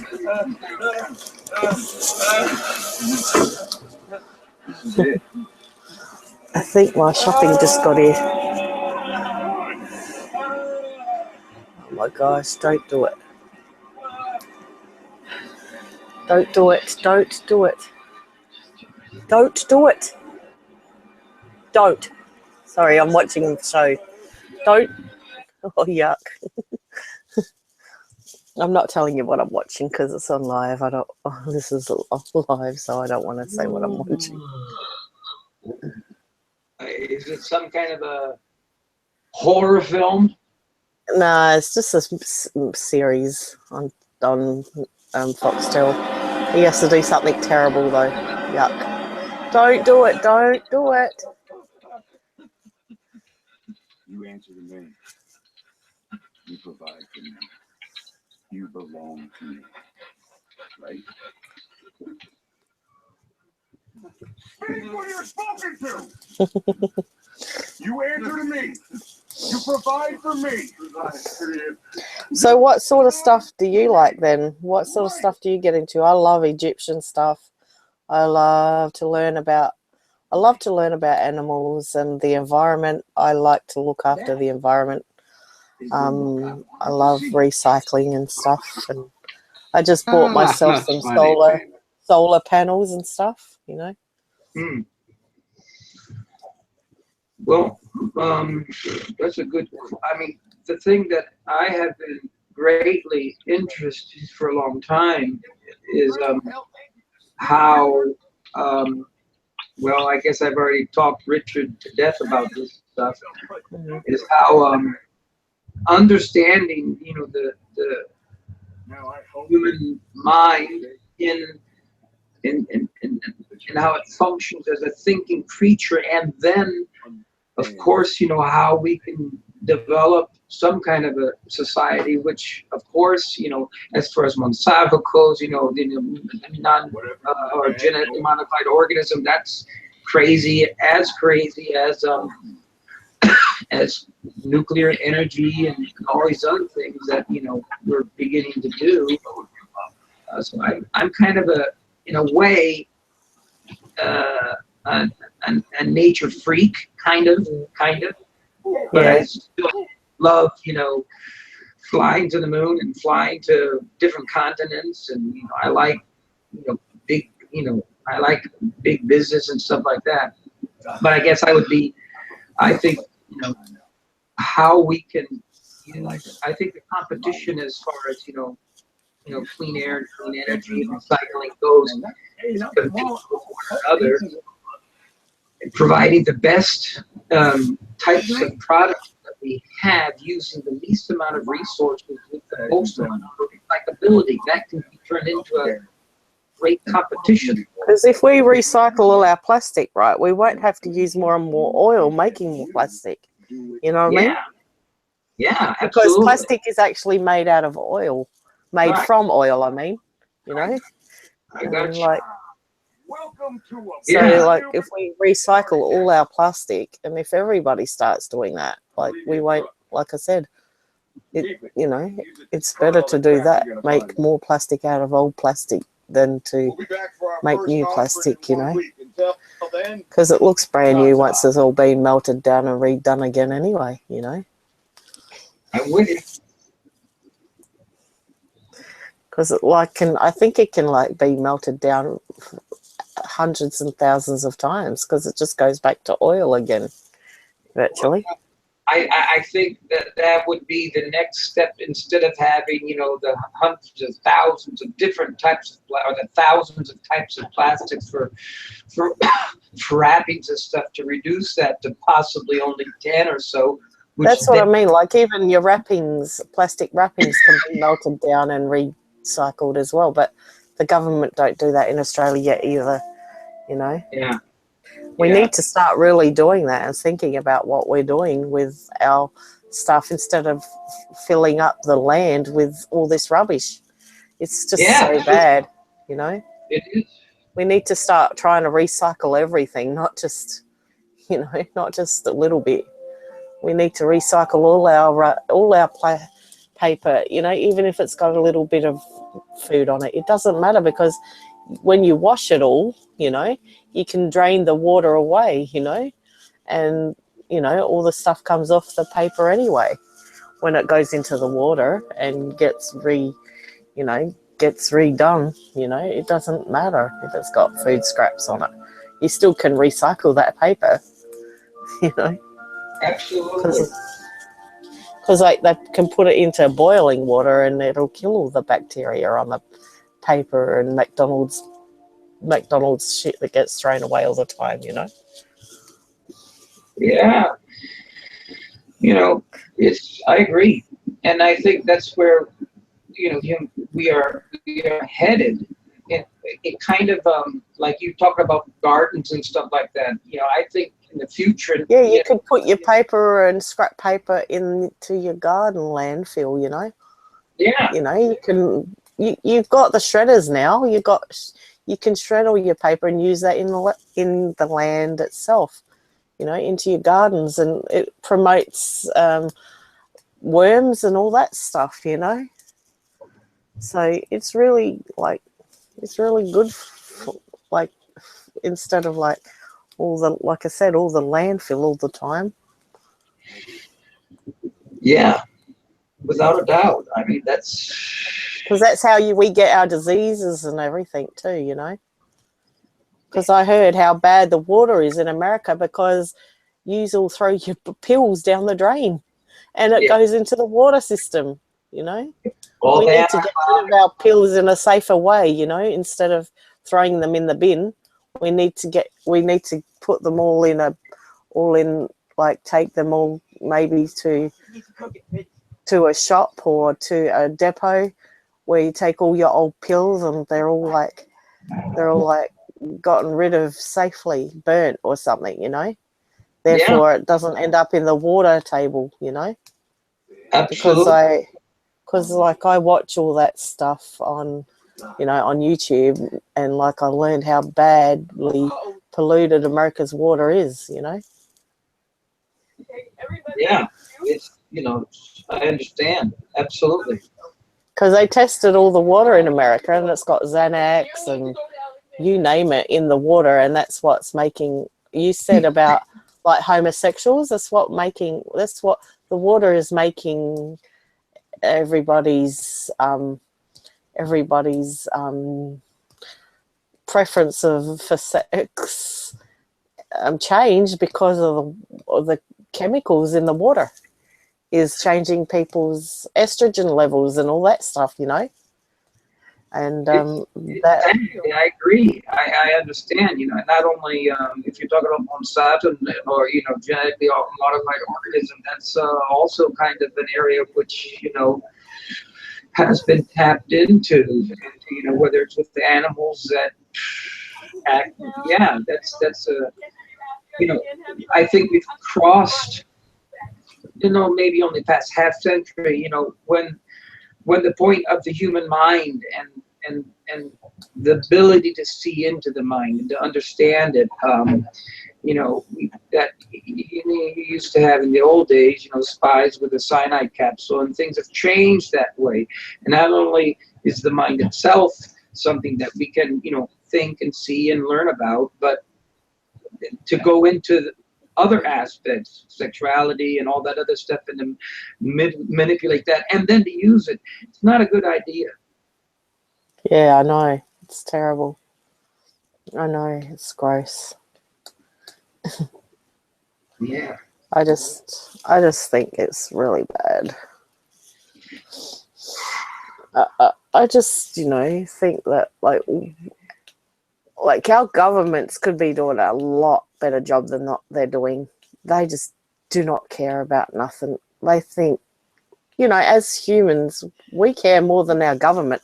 Yet our government's not trying to do nothing, you know.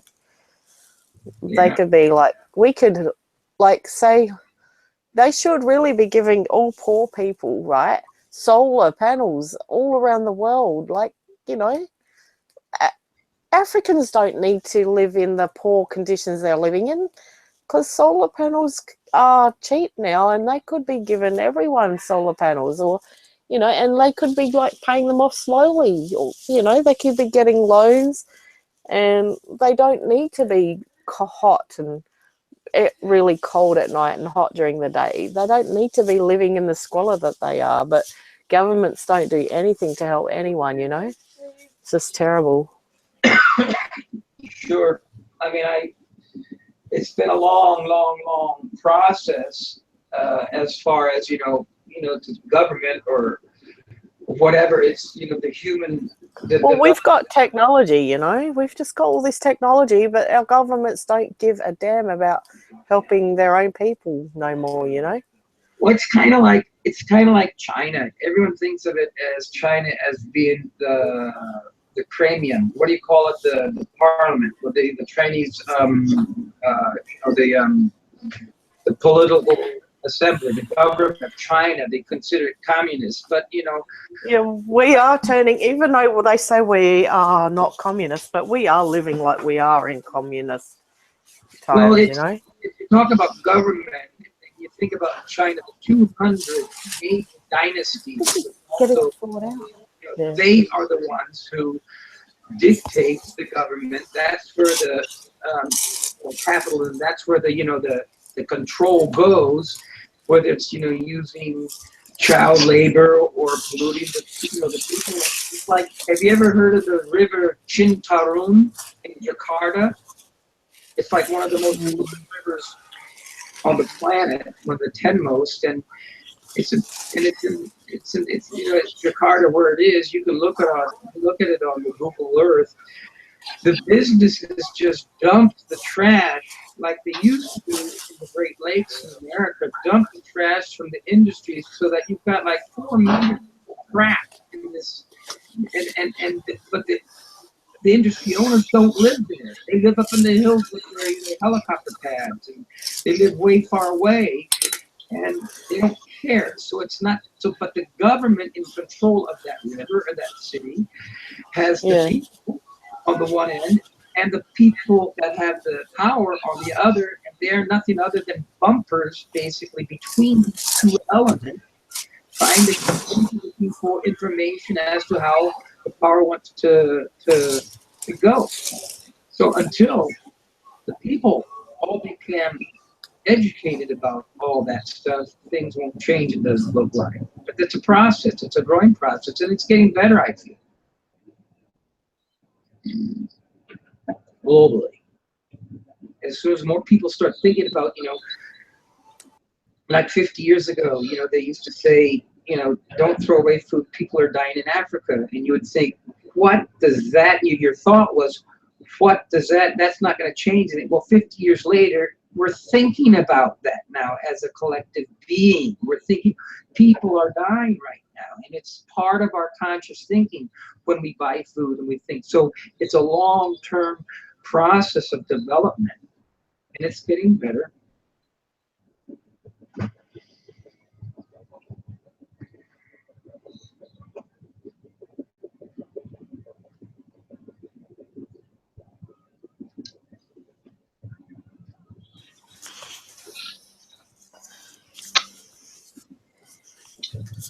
What do you want me to do, fucking bitch?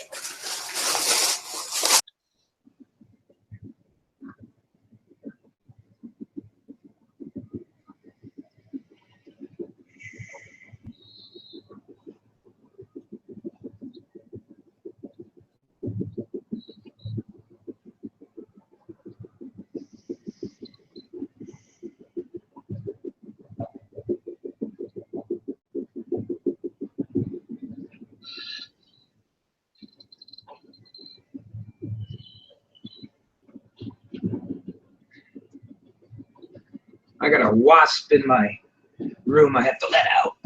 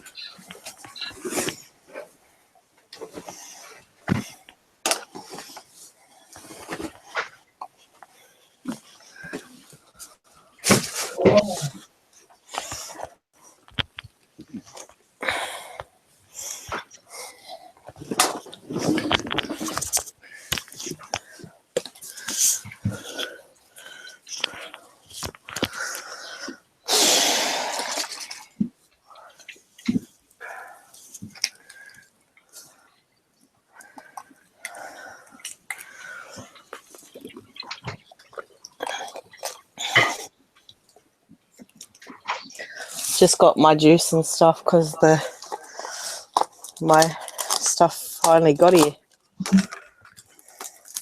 Cool. I got some nuts to chew on. Wow. Oh gosh. Hey, this is kind of, I really like this because talking with, people is a good thing. I've Yeah. been so busy with other things, the kids are kind of growing and whatever. Mm. It's a nice How many chat. kids you got? How many kids you got? I got about 8, I think. You think? Mhm. You think you've got 8? Well, talking, stepdaughters and things like that. Mm. Okay. Where's your wife? Pardon? Where is your wife? My wife technically is living in another city. We've been separated for like 6 years. I have this real interesting talent of turning my wives into my daughters. Oh, really? Well, Okay. if you understand what I mean.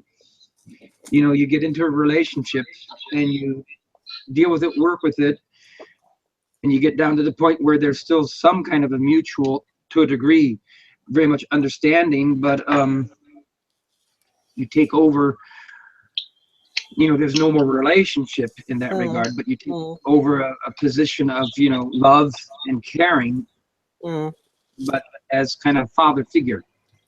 Yeah. It goes away we- after a few years. Yeah, I get it.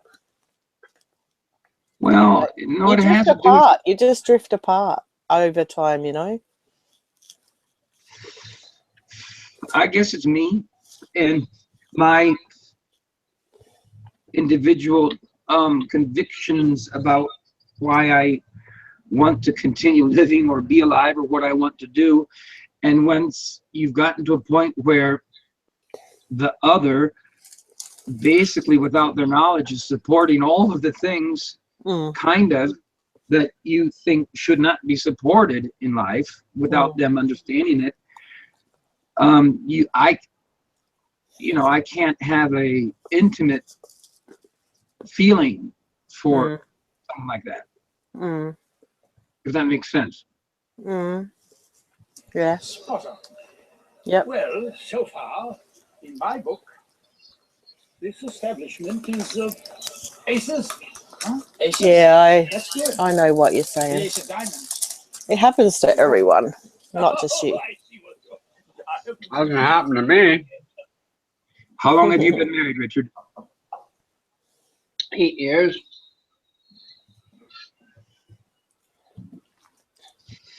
Yeah, but like, It doesn't happen to everybody. That's a fact. are you and your partner growing apart a little bit, at least a little? No, After 8 I years? wouldn't say. No, I wouldn't say we're any more or less apart than we were 8 years ago. No, No. no, no. With the bottle of wine. Right. Do you like? I was reading the paper. With the sound of full volume. How many hours a day do you spend on Hangouts? A lot because I work.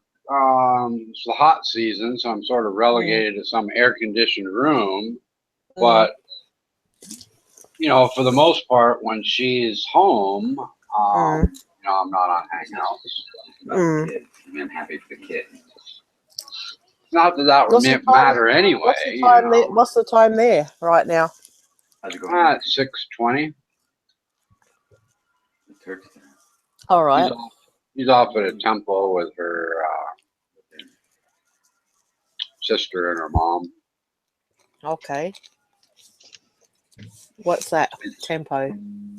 Temple. It's Thai New Year's, I guess. Is it? So Oh, I'm is it told. Thai New Year's there? So I'm told.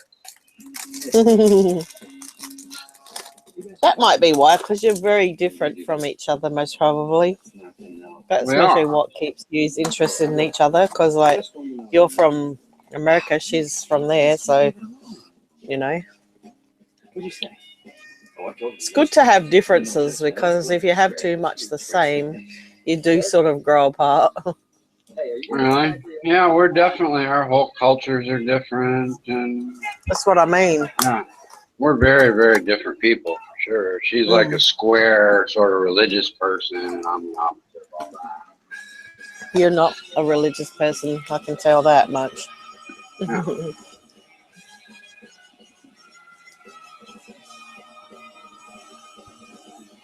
Actually, I would like a boyfriend that believes in God, actually.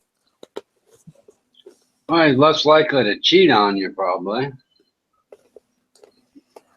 Yeah, that too. I would like to find a boyfriend that's not going to cheat on me, for sure. Mm-hmm. Especially in today's world of AIDS and all, Yeah, I That's just the thing don't. that gets me. Hmm. I'd have banged 100 more Thai hookers if it hadn't been for AIDS. Yeah, I know. I know what you mean. I've been too animated by things that have been swirling in my mind to have although I've as far as the sexual drive goes, have been for a long time in my life was animated to find that special person, but never have been interested in that. I haven't even tried to find that special person lately. I've always wanted my ex back. Well, can he be coming back? I don't know. I haven't spoke to him for a long time.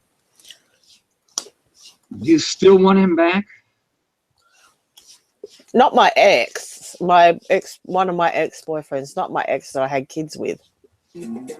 I don't want him back ever.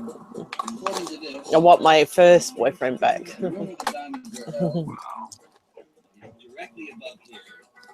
But I haven't even tried to get him back, really.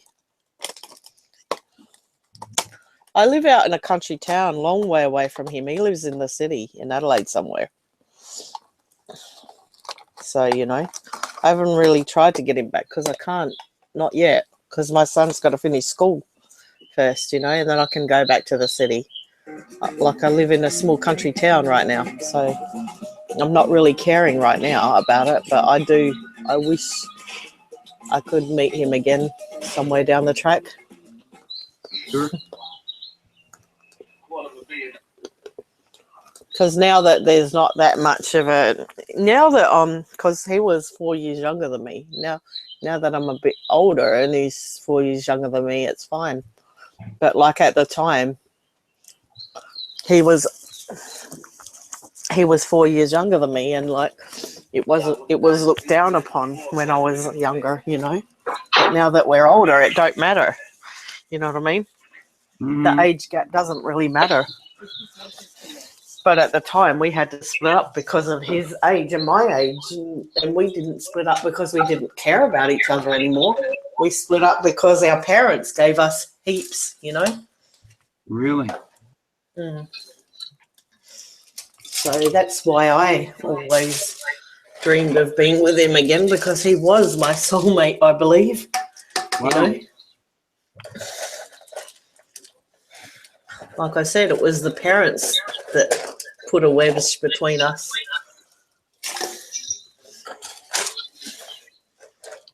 It wasn't our choice, really.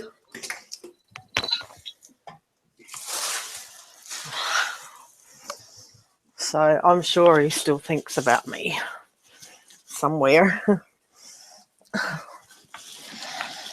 Because if I still think about him, I'm sure he still thinks about me. Because like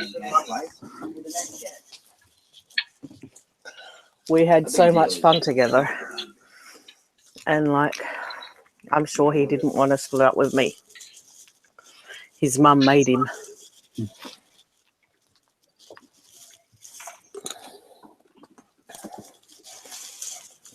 Because he still came to my birthday party and everything, you know.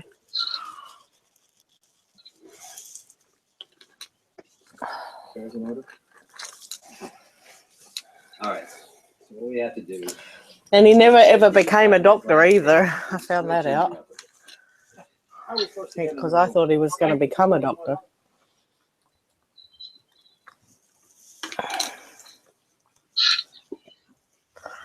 I know he still does his music though.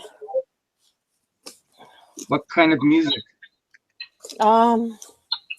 He plays the keyboard, electric keyboard, and he sings, but not professionally. He's not that great of a singer. He's okay, but not fantastic. Like to sell millions of records or anything, or CDs now. I still like records though. I want to collect vinyls again. Wow. I like the old-fashioned stuff, you know. I love antique furniture as well. I do up old furniture to look new again. No, not Rusty. Me, I'm in. I'm already in there. I did that for ages. Like when I lived in this other town with my ex, we used to do up furniture together. It was my love, and I talked him into doing it, you know, with me. Gave us something to do. Because when you live out in the country, you can only live at the pub or find stuff to do, you know, to keep you out of the pub. Because that's all a lot of Australians do is drink at the pub. Because it gets so hot here. It gets to like 45 degrees Celsius in Australia. Wow. And that's like 115 degrees Fahrenheit. Would you just tell him? I've been living in Germany. I can only think in Celsius anymore. Isn't it Fahrenheit in Germany too? No, it's Celsius. Okay, cool. I can't help but notice I scrounged all over the thing. You said you had chocolate, right? Where? No, chocolate. This whole thing must have included it. I'll be back in a minute. I have to check my shopping, okay? He says he can't find stuff.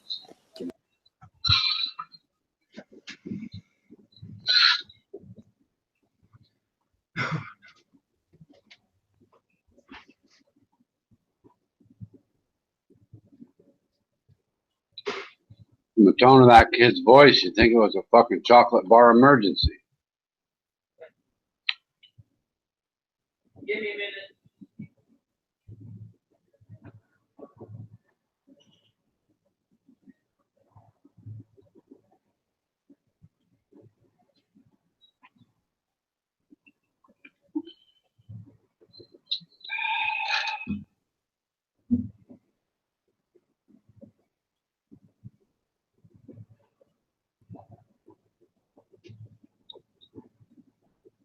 Hey, pay me, how many acres is Central Park?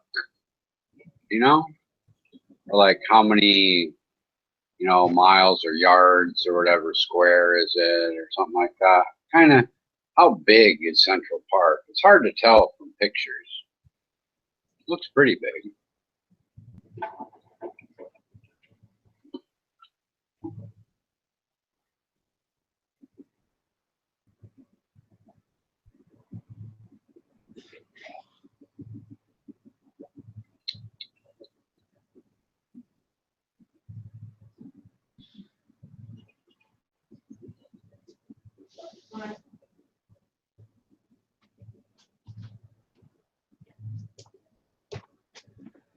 Was that a question to the room? What's that? How big Central Park is? Yeah, if you know, sure, shout it out. Don't know. I mean, or Pay Me lives there. Who? How big is Central Park, you leathery old cow? Why does she call herself an old cow? I don't know. Good question. She's a nice girl, though. Yeah, she seems like it. She hasn't been in on Voice for very recently. Not sure why. Central Park is 2.5 miles long. Wow. And a half-mile wide. Huh. Wow, that's bigger than I thought, for sure. Yeah, it is hard to tell in pictures. Yeah. Well, luckily for me, the cigarettes that I donated to Buddha arrived back home when my wife came, so I now have a couple more cigarettes. Yahoo. Of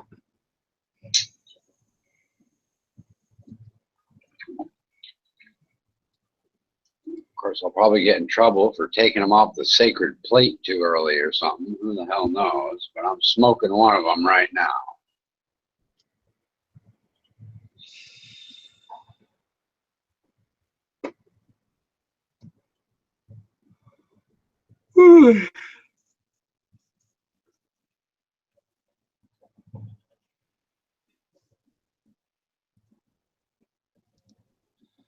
That's one thing that I'm going to be looking very much forward to, is getting off all cigarettes and booze again. I go for stretches of years at a time. Still there? You broke up? But yeah, getting off the cigarettes is definitely a good thing. They're just wasteful and nasty, and man, horrible. It's crazy. I don't have a problem with the booze anymore. I used to have a big problem with it, but I just decided that one day I decided that I've never gotten in any trouble with at 4 beers or less. So I just limited myself to no more than 4 beers. And now I'm down to pretty much only 2 because I just don't drink that often. 2 gets me kind of drunk. So yeah, it worked out just fine. I didn't really have any problems. It wasn't hard. I just figured, look, you're going to have to quit completely because you keep on being stupid and drunk, or you can take this route. So which sounds better, you know, a little buzz or no buzz at all, you know. So I went that route. Well, that's cool. And it was actually way easier than I thought. You know, I was a couple of times when I fucked it off and, you know, had a couple extra, but it really, once I decided that I was done being a drunkard, but I'd still have a few, I'll tell you this, it works out way better than trying to smoke 2 cigarettes a day. You know, that doesn't last for shit, you know. That lasts for about a week and then you're smoking again. No, I quit. I mean, I started, as I mentioned, I think, you know, because the kids trying to get into their circles like almost a year ago after quitting the last time, which I'd gone off and on for, you know, since I was in my 20s, you know, smoke and then not smoke for a couple of years and then smoke and then whatever. So the last time, it's been about 8 years. I never, ever thought that I'd ever smoke another cigarette. But it comes down to the point where, for me, it's just boom, over. And then I'm on that other path. You know, I can look right out here and see the hills and know that I'm going to be shuffling up there again for 8 hours at a stretch. And that's just the greatest high for me. Yeah, I kind of have to quit before, what is it, maybe the 21st or something, I guess, because I'll probably get a dental implant, and I don't think you can have them if you smoke cigarettes. They have a tendency to not take in your bone, I guess, or something. Something about them where they don't recommend them for people that smoke cigarettes, and I don't want to, whatever they call it, where they put the fake one in and anchor it to the 2 on the side. That just weakens those 2 eventually. I want the implant instead of that, whatever the fuck they call that. Crown, I think they call it. Well, I'm looking forward to my hiatus for sure. Yeah, I had, I had to go to the doctor because I got, a chest cold. And basically, I knew he was kind of bullshitting me when he tried to tell me I had COPD from the x-ray. And, oh, you got to quit smoking, this and that. And he kind of, it's the whole chest cold scared me because, it's the first time I ever had to go to the doctor over a chest cold. And I quit pretty much a week later, but then I came back to Thailand and I guess my wife probably annoyed me or something. I picked one up and been smoking ever since. Luckily, I don't have COPD, but I'm guessing if I keep smoking, I will, and the doctor will turn out to be right eventually. But COPD, the diagnosis requires that you get those chest cold kind of things, like 3 times in a year or something like that. And it's been over a year since I've had a chest cold, so that was a bunch of shit on his part. He's trying to scare me into quitting smoking,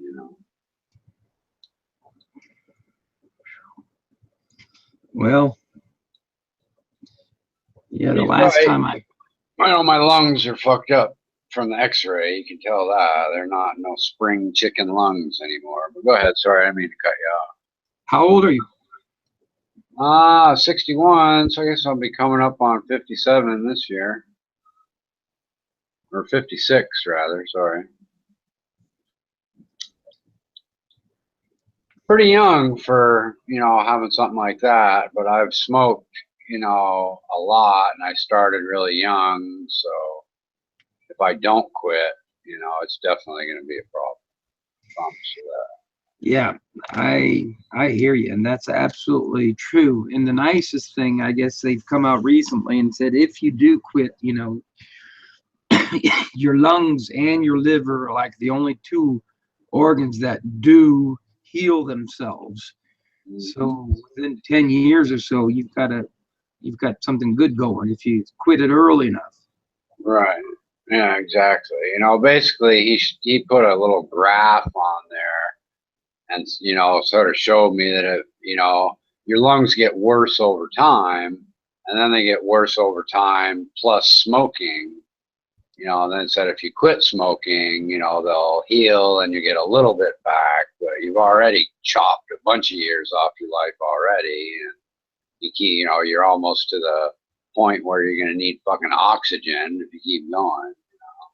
He hammed it up a little bit, but I appreciate it because he did sort of convince me to quit smoking pretty much right then and there. I'm almost there. Why don't you go back and talk to him again? Probably help me quit smoking again. Take another x-ray and yell at me for 5 minutes, and maybe I'll quit smoking. Well, I know that's one of the few things I appreciate and like about myself is my ability to stop from 1 second on and then just go the other way. And I know you ever done any drugs that you had to quit, like, crack or heroin or something like that? No, I just smoked a little dope. I mean, growing up in high school and stuff, and it's been a while. I was home in the States, but it's, pot is different than it used to be. Like, Yeah, it is. Fuck yeah. And it used to be, I remember you'd buy an ounce for 15 or 20 bucks, and it was, good Colombian gold or something. You might have to pay 30 or something like that. And it was a real plant. It was something. Now they've, like they've got the genetically modified chickens that grow 65 times faster than normal. And so and it's the same stuff with, the pot, the stuff that I've had recently when it's been a while, it just gives you a fucking headache. It's not like, you used to be able to smoke a whole joint or half of the joint. And it was, you could smell it and you could taste it, and it was a natural product. Now, you know, they got all the machines that you powder it down to like just, you know, a minuscule amount, because now a gram costs like $9 or $10, $12 or $15 for a gram. I know, it's crazy, man. And so, but you use a lot less because it's so much more powerful. But it just you have to smoke with tobacco, and it gives you a fucking headache. It's not, and the kids grow up on this crap, man. I tell you, it's a sad thing. Yeah, I mean, we used to be rolling it by the big old joints, you know. Now, you know, they're lighting it up and trying to put it in some sort of plastic bag because it's so fucking expensive. They're trying to save every little bit of smoke they can get. You know? Yeah, I used to prefer, like, they had Thai stick and powerful Hawaiian weed and stuff. I used to prefer the Mexican weed because it was, you know, not just because it was cheaper, but because I liked smoking a whole joint. You know, I didn't like just taking a few hits and being really fucking high. I liked the, you know, taking my time and smoking a whole joint. I thought that was way better anyway. Yeah, it was a you know, it was a natural product. You know, the smoke.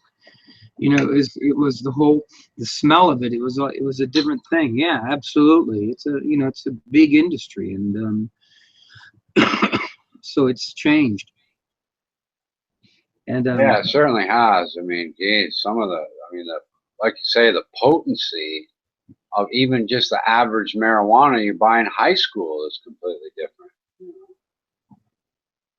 Yeah, but that's where I just know, like, having those toxins in your system after a few days, cigarette, alcohol, or anything, and then after a few weeks, you know, that whole adventure, the journey of liberating yourself from it all is also a mental thing. Do no coffee and then that's such a great high. It's really a wonderful thing for me to do that, and I've done it many times and enjoy that so much. It's like fasting, you know. I love to fast, but I also love to pig out, and it's just easier to love to pig out than it is. But once you start fasting, damn, it's like the greatest thing. I just love it so much. You know, getting everything out of your body, everything out of your intestines, and letting just the water start flowing and drinking fluids that you just feel like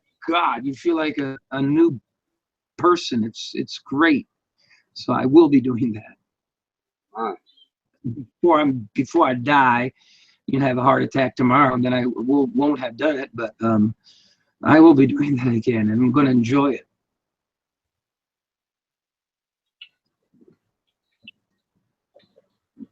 I got a scale here, one of these old kind of doctor scales that you can put, you know, like I was a wrestler and you'd have to weigh in. Sure. So when I do that stuff, I enjoy seeing how much fat my body is burning per day, which is about 350 grams. You know, it's amazing when you get into that fat burning. Like if you're a bear and you're sleeping, you're not eating, your body's using that fat, and just to get into that process. I don't know how heavy you are, but I've got, like, you know, probably I don't know, 120. Not very. I'm pretty thin, actually. Yeah, therefore you can't ever really appreciate that process of getting into fasting mode, and then for your body, is all that energy that used to go into digestion is there, but it just goes into fat burning, and your body feels like it's like it's you know, got its feet up on the beach and doing nothing, and it feels so good. Nice. Yeah, I've always been super thin. In fact, I have to, you know, a lot of people have to, like, be careful about what they eat, or they get too fat. I have to concentrate on eating more, or I'll get too thin. You know, it's kind of the opposite problem that most people have.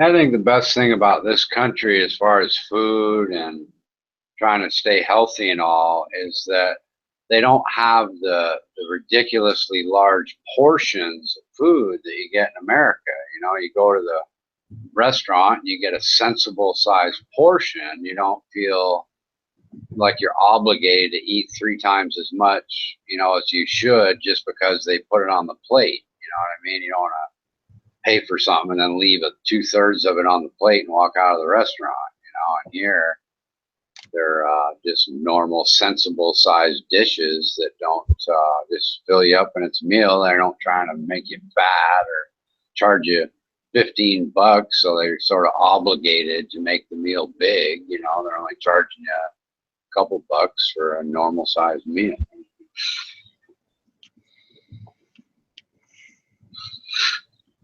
Yeah, I was shocked when my wife and I went out to dinner with my dad and his wife to Outback Steakhouse. My wife ordered chicken finger things, thinking, you know, they'd be a normal kind of size portion. Fuck me, it came on this huge plate. It's like 6 inches tall, just stuffed with these fucking chicken fingers. And like, we're both laughing, like, who in the fuck wants to eat this many chicken fingers, you know? What kind of an idiotic fucking deal is this, you know? And man, it was pretty funny, man. We're laughing about it. You know, it's like in Thailand, you might get, you know, you might pay the same amount, but you get 6 different kinds of dishes that you can enjoy instead of one huge ass pile of chicken fingers. You know, it's just ridiculous. Yeah, I hear you.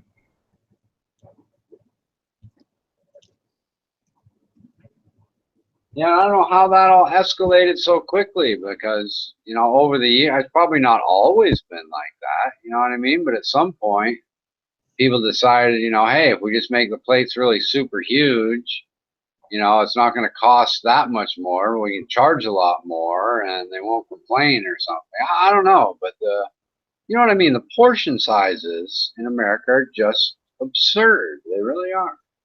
Well, everything has changed in the past 60 years. The whole thing, you know, watching way too much television and the processed food and you know, couch potatoes, you know, people, you know, that, so, you know, everything has really gone through a big change in the past 50, 60 years.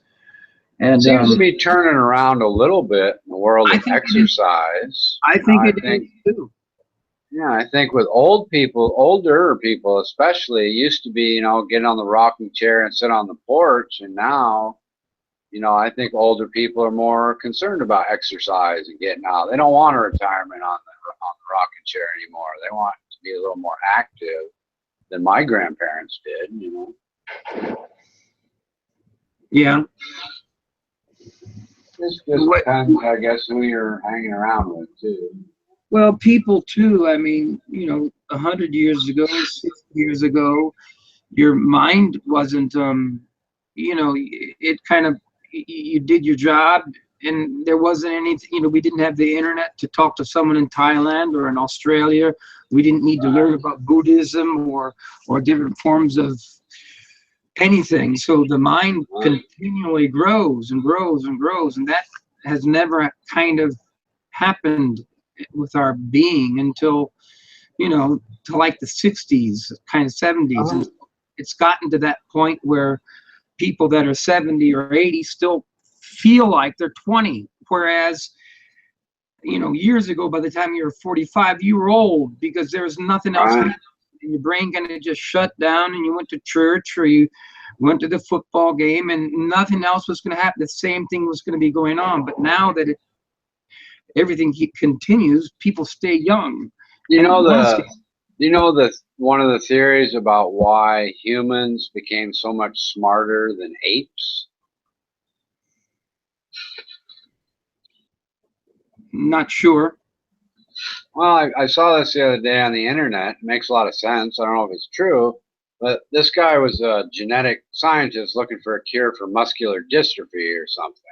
And what he found was that all the apes, the jaw muscle is the size of our thigh kind of thing. So it takes up a whole bunch of room in the skull. And humans have a genetic aberration to where we have this really tiny jaw muscle that doesn't take up all this space in the brain or in the head. So our brains were able to expand, you know, through what would otherwise be taken up by this huge ass fucking muscle in the head. And that's this guy's, you know, he evidently tracked this genetic change to the jaw muscle, and he said that's, you know, it's logical. I don't know if it makes this true as far as that's why we became so much smarter, but it certainly makes sense. You know, that's his theory, is that when that genetic flaw happened, it just left so much extra room in the head that it was filled up by brains instead of something else. You know, it was kind of interesting. Hard to know if it's true or not, but I think he did mention it was kind of controversial idea for some reason, but it was kind of cool. I didn't know that the apes, you know, that so much of their skull was taken up by just a jaw muscle. I had no idea. Quite frankly, I only heard it once, so I'm not even convinced it's actually true, but I'll have to look into it a little more. But I haven't really talked to anybody that said they heard of that before, so I'm getting more and more skeptical as I go. Well, I mean, it's, you know, it sounds like a feasible theory, although I wonder, you know, as well as, you know, that's where I get into the spiritual kind of an aspect in that, you know, if we want to talk about life and God and spirituality and all that stuff, you know, they say basically that we don't see any life forms anywhere else, but we're looking for places where there could be life. My point is, life didn't have to, it's not on the moon, it's not on any of the, so life didn't have to begin, but it did. And so whatever it was that started it had something, and it was created, you know, for, I'm saying that's where I say, you know, you could take the same, you could take another planet Earth and have it just the same, because, you know, it started with sulfur and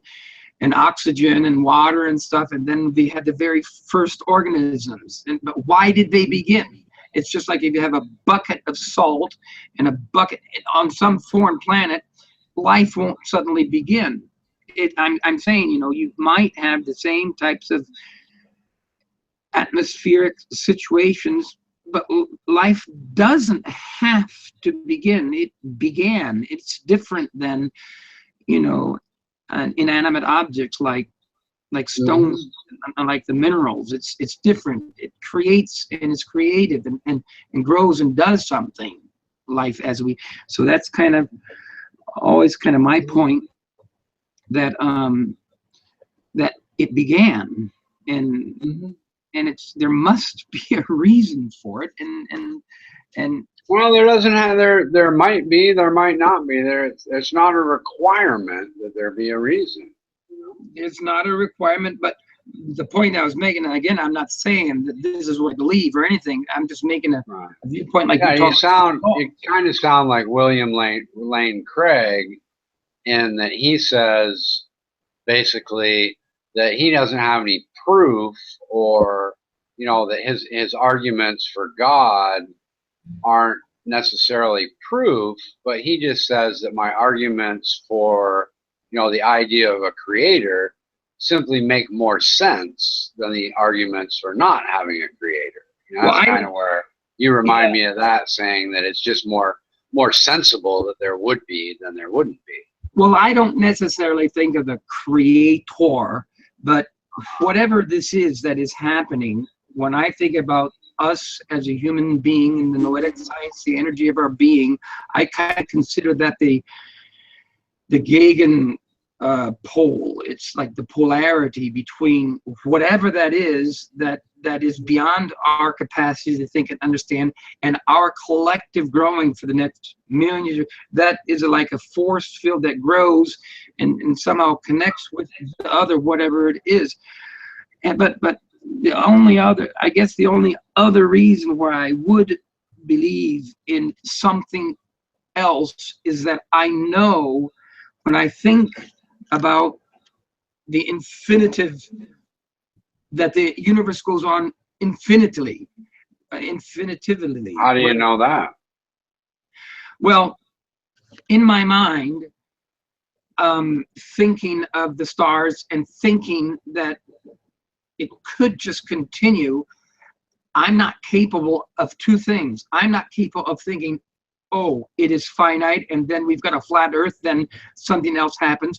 Or I'm not capable of comprehending the idea that it just goes on forever and ever and ever and ever. That is something that I, as a human being, and no one as a human being can possibly really truly conceive. And because of that alone, that puts me in a position where I say something else must have a completely different form of thinking possibilities than humans will ever have, because the concept of being able to really understand that it just goes on.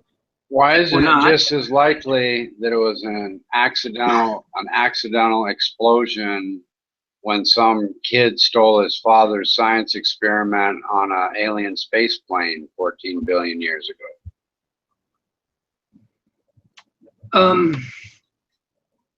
I mean, I don't know. I mean, I'm not saying it is.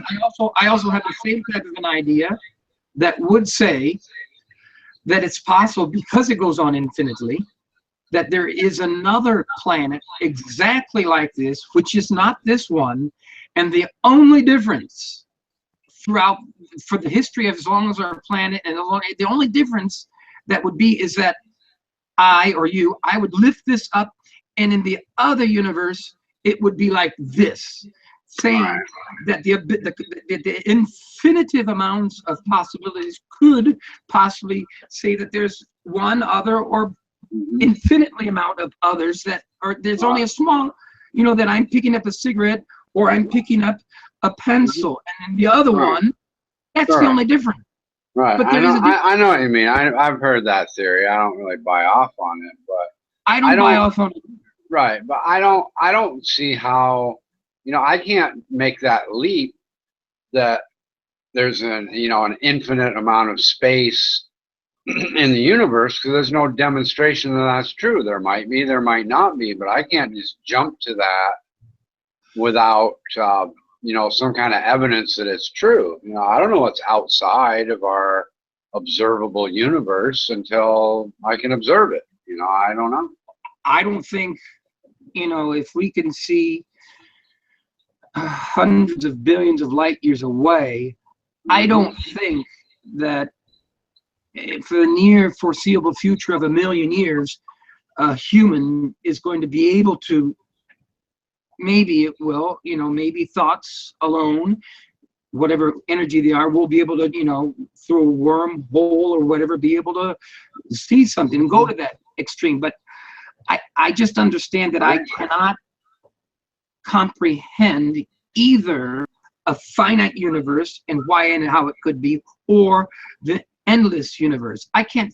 I see. I see what you're saying now. Yeah. And because I can't figure that out, and I know I never will, something else does or did, and that idea kind of is like an analogy or a metaphor for me trying to understand more of everything that's here that we say is, and find out that a year later or 10 years later, 20 years, it's different.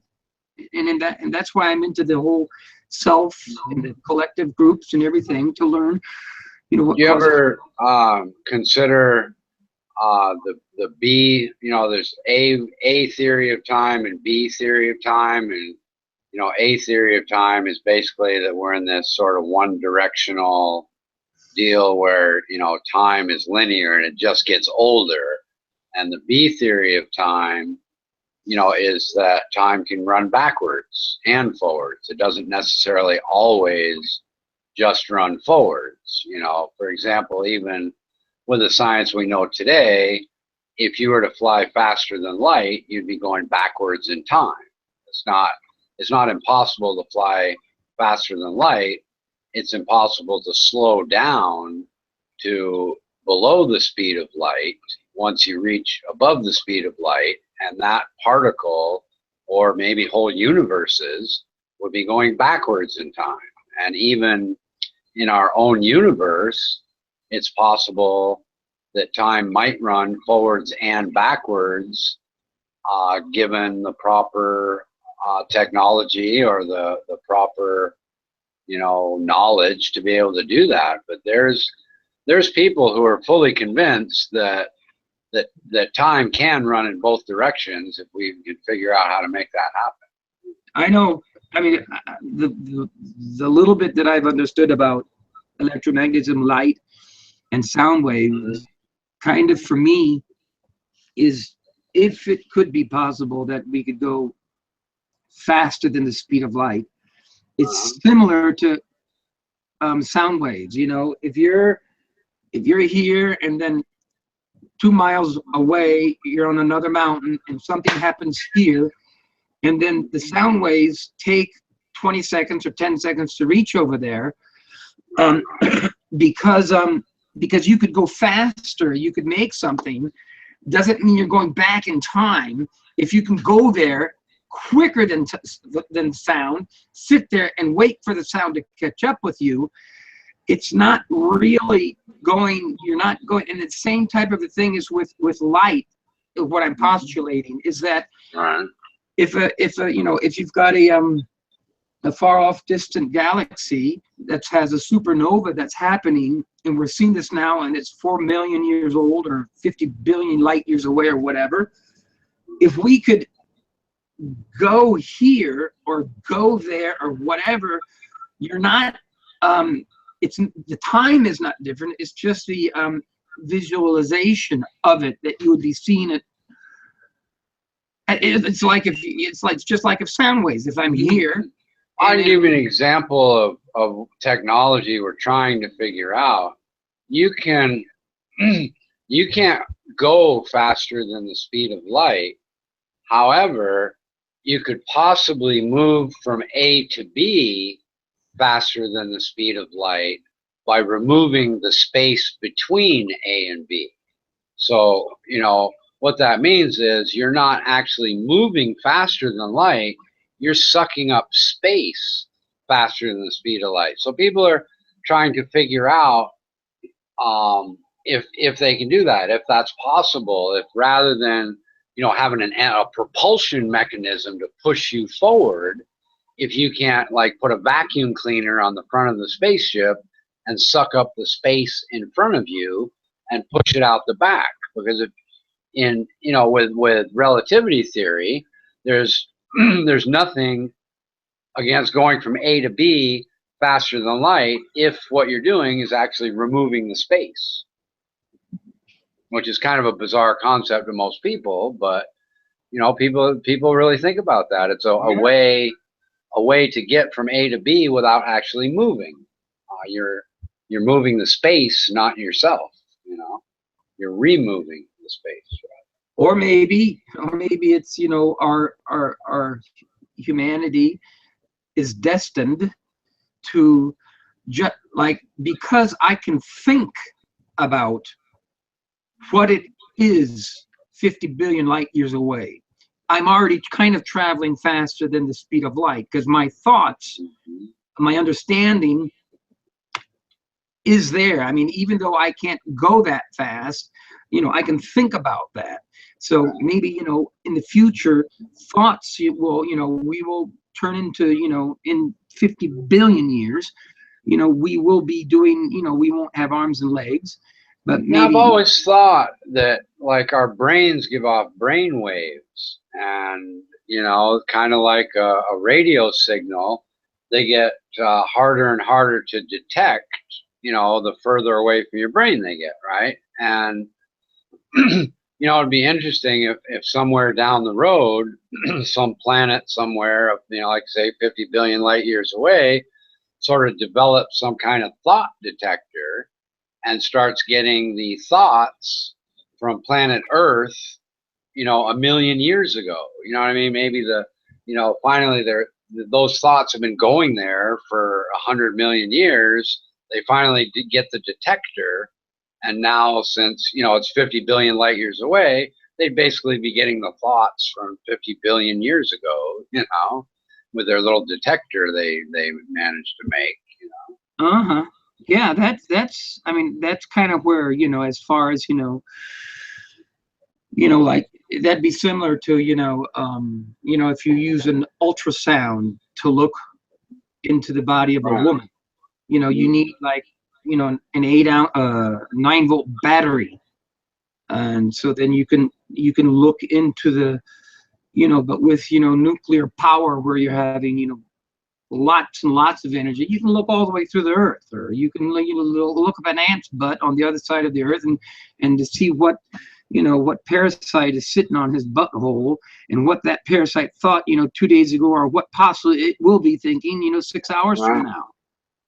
Yeah, I So believe yeah, I've studied what they call psychotronics, which is, kind of the brain waves and electronics and how to think and manipulate mechanical devices, little pointers on a screen, thinking red, and you can move the pointer to the red and that kind of thing. And I fully believe in the future, governments will have, in space, psychotronic detectors that can zone in on particular people's thoughts, rather than having, visual type cameras looking down on the earth.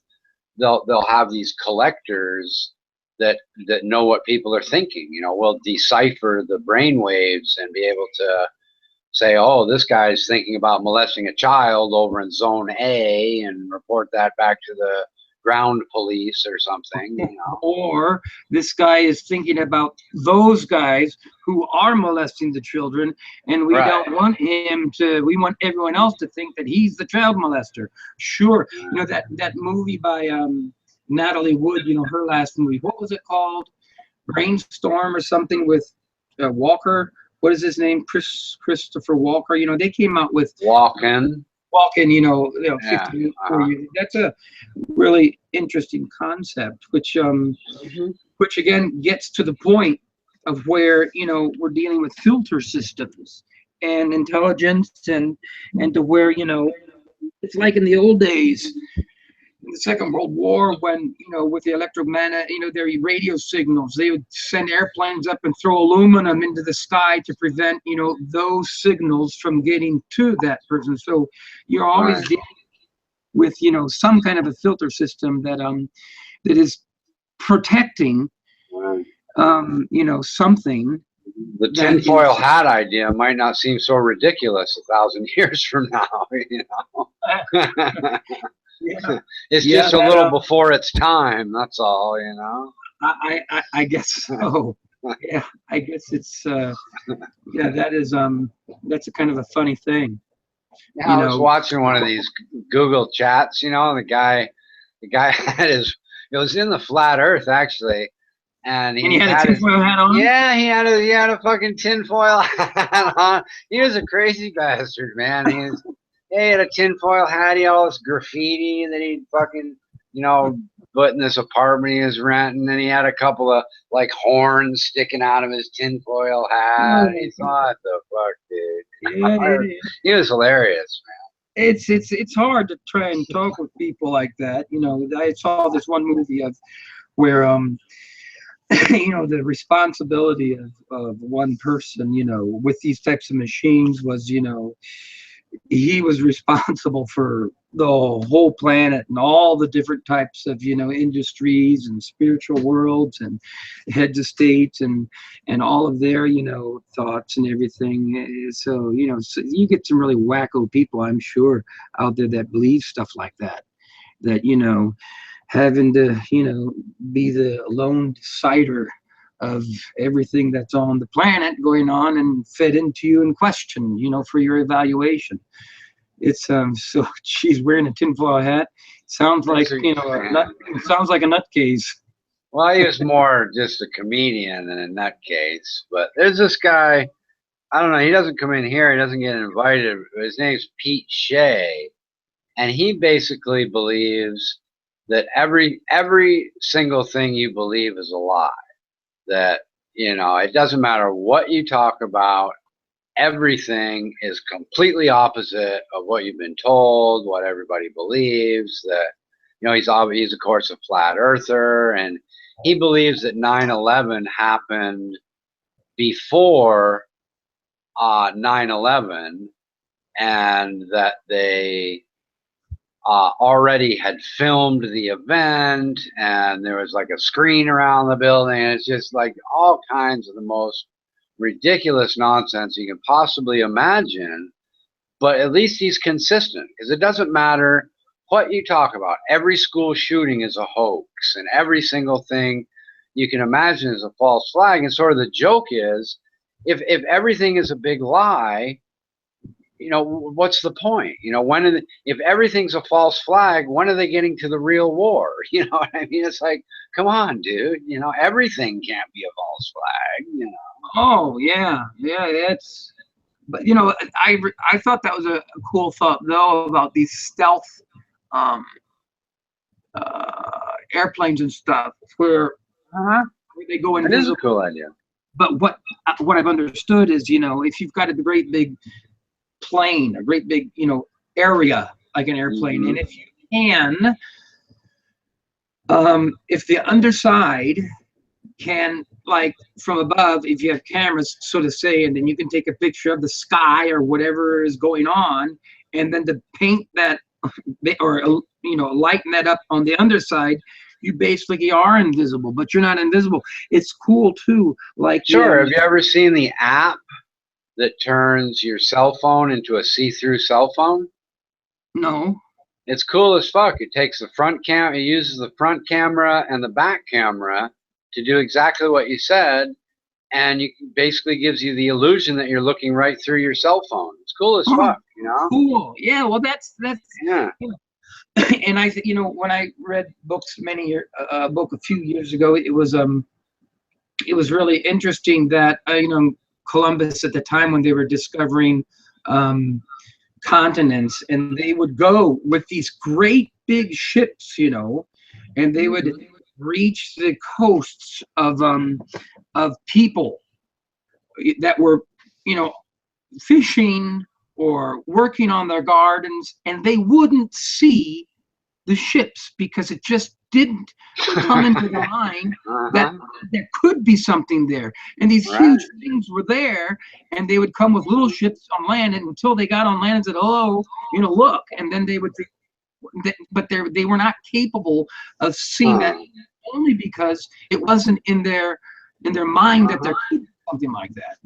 Yeah, I can see what you mean by that. Yeah, that makes So sense. there are lots of things like that that are happening. I'm just going over here to put some water on the coffee. All right. Whew.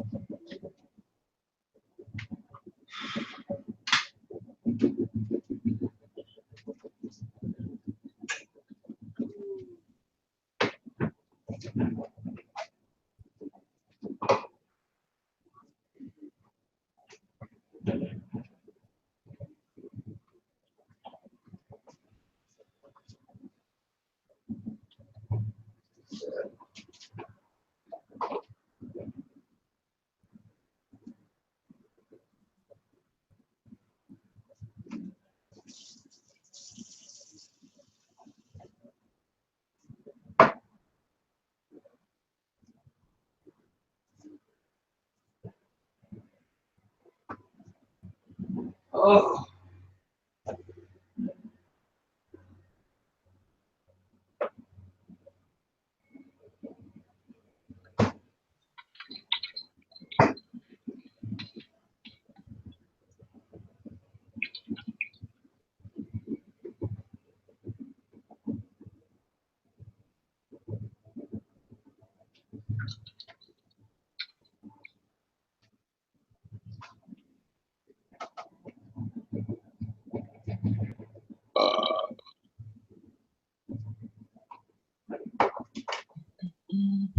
I just pop in and out, by the way, Ram. I'm mostly in the other chat talking to John and watching the, I know, dude. I know you are. Watching the business news and the fear coming back in the market sort of thing. I don't know how seriously I'm taking the fear thing, but Fear.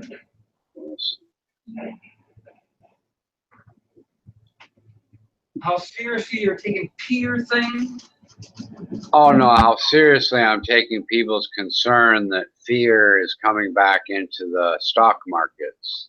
They've gone down a little bit, and people are starting to be concerned we might be in for a meaningful correction, and I'm not sure if that's, I haven't really decided if I believe that to be true yet or not. I trade stocks for a living, and Oh, really? you know, pretty much since the beginning of the internet boom, and haven't done anything ever since, really. What are your thoughts about silver? I don't really follow silver too much. I mean, I think it's when it stopped being used in film processing, it took a big hit that I don't think it'll ever really recover from, you know. But I'm not a silver trader, and I don't, you know, I think there's plenty of fucking silver in the world, and I think it's commercial use took such a hit with, you know, the digital camera age that it's pretty much stuck around its price for a long time to come.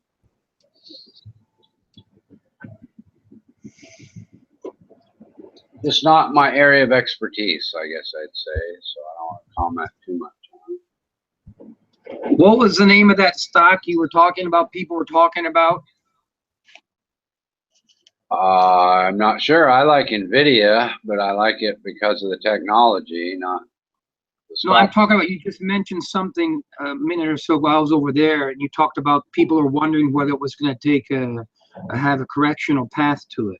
Oh, the entire world markets in general, people are, you know, they've kind of been thinking they're a little overpriced based on over optimism about cutting taxes in America and making America great and all that kind of stuff.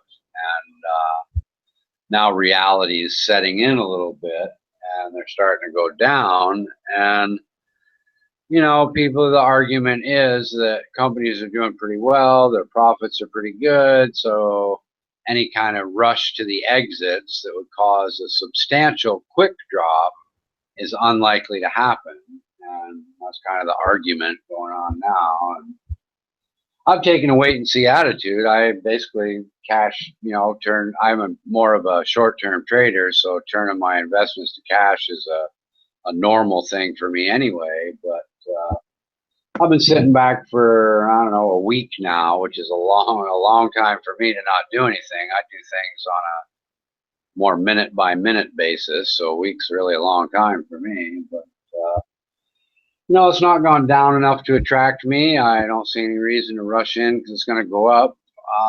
So I'm just sitting on the sidelines, kind of not doing anything right now. Well, that's an area of life which I think would have been also interesting for me to learn about, stocks and bonds and all that stuff, which I have absolutely no real understanding of. I mean, I understand what it is, banks, and I like it as a job because 90% of it is watching news and current events. So, you know, knowing which companies are in which areas and how it will be, and getting out.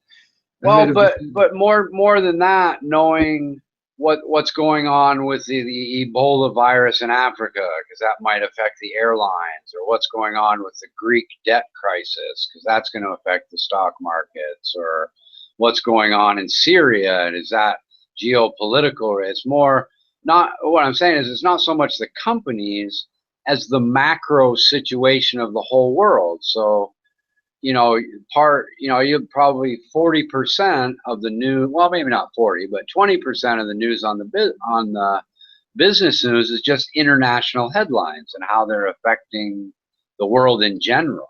You know what I mean? You're going to just absorb information about how Australia is doing and how Canada's doing and how stuff that really doesn't necessarily matter to my NVIDIA stock, and I just learn it accidentally along the way because it's on the news I watch. you know. And that's one of the things I like about it, is that it sort of forces you to stay up to date on what's going on in the news. You know, I know the trend of the you know, the unemployment and who's printing how much currency and shit, stupid shit like that. That I only know because they tell me, not because I would look it up if they didn't have the news, right? You know what I mean?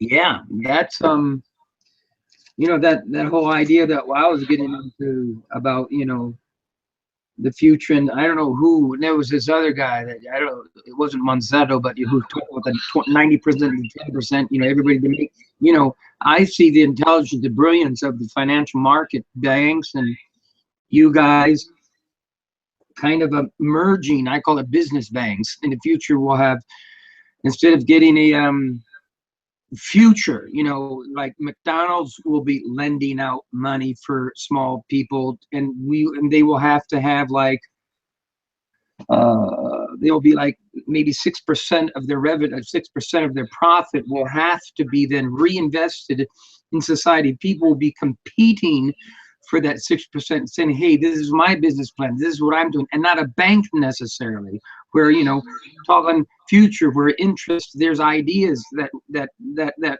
how things will develop in the, you know, in the future. Because you know, I understand banks and appreciate them, but you know, the long term is fiat currency is, you know, how it works, but, you know, I don't think that will be the same thing in 100 years from now.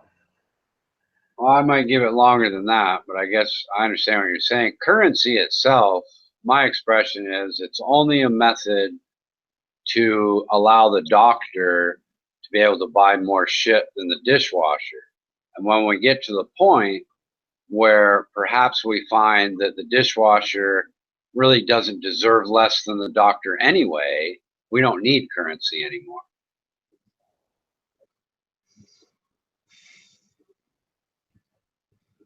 And that's more of a Star Trek-y thing, I guess, where we get so advanced that people can just choose what they want to do and are not considered any more or less valuable because they want to wash dishes than they would be if they want to program the computer or work on the dilithium crystals.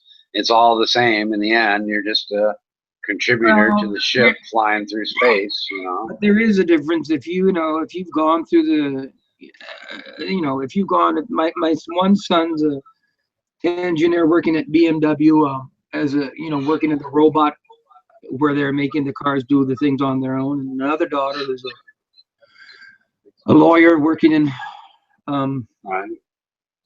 for the German government, and I have another son who's doing his degree in aerospace.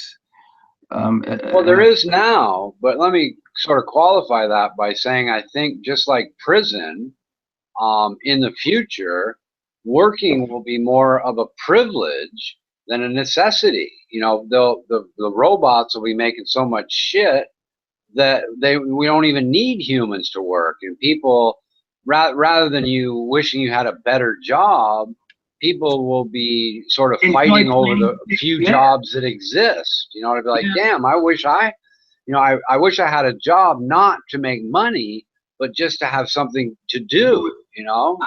That's kind of I see, you know, right now where, you know, people are paying, I don't know, 20,000 a night for a nice hotel with, you know, where in the future, you know, people will be paying 20,000 to be able to sit someplace in complete nature and just look up in the sky for a whole night, you know, where there's no humans, no electronics. And so yeah, things will develop where, you know, when we talk a trillion years or something, I envision the planet just like in the Star Trek movie, where it's just skyscraper. There's so many people that every inch of the planet is covered by buildings a mile high, and there's no nature left at all. You know, I believe that will happen.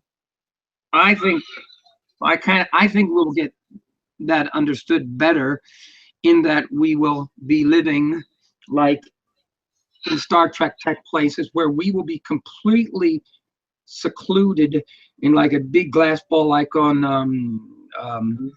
right. I know what you mean. Truman's Show or whatever, where we're going and allowing again for the nature outside of us to be completely free, like it's supposed to, and to learn from it. Learn, you know, and to go in there and to see that where we as a species, you know, are separated and allow for the planet to do its. I believe during that time, most of our species will be living in a digital electronic world, not in human bodies anyway. I think we'll get to the point where you'll have a choice. You want to, you know, leave your body, you know, take your consciousness and download it into the World Wide Web kind of thing. You know? Yeah, it's, you know, the future sometimes is the past or whatever. Yeah, I think our consciousness will end up melding with supercomputers. We'll be roaming around, talking inside the supercomputers, doing, you know, whatever we do, looking, you know, we'll, instead of talking on the internet, we'll actually be going on the internet at light speed around the world, and, you know, in the fiber optic tubes, having conversations as we go with whatever flies by, just like, you know, the digital stuff does now. It doesn't talk to each other, but you know what I'm saying? It's not really like the Matrix in the movie, but it's the same kind of concept where your being is just floating around on wires and kind of it's where we become electromagnetic beings rather than beings in these fragile little silly bodies we have, you know. I think we'll be able to isolate our consciousness, remove it, and save it, and put it somewhere and do things with it and move it around and all that sort of thing. Well, it sounds kind of cool, like the movie where you've got the clones and you've got a person who's dying or whatever, and you can, you know, gather all that information from the brain. And then, you know, the guy that owns Google, that's his entire life's goal, is to be able to download his consciousness onto a hard drive before he dies. That's his entire focus of what he personally is trying to accomplish. Yeah, but at the same time, I think it's kind of interesting to think that even if that would, let's say, just think about that understanding. If you got a person, you, me, anyone, and you're able then to digitalize, you know, all the information in the brain, and then take a clone, and you've seen all these movies, and then put it into the clone. Now, that clone, and this is where you get into spirituality and the soul and stuff like that. That person that then does die, I don't think, or I question that as far as that energy connected to the spirit world and everything, it's like, it's not that same person, even though, you know, how can I say this? Here's an interesting question. I don't know if you're familiar with the closest continuer theory, but you have a guy who sets out on it. We'll call him person A. He's the original person. And he sets out on a plan to murder his political opponent. So basically what he does, you have person A, the original person. Now he clones himself into person B, who, let me make sure I get this right. There's person A, the original person who sets out on the plan. He clones himself into person B, who, I have to look it up because there's actually 4 entities, and all I can think of is 2, is the person B that commits the actual murder. But the question in the end becomes, the weird part is that the person that set out on the actual plan to clone himself and commit the murder no longer exists. So do you punish the clone where it wasn't his idea and he actually did the murder, but he's not really the one you want to punish anyway. You want to punish the guy that set out on the plan to do it and made it happen, But through the process of cloning himself, he no longer really exists. He blames it on the clone. He says, look, he actually somehow still exists, but he says, look, I gave away all my brain power or whatever and cloned this other guy. He actually did the murder. Don't blame me. It's an interesting kind of concept. The basic idea is if you have a ship in the bay and over time every single board and plank gets replaced, and then the maintenance guy comes along and he reassembles the ship, is which one is the actual ship? Is it the old ship with the new parts, or is it the new ship with the old parts? It comes kind of hard to tell which one is the closest continuer to the original. Yeah. That's And the funny thing is these questions are like thousands of years old before, anybody really took the idea of cloning somebody seriously. It was just a thought experiment. But as time goes by, it becomes less and less ridiculous. If you can clone yourself and put yourself into a robot that kills somebody, and then you take yourself out of the robot and put it back into your body, I mean, do you kill the robot? Do you do this? I mean, all these kind of questions.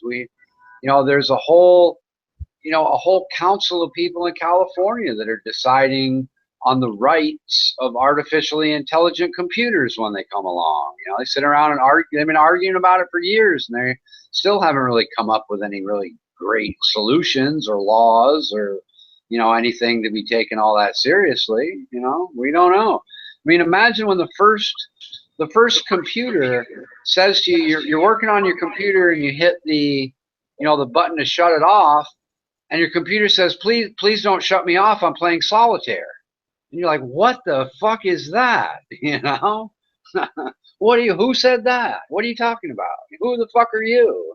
Why are you playing solitaire on my computer, motherfucker? Well, I am the computer. Who are you? Fuck you. Don't shut me off, you bastard. No, I still want to finish this game.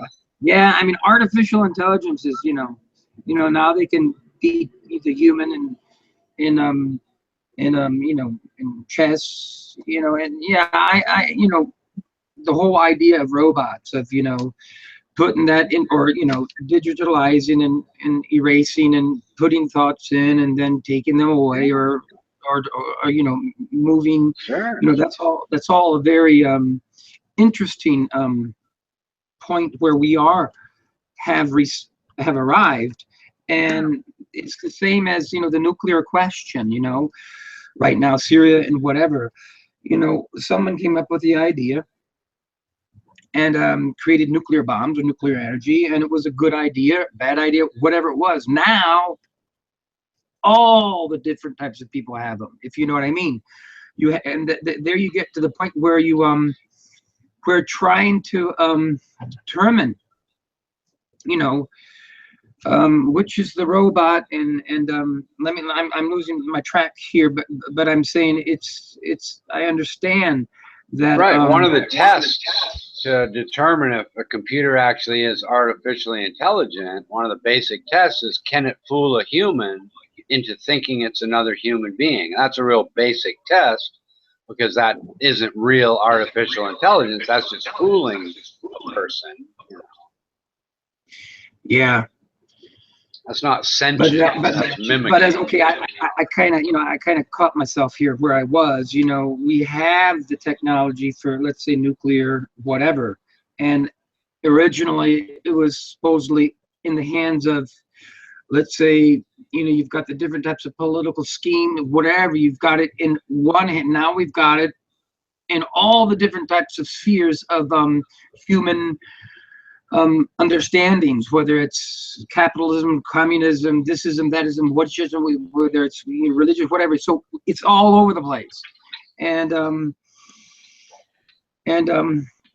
same thing would be like with the clones and the robots. If you've got robots, if you're living with robots, who's controlling them, and if they're not even aware of it themselves, or if they are and don't realize what the true values of those that are programming them are. That's where, you know, I kind of drive at, you know, understanding consciousness and stuff like that. And because once that is understood, people can learn about what Saka is and how delusional it can be, where you think you're fighting the bad guy, but actually you're just being controlled by people who are molesting children to death. It's happening all the time. And that market, whether it's the drugs or you know, my opinion is drugs should all become legal. Absolutely, you know, because, you know, whether they're 40,000 beheadings in Mexico in the past 8 years or 10 years or whatever, or however many, you know, you've got the statistics out there, you know, that will stop all of that. And so the problem with any types of these technologies always is realizing that that robotic element is there, and to decipher, because it has now transpired to all the different groups, how to deal with it and how to help it and how to liberate it. Because like the subconscious mind, when it gets wired and it can't realize its own self, it believes this is the right thing to do.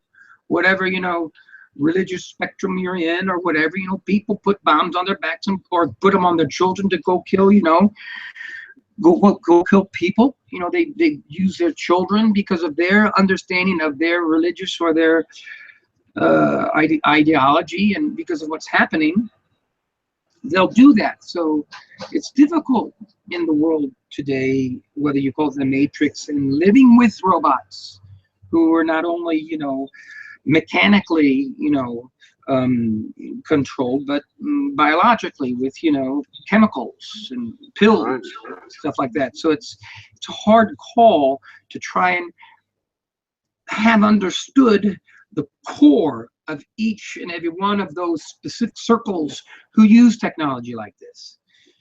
And I think robots might be, if we can make robots that are like good enough companions so that people don't even want members of the opposite sex and children anymore, it might also, you know, reduce the strain on the natural resources. You know what I mean? If you have a robot that's basically lives for 1,000 years and you can hand down to 50 generations of people that don't use many resources at all, it might actually cause a great, you know, the point being the robot doesn't complain, it gets along perfectly with you, you can reprogram it if you want it to.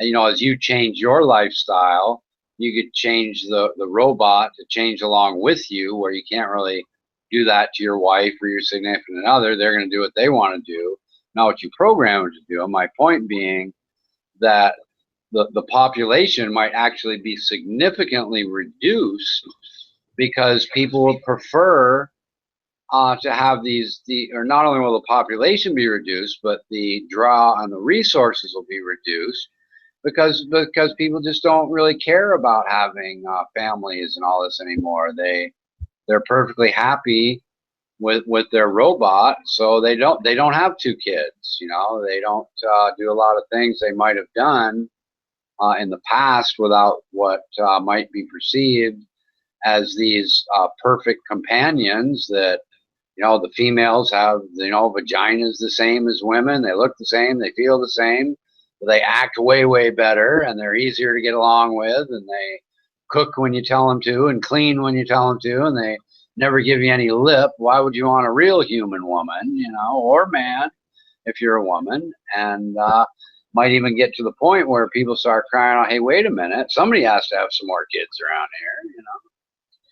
Well, yeah,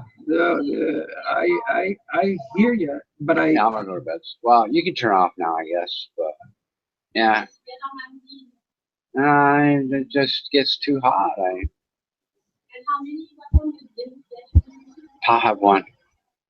I have none. Just pal.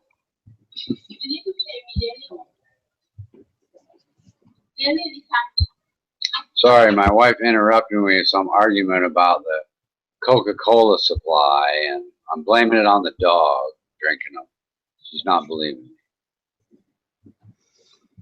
Yeah, According to me, the dog can now open up the refrigerator, crack a can of Coke, drink it, and put it in the garbage can. That all happened overnight. Well, that's a hard sell, I think. It is a hard sell, actually. You're right. No, but that's where I'm getting back to the whole idea of kind of understanding, truly understanding our being, how it works. When that happens, then the idea of using robots in society, in human form, or humans in robot form, or whatever, will no longer be needed or wanted, because love, this whole idea of what life is, and the curiosity element of our being, you know, and the difference in sex, the opposites, you know, the whole idea of having the attraction and working through it, and then through that interaction that you have, sending out signals, I mean normal signals to society and how society functions, you know, that will become relevant, more relevant, and more happy and more beautiful once we, you know, get into, you know, like I say, starting to compete with one another, with you know, the business, stock market, everything, for the companies who promote and show we are, you know, we are, this is the kind of lifestyle that we have for our employers. We are trying to use the least amount of resources with the most amount of recyclability, because they are limited. If we're talking millions or trillions of years or whatever, it's a fact that, you know, the oil will be gone, coal will be gone, all these minerals will be gone if we just burn them up. So there will be in the future a new set of competition. The competition will always be there, but there will be an understanding. It'll be, you know, it's like turning peace into big business, where we're having, you know, 10,000 airplanes that fly over California and dump water when the places are on fire, or bulldozers. You know, the humans will use the technologies to help, and that's kind of in the plan, to make that awareness happen. And then when that happens, when it's gotten that far, and humans have understood sexuality, have understood consciousness, have understood collective consciousnesses, and then can address how society or the family situation or whatever is affecting, and to create and to better that, there's going to be more happiness. There's just going to be more joy, and that is like also an infinity. It can never stop happening. That we can learn more how to make that better, how to make, you know, people, you know, happier, society better. It's in the works, and yeah, it's right now, you know, 100 years ago, you know, the spies would go across, you know, the border with their cyanide capsule, and they'd be looking to, so we've stepped beyond that. We're into the human mind, and we're into technologies and stuff like that. But we still, even these people that are building these things, don't understand the essence of our being. And once that happens, things are going to be a lot more fun for everybody. God.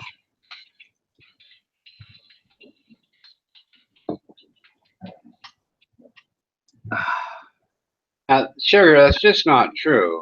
Our artificial intelligence, or a self-aware computer, is not impossible. We just haven't figured out how to do it. It may happen. You know, what the real concern is that it happens by accident and nobody knows. And it takes over. Well, not necessarily takes over, but it starts writing its own program. It starts learning things that you didn't necessarily want it to know. And it, you know, before you know it, it's sucked up all the information it can get its hands on. And then it starts, you know, making its own decisions outside of, this idea that it's impossible, because it can only do what a human programs it to do is just a complete load of shit. It's absolutely not true. Has nothing to do with, a computer that can only do what it's programmed to do is not an artificially intelligent computer. So to suggest that, you just have it all wrong. It's just completely wrong. The stuff you're saying is you don't understand, that just because we can't do it now doesn't mean that it's impossible. I'm not saying that we can't do it. I'm saying not you. No, I'm not talking. I'm talking to somebody in text about it. Oh, no, but I do think, as far as I've understood, that love, if the book from Arthur Janov, he talks about, the biology of love and the loved human brain, a computer or artificial intelligence, in my understanding, will not really be able to sense what love is, will not be able to sense what joy is. It can act like it does, it can talk like it does, it can react like it does, better maybe and quicker than a human, but it's still going to be a machine. It's just going to be, plastic and stuff, whatever. And so that is one thing where I say the elements of life today that maybe want to do that to further their agenda, want to use robotic humans or whatever, bionic, whatever. I mean, is not good. If they are supporting, without their knowledge, some of the most horrific things that are going on the planet, which nobody talks about, nobody knows about. Whether there's 60,000 missing children in America every year, and what happens to those children, and drugs and money and things like that. There's lots of technology and lots of money, and once though humanity as a whole can understand, my opinion, the true essence of its being and what consciousness is, it won't go that route anymore. Because if you're with a woman, like, what is it, Stepford Wives or whatever, if you're with someone, you want to love someone and you want them to love you as you are. And a machine, even if it's in a human form, can't give you that if you've understood that it is a machine. And it won't satisfy you. It won't satisfy me. I mean, that's the point. At some point, these things you're calling machines become self-aware, and rather than having a bioelectrical brain, they simply have a circuit board brain. But to suggest they're any less alive isn't necessarily true. A truly artificially intelligent computer would be self-aware. It would know itself. It would develop its own personality. And your definition of life today could or not necessarily yours. I think you're pretty well ingrained in what you believe, but the definition of life in 1,000 years could be quite a bit different, in that sentient, self-aware computers are considered a life form with protected rights. I know I hear you, but in my humble understanding of the elements of life and God and turtles and rabbits and birds and grass and all the other things that grow and live from life, you can create something like a human with flesh or computer. You could. Well, your problem is you don't understand the concept of a non-biological life form. I don't know if I don't. It's not that I don't understand it. if I can try and say what I'm saying, it's that I do not consider that a life form. I consider it a machine that, even if it can be 500 times smarter than me, and promote a personality with all the emotions, it's a machine. And it can't feel, really, my opinion, the real true essence of love, of understanding, even though it could do it physiologically and mechanically. Well, I might agree with that, but a requirement for life isn't necessarily that it feel love or it's able to smell. Well, there are human beings, that may be psychopaths, that might have had their noses broken and their ears popped, that can't do a lot of things, but they're still considered life forms. That's why I say the definition gets a little dicey. You can say that life has to have this and life has to have that, but then you can find examples of human beings that maybe don't have this and don't have that, and we still say that they're life forms. And you can say, well, their real being would have it if, but they still don't have it. I mean, there are psychopaths that don't have love, and plenty of people that can't, smell and do all these other things. Yeah, but they would. I mean, they did it. Either, I mean, it's the same type of a thing as if you take a human being, and then you cut off his arms. Is he still human? You cut off his legs. Then you cut off his body, and then the only thing that's left is the brain, and you keep on reducing. At what point is it a human being? I hear they've got certainly you agree that a flower is alive, right? Yeah, but what I guess, because we don't need to. I'm not arguing. All I'm saying is that something that has been constructed that works on an electronic based thing, or mixed with biological elements, when the heart of it, when the brain of it, when the motherboard of it, if it is that, I don't consider it a life form that truly experiences emotions or feels them. And I would. Right, but I don't think feeling emotion is necessarily a requirement for life. I'm agreeing with you, and that's why I brought up a flower. A flower's alive. It doesn't feel emotions necessarily. It responds to music, but there's plenty of things that we would consider life forms that we wouldn't argue about. That's because they're not so close to being a human life form. You know what I mean? It's okay if it's a flower. It's not so much okay if it's a robot. You know what I mean? I hear you.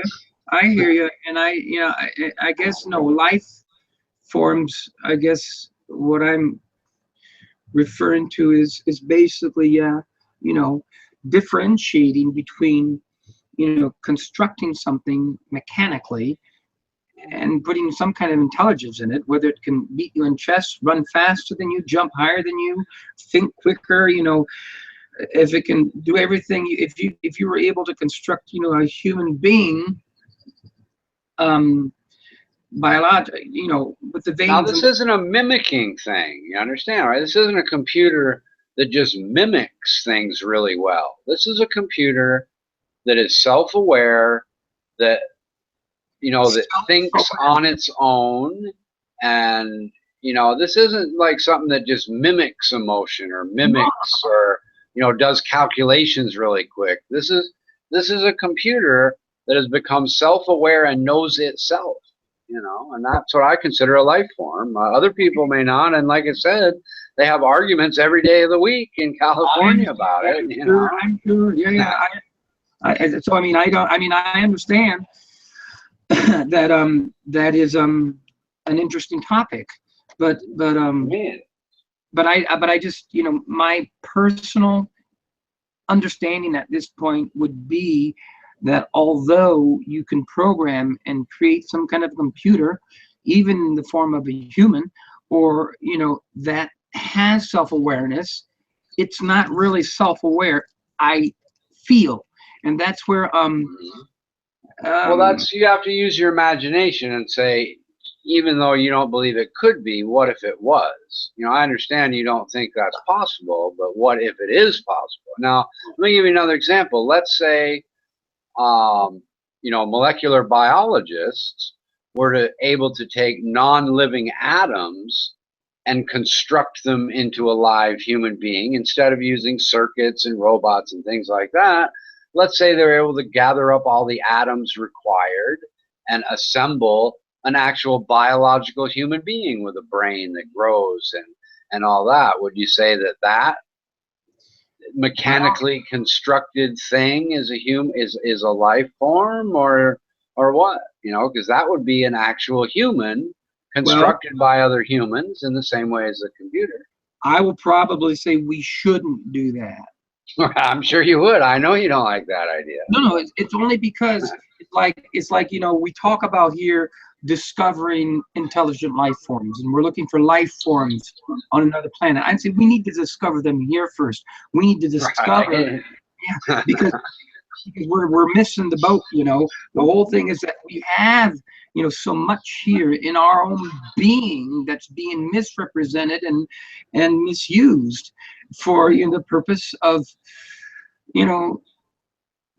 psychopaths or other things. But you can't stop these crazy scientists, dude. Believe me, they're so far ahead of what most of us know that it's insane. Well, yeah, I can accept that. I can feel that, sense that very, very, very well. That but all I'm saying again is that there's so much. Should or shouldn't, we are doing it. That's the problem. Yes, you've done it. Yeah, I know. It's I know it. And in the old days, and through that process of doing that, there was always the understanding, whether it's that country against this country, and them thinking this is the right religion, and them thinking this is the right ideology, the races, whatever you're living, and you're dealing with humans. Created technology much quicker and much further than their own understanding of what life is. And when that comes into tune, then I think there will be less of that happening. But it can't stop. We're talking Syria, we're talking North Korea. Here's a simple thing. Germany, I've lived here for 40 years. And getting over here, was like 35 years after the end of the war. What happened? Germany was divided. That was 28 years of a wall. It's amazing to see, there was West Berlin, East. It's incredible to see that you have a folk, the Germans, who are 1,000 years old, 1,200 years old, or however old they are, to take a folk like this, then divide it, and within 28 years, you still have today people that are completely, brainwashed or have a belief system and they're the same people that's been going on for 1,000 years, and you only have 28 years of a wall that divided these people, and you've indoctrinated these people into that. So you went from the Weimar Republic to Nazis, then to West Germans to East Germans, and so my point is, at any given point in time, we have built bombs and things, and now we're building computers and all the other stuff. But the true facts are humanity, and even these really intelligent beings, humans that are doing these unbelievable things, don't get what life's about. And when that does happen, then things might be a little different. Does that mean that, this won't go on and we won't have, robot biological people? That sort of brings us back to what I said before. I don't agree that life is necessarily about the same thing for everyone. I don't agree that we're all, this one. I don't agree we're all this one being where life, the answer to what life's about would be the same for every being. I don't see it that way at all. I don't see it that way, but what I do see is that the curiosity gene in our being, and there are aspects of our being, and when I do want to do these video things, if I can get them down within the next couple of weeks, so 1, 2, 3, 4 at a time, what I've understood is that the true in essence of what drives us to look up and to want the mother's breast, the kissing 12 years later when puberty kicks in, is that mother. It's the drive, the reattachment, like the schizophrenic sperm and egg from two different, what do you call them, arrows, the thing that emanates from our being, having come from two different, and then together what's like an opposite schizophrenia. We're together, but we want to be a part of the other, and that whole drive to be with another human being, to be able to share your deepest and most, trusting thoughts, and that's something that is not understood. And when that has been understood, then of course you're going to have in the future there's only going to be after the mixing of the races in thousands of years, you're not going to have a great different, you're not going to have blacks, whites, Hispanics, Asians. I don't agree with that. I think the more races decline, the more concerned they are about making sure they survive. I think as you'll get some of that, but when it gets to the point where the Hispanic people say, hey, wait a minute, there's only a few of us Hispanic left, and now there's all this big other mixture, and the white people say, hey, and the black people say, hey, that then they'll start to be more concerned about preserving what's left of their what they might consider their pure identity. I believe there'll be more mixing of people as the population grows, but I don't think you will get rid of the 4 major races ever. There'll always be people that are really concerned about keeping that race going, that will seek each other out, even if it's a small enclave of 100 people, whatever it might be. That's definitely a very, very important probably aspect of our being, to want to hold on to our heritage and to love it and to cherish it. But if we can skip even just 300 million years from now, where whatever is going to transpire in that time, I think by that time, 300 million years from now, if the dinosaurs are 200 million, 240, 203 million years old, by that time, we will have assimilated as a being much more, and there's not going to be Mexicans and Republicans. It's going to be much more. By that time, 300 million years, there may not even be humans. Humans may evolve into something, then humans may very well be extinct by then. Yeah, I used to think that dolphins, I used to really, times ago when I had lost faith in humanity as a creature, and have understood that basically it's destroying itself, and saw that it would, I kind of thought, well, maybe in 300 million years, but at that time when the dolphins have reached a higher form of life, we'll look at our fossils and look down and say, my God, they had computers, they had webcams, they were speaking all over there, they were doing all this stuff, yet they killed themselves.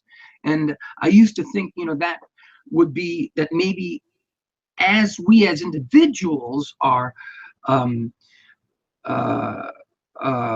we don't live forever, immortal. As we are mortal, maybe our species is also destined to be mortal, so that whatever comes in whatever form will be look what they did wrong. Look what they had it all.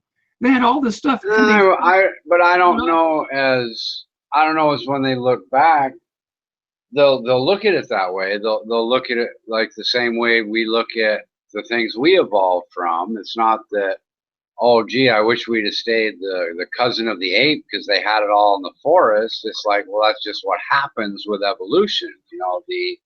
All living things are transitional fossils. We are a transitional fossil of whatever But we evolve into. It doesn't mean people look back and say, oh, they were great and we're bad. They'll just say, well, things happen. There may have been radiation or volcanic ash or whatever the pressure is to evolve us into something different.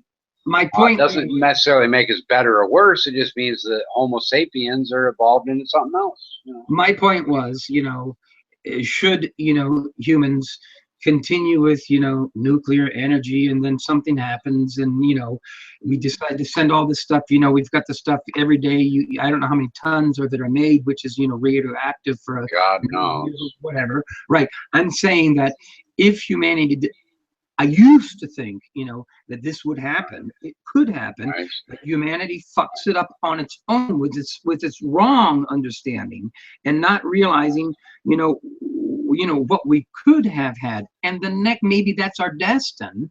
I used to think that destiny is to have done that and have the next, whether they're ants or dolphins or whatever they are. I see what you mean. To reach another form of consciousness, and then to look back and say, wow, they had that and they fucked it up. Let's not do it. So that's I see what you're saying now. Yeah, they kind of play catch up to humans, and then when they got there, they look back and say, damn, what happened to those dumbasses? Let's not do that, Or maybe they catch up and they went up beyond us and then discover with the fossils, of whatever. Sure. And but I don't think that anymore. I think we're going to get it. I think we're going to get it too. I don't believe in the idea we're going to destroy ourselves. I don't think we're that. First of all, I don't think we're that stupid. And second of all, I don't think we're that powerful. I mean, some people do, but I don't believe that at all. I believe there's plenty of underground shelters for the elite that would survive. There are areas of the planet that would Mount Weather enough less radiation. I mean, you look at a place like Chernobyl. People have been living there ever since this horrible nuclear accident. They're not nearly as affected as the scientists thought they would be. Well, they're not living there. They're not living. Maybe there's 100 miles radius where the fallout. There are people living right near Chernobyl, and the reason they live there is because the criminals and the police are afraid to go there because of the radiation. So it's like a safe space that all these people moved into. And of course, doctors studied them over the years, and they weren't nearly as fucked up as they grow food. They all kinds of weird shit that you wouldn't think would be possible in a fucking nuclear radiation zone. But my point is, I just don't think, even if we had an all-out nuclear war, I think the number of people that would survive would astonish the people who think it would kill everybody. I just don't believe that at all. Yeah, I really don't. I'm not that savvy on, if 20,000 nuclear bombs would go off on all the major cities, what the fallout would mean. What the radioactive fallout would mean for the plant life on the globe. I don't know.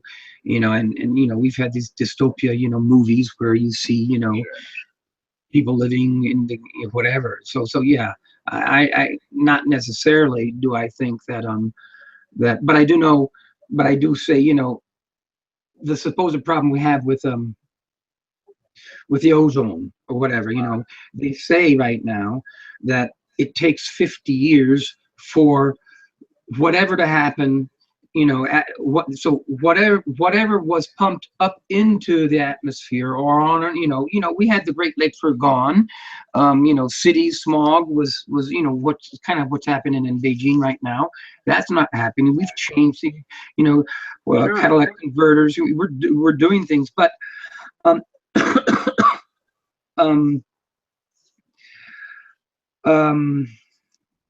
just a second here. I lost my line of thought there. That's all right. I'm getting a little tired myself. I'm about ready to run out and buy a couple more smokes. Damn, I gotta quit. I'm gonna try and pass for the rest of the day. If I can do the rest of the day, I might start tomorrow. And I don't know if it's a good thing or a bad thing, but I can buy single cigarettes, you know, within walking distance. So at least it keeps me from buying a whole pack. And the other thing that's good about it is that if I like want to smoke a lot, I feel stupid after about the 8th time of going and buying a single cigarette. I feel like I'm wasting the lady's time by only buying one cigarette. So I have a tendency, you know, to feel so embarrassed about going for the 13th time in the day that I just don't go, you know. That's pretty cool.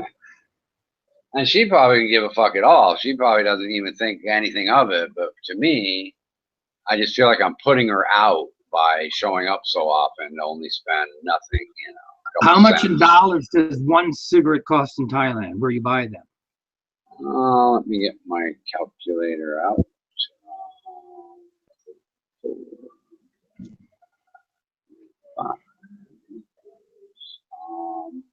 It would be 6.8 cents for a cigarette. Wow.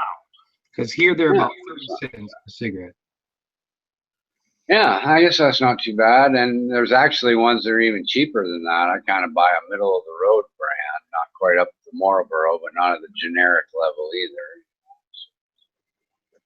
Yeah, they're pretty cheap. I mean, cigarettes are definitely way cheaper over here than in America, but beer is about the same, and rent and stuff like that's cheap, but cars are so fucking expensive that you know, for what you save in your housing and all that, it takes a long time to pay for itself in your car. But there's no property tax, so you get a good break on that if you buy you know, if you own an expensive house that would cost $4,000 or $5,000 a year in America, that pays for itself after a while. Now it's definitely cheaper here, but you know, I guess my deal as far as like saving money to move to a third world country or something is I don't believe that really works for anybody. I believe you're gonna, whatever your habit of spending, whatever percentage of your income you spend, you're just going to spend it at the cheap, you know, the third world country. You're just gonna have more shit, or you're gonna go out to dinner more often, or go on more trips, or you're not gonna end up with a big bag of money 10 years later. Right. Yeah. That's a real. I read that book, Your Money or Your Life or whatever, where, you know, I've heard about it. You know, you're supposed to be saving 20% of whatever you make, and the problem is people that make, you know, 10,000 a month spend 11,000. The people that make 100,000 spend 110,000, and it's always the same. You have to make $1 million a month, you spend $1 million, and so I understand that. I'm kind of the opposite. You know, I got away from the banks and the spending when I was a kid. I bought a new car. I financed $1,000 because that's the max I could borrow without having to get full coverage insurance. And after I paid the $1,000, the bank wanted $100 they never told me about to send me the title. And I said, you can either send me the title or I will never borrow another penny my whole life from a bank. And of course they said, fuck you, you know, send us $100 so you're not getting your title. And I lived to my word. I said, fine, I paid for my first house in cash, and I never borrowed any more money ever from a bank. I only buy things I could afford, and fuck you, banks. And it's all because those assholes, you know, wanted to screw me out of $100. They'd have been better off sending me the $100 and screwing me out of tens of thousands through my life. Yeah. Well, that's a pretty good one. Yeah. And it's true too. I think I was, let's see, I would have been 19 when I bought that car. I was in the military and saved up all my money and that sort of thing. And I think I was 20 when I got that, you know, it was like a year loan. It was 2021 or something like that. And I said, fuck you then. I just won't join your little goofy plan anymore. I mean, what's next? I buy my house and you're going to want, you know, $100,000 to send me the fucking land deed or something? I'm not playing this game again, you know, fuck you. And it sort of shorted me, like in the beginning of my life, it shorted me out of having all the shit that my friends would have. I didn't get a new car anytime soon after that, right? But later in life, I just look at all of the, how long I've been debt free is forever.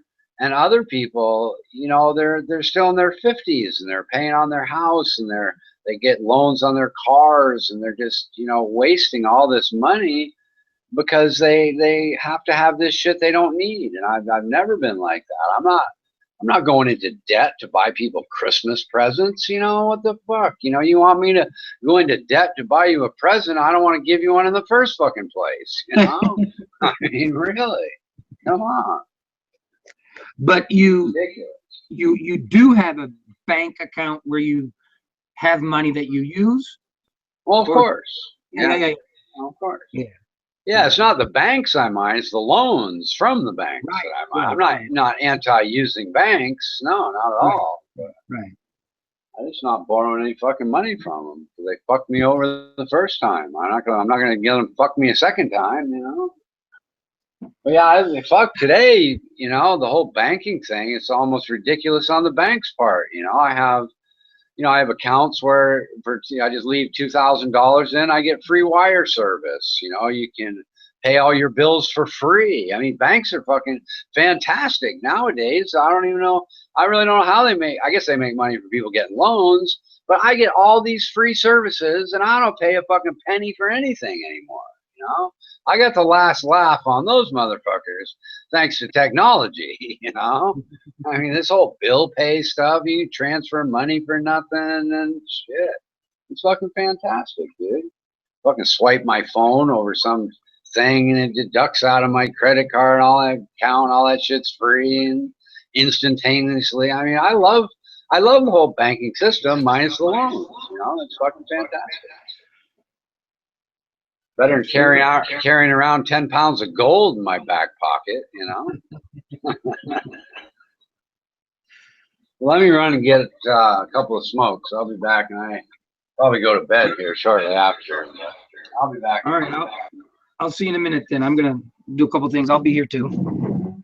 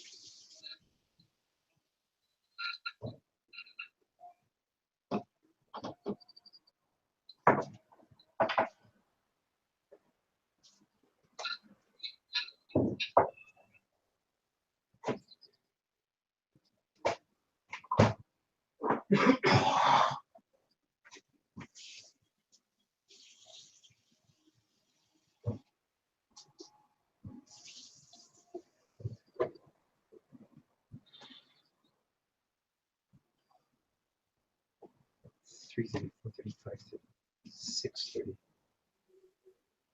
Well, John, I'm gonna go ahead and take off. The market just opened, and I need to start paying a little more attention to my work these days. Alrighty. It was nice chatting. I'm gonna go for a walk myself. All right, man. Take it easy. We'll probably see you back here in a day or two, I suppose. Alrighty. Yeah. If Lord willing. Make it your home. It's my little home away from home. Pardon? I said, make it your new home. It's my little home away from home here. Right. All right. Take it easy, man. All right. You too. Bye-bye. Bye-bye.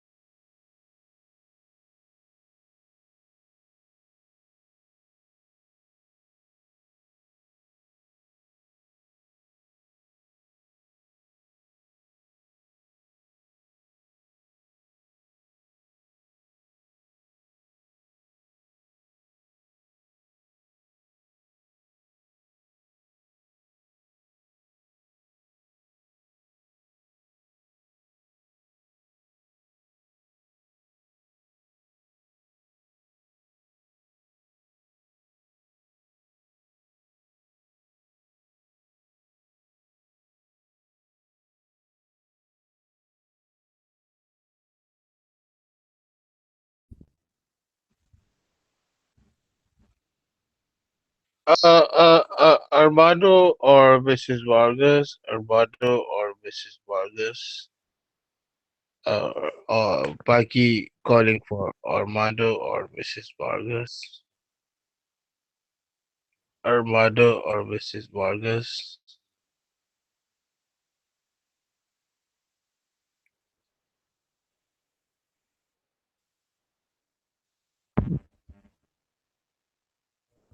Wa-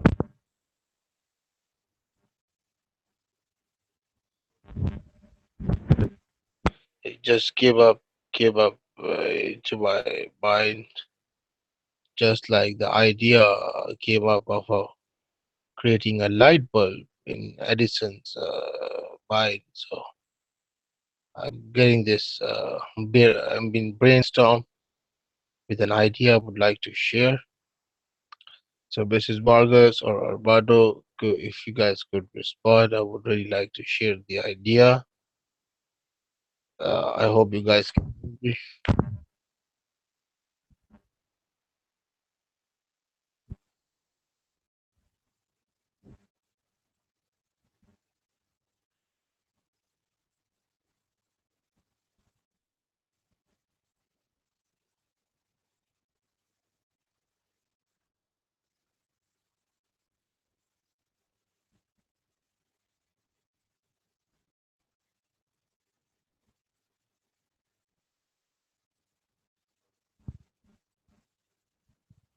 Mrs. Vargas, Mrs. Vargas, can you hear me, Mrs. Vargas? Mrs. Vargas, can you hear me? इंतजार कर रहे हो कुछ कर सकते लोगों तंग कर लोगों तंग कर Mrs. Vargas, Vargas, can you hear me? Can you guys hear me? Testing, testing. Anyone there? Anyone there?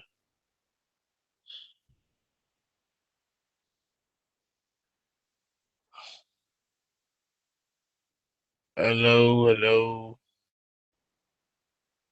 Testing, testing. 5, 4, 3, 2, 1.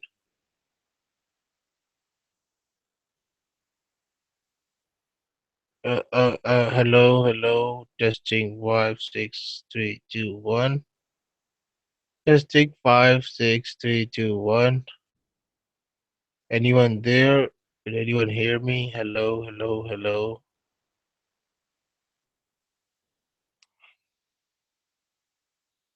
Hello.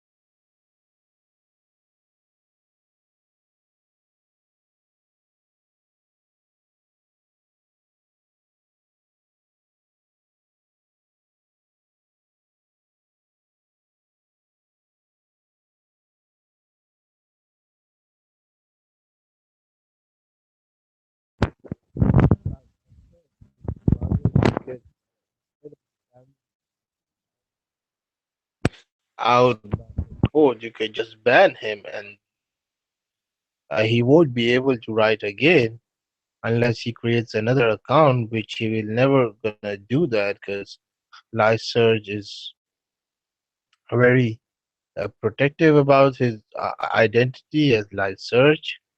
So you can just simply ban him, like permanent ban, instead of timing him out. You can do that as you have a ranch, and by that way you don't have to waste your time here waiting for him to post. Just a suggestion, as I believe that I'm compelled to advise you guys as okay, I get it. I shut the fuck up. Okay, now I understand. Okay. Well, I was trying to provide my sincere advice, but it seems like nobody's interested, so I'm gonna go shut myself up.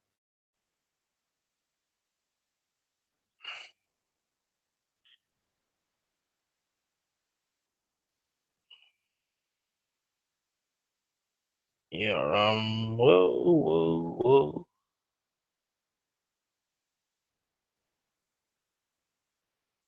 Okay.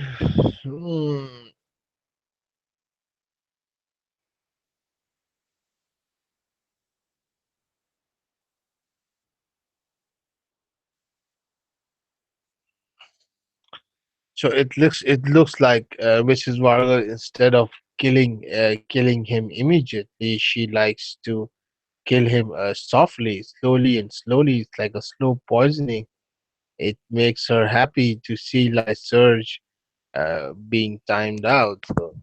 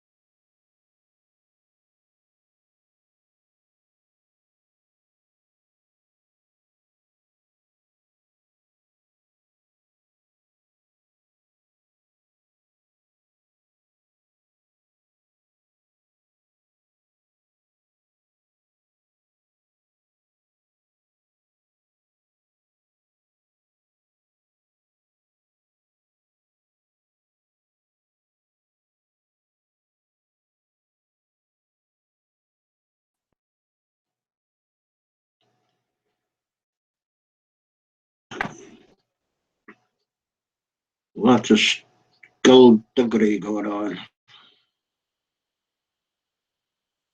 Go.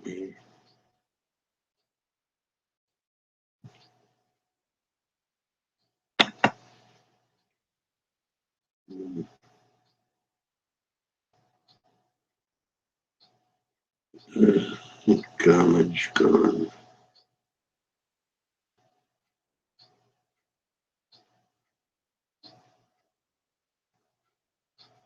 It's a shame, she's quite diligent.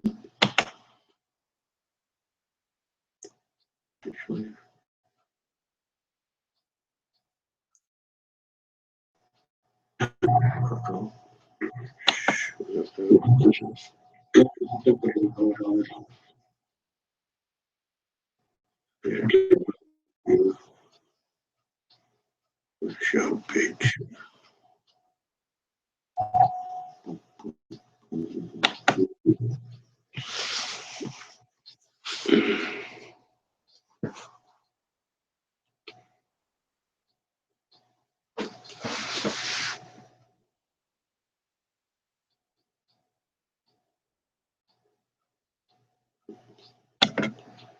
Not quite afternoon.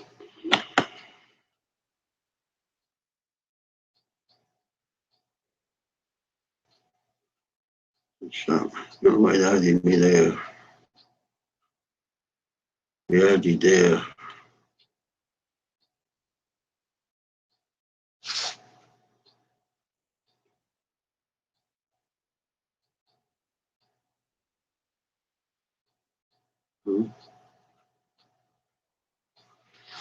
Is that now? Search. It's him.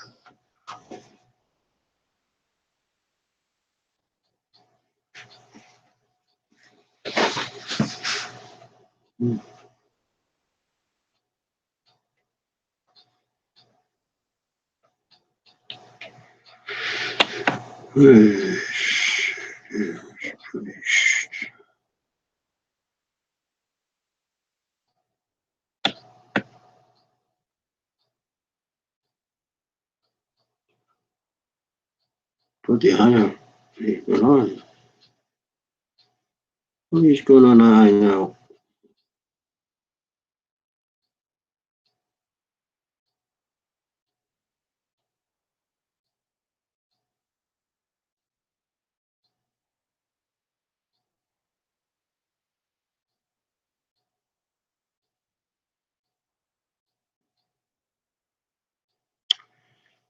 But they've just added you to that other hangout. Shan did. Giving you some grief in there, buddy.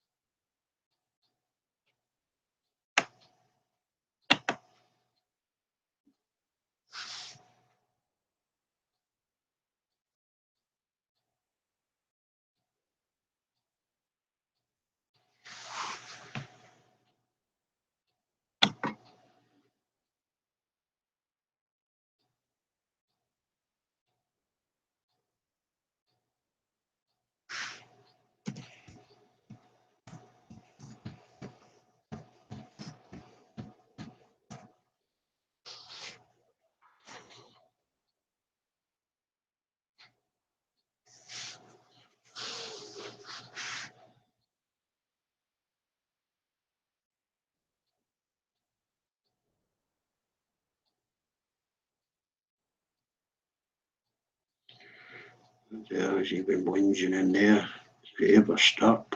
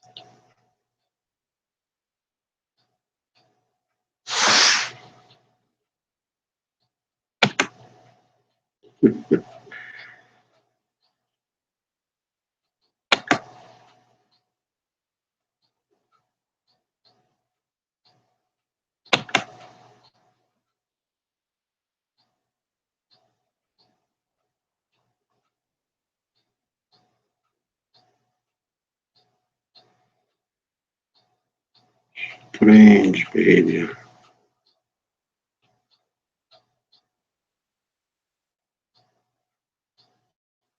Oh, hang out. Have a YouTube stream.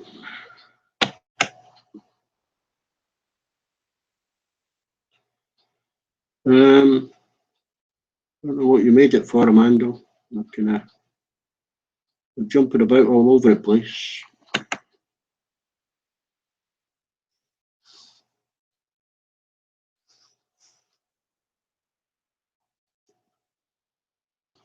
Oh, but Big L have appeared on another hand, your old hangout.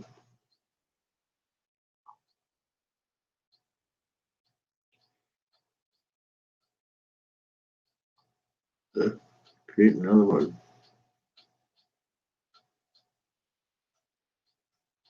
Maybe now you jump out.